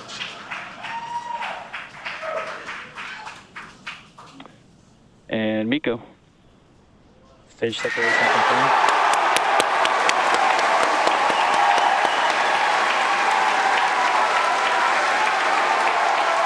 Ignition.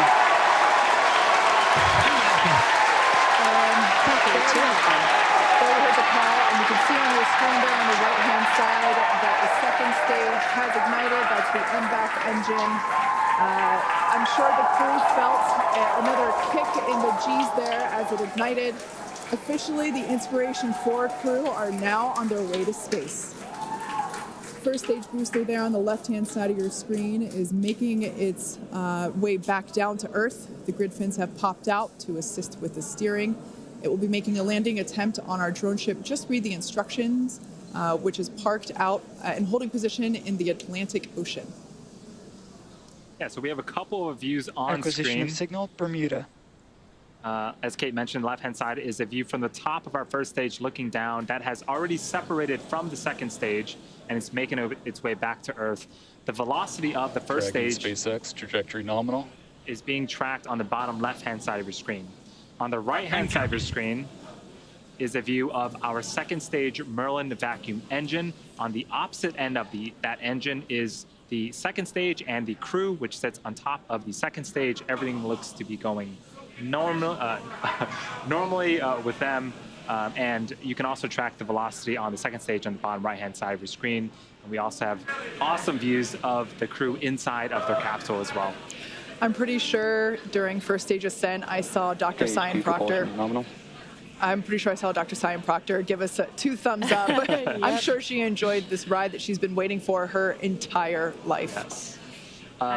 One notable thing, too, is we're getting some twilight views. The sun just set in Florida, but we're high enough up where the light around the horizon is also reflecting off of very high altitude objects, such as the first and second stages. Dragon SpaceX, trajectory nominal. Love to hear that call out, trajectory nominal from the guidance engineer. Also notice we're really up there now, well past 100 kilometers. Acquisition of signal, New Hampshire. Just before that view switched, we saw some teammate fist bumps going on there inside of the cabin. Yeah, they look like they're having a fun ride there. And their journey isn't over. We've got about 7 more minutes until Dragon separates from the second stage. Yes, next milestone for this mission is actually going to be happening on the first stage. It's going to be performing a re-entry burn that's going to be coming up around the T+7 minute and 30-second mark. That burn is used to slow down the first stage before it re-enters the denser parts of the atmosphere. A few minutes later, it will execute a landing burn and make an attempt to land on our drone ship that's currently parked in the Atlantic Ocean. Dragon SpaceX, trajectory nominal. Dragon copies.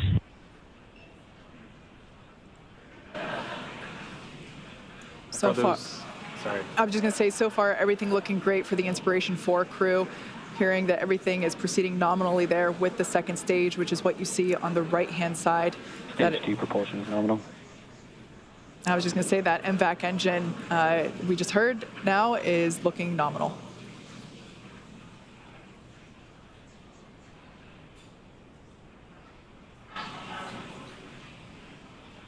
About a minute left to go before the first stage performs its first burn.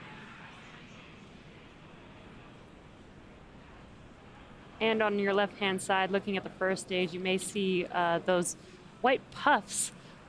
Those are the nitrogen puffs helping to steer and guide the vehicle. Basically, Dragon SpaceX trajectory nominal. Basically, is the attitude control Dragon copies. for the vehicle as it makes its way back down to Earth. There's the crew on the right-hand side of your screen. I think I see some more thumbs up there. Dr. Proctor is clearly excited that she's finally in space.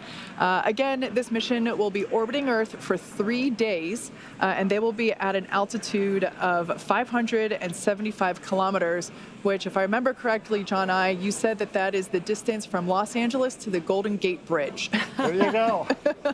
They're going to get there a lot faster. Stage 2, FTS is saved. Right now,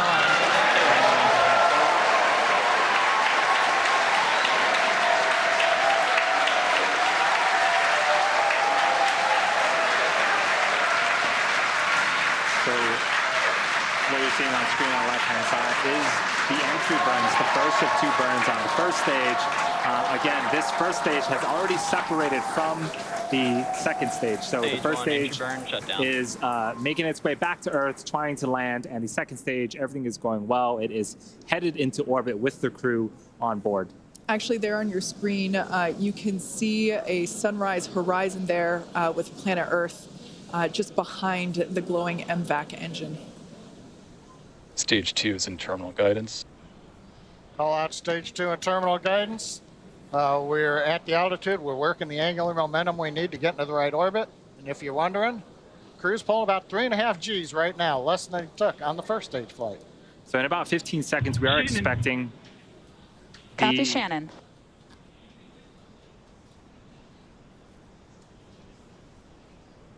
We are expecting throttle down.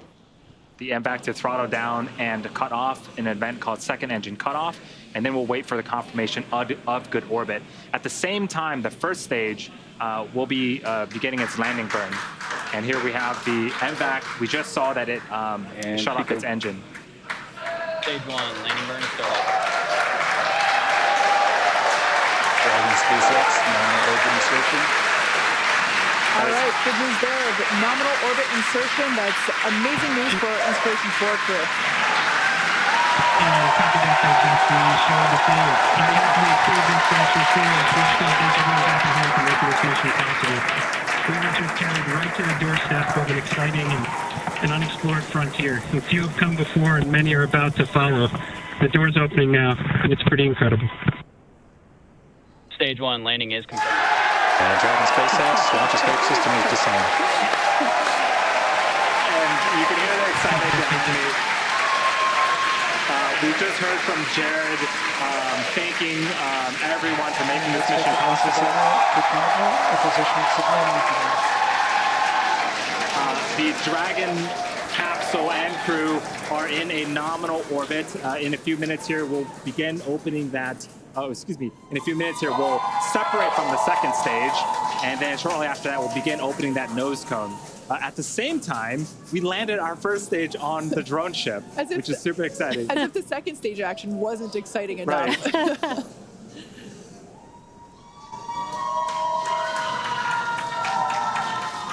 So there's that MVAC engine, like we mentioned before. It has already shut down in an event known as second engine cutoff. And the crew are now gliding, if you will.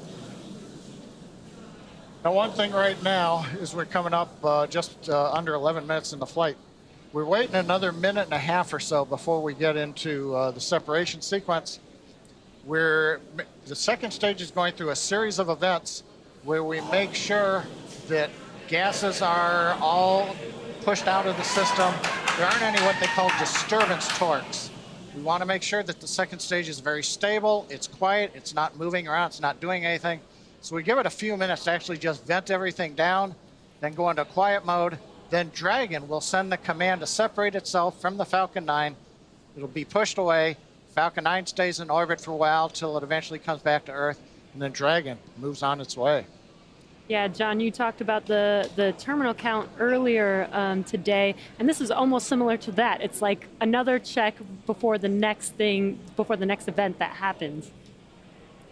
The beauty of the countdown. Okay, we're about 30 seconds away from separation of Dragon from the second stage. The view on the left-hand side of the screen is a view of the unpressurized section of Dragon. So it's the sort of back end, the trunk section of the Dragon. So when we do see separation, we'll see that kind of push away from the second stage and make its way into orbit.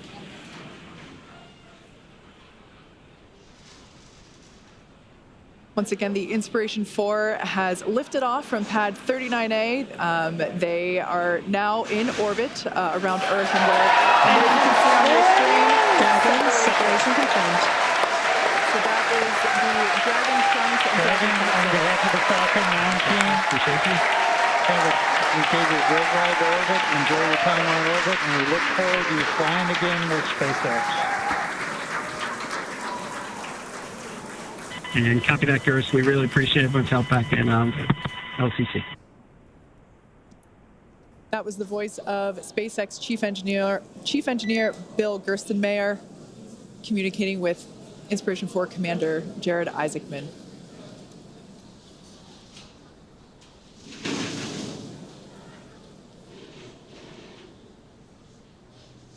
So Dragon has separated away from the second stage. And that's the view that we have on the left-hand side of your screen. A lot of space there. Expected loss of signal Bermuda and New Hampshire.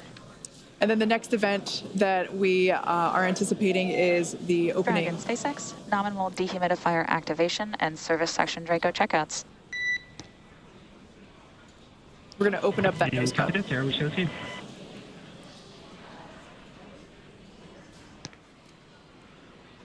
So we heard the call out, nominal Draco checkouts after separation. And there's that first view that we have over the shoulders of Commander Jared Isaacman and pilot Sian Proctor. Dr. Sian Proctor is on the right-hand side, and Jared is on the left-hand side. And this is their dashboard for the next 3 days. These touch screens provide them all of the telemetry and data and information about the systems on board Dragon that they can interact with while on orbit. We can see the zero-G indicator floating around. And it looks like it is a little golden retriever. Oh, like the golden retriever assistance dogs at St. Jude Children's Hospital. That is apropos. Oh, I love it. 5th crew member on board with the Inspiration4 crew. So in a few seconds here, we are expecting the nose cone to open up, and hopefully we'll be able to see the first views of the Dragon cupola in space.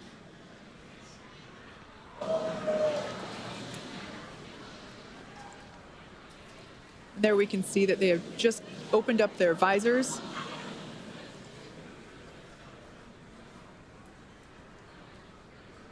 And there is a forward hatch inside of Dragon between the cupola and the crew. So when the nose cone does deploy, they won't immediately get to see out the cupola, but once they can get out of their seats, open up that hatch, they'll get some incredible views of space.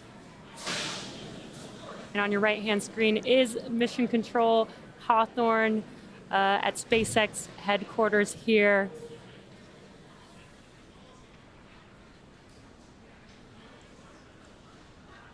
Once again, the cupola is the observation dome that was installed. It's brand new hardware to this mission. It is in place of what was the docking adapter the docking mechanism that allowed Crew Dragon to previously dock with the International Space Station. Due to the fact that the space station is not our destination today, we were able to pull out that docking mechanism and insert the cupola, which will basically provide a 360 view of space for our passengers inside Crew Dragon Resilience here, which I cannot wait for our first views of the cupola. You know, everything that we've seen on the ground here, it's just incredible. And, to see it actually in action with those 360 views is going to be breathtaking for us. I can't even imagine what it might be like to actually experience it in person. Yeah, this is going to be incredible, and I can't wait for them to get the first look out, and hopefully lost a signal, Newfoundland. Hopefully we'll get to see some of their reactions when they first look out that window.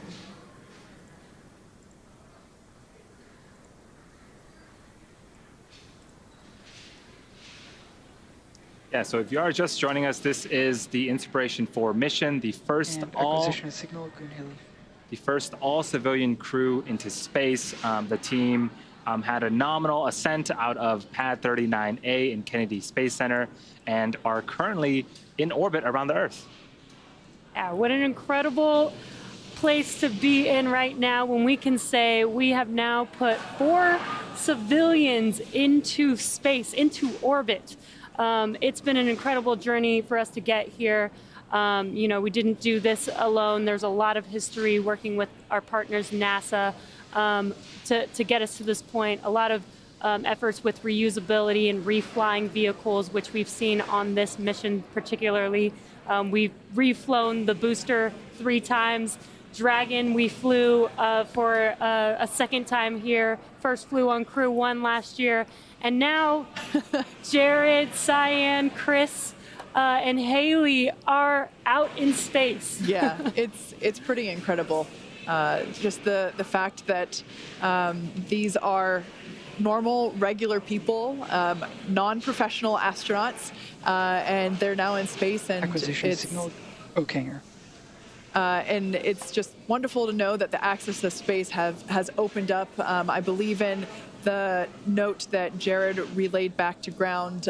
He said that the door is wide open and the view is spectacular. Of course, they can't quite see out through the dome just yet, as we mentioned before. But metaphorically, it must be an incredible feeling to be on board Crew Dragon at this moment.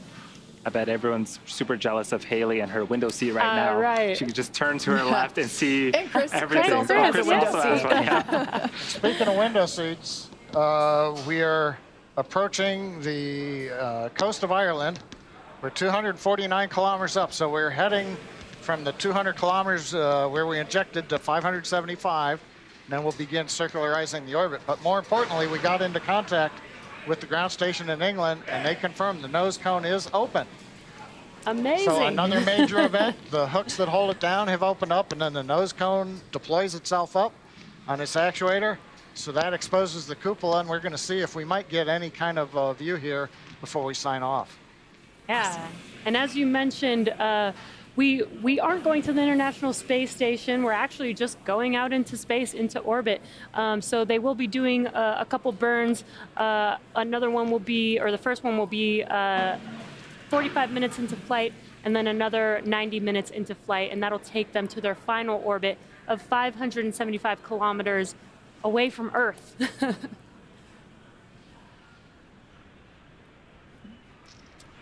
So at this point, it sounds like we're actually not going to be able to get views of the nose cone opening and of that cupola. So unfortunately, we won't be able to bring that to you live at the moment. However, we will be providing that footage once it becomes available. And the 4 of us are super excited to see what our 4 Inspiration4 astronauts are going to be seeing over the next 3 days.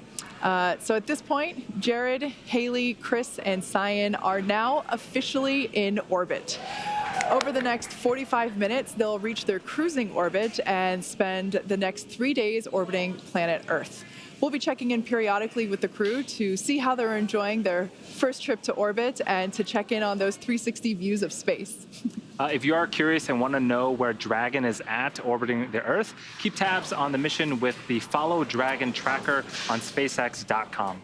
Yeah, and stay on top of any potential live events that we might be able to have with the crew while they're out in orbit by following us on social. And finally for today, the thank yous. Kennedy Space Center, the Eastern Range for the support getting us through the countdown, the FAA for launch approval, and of course the Inspiration4 crew for their confidence in SpaceX, getting them into space today.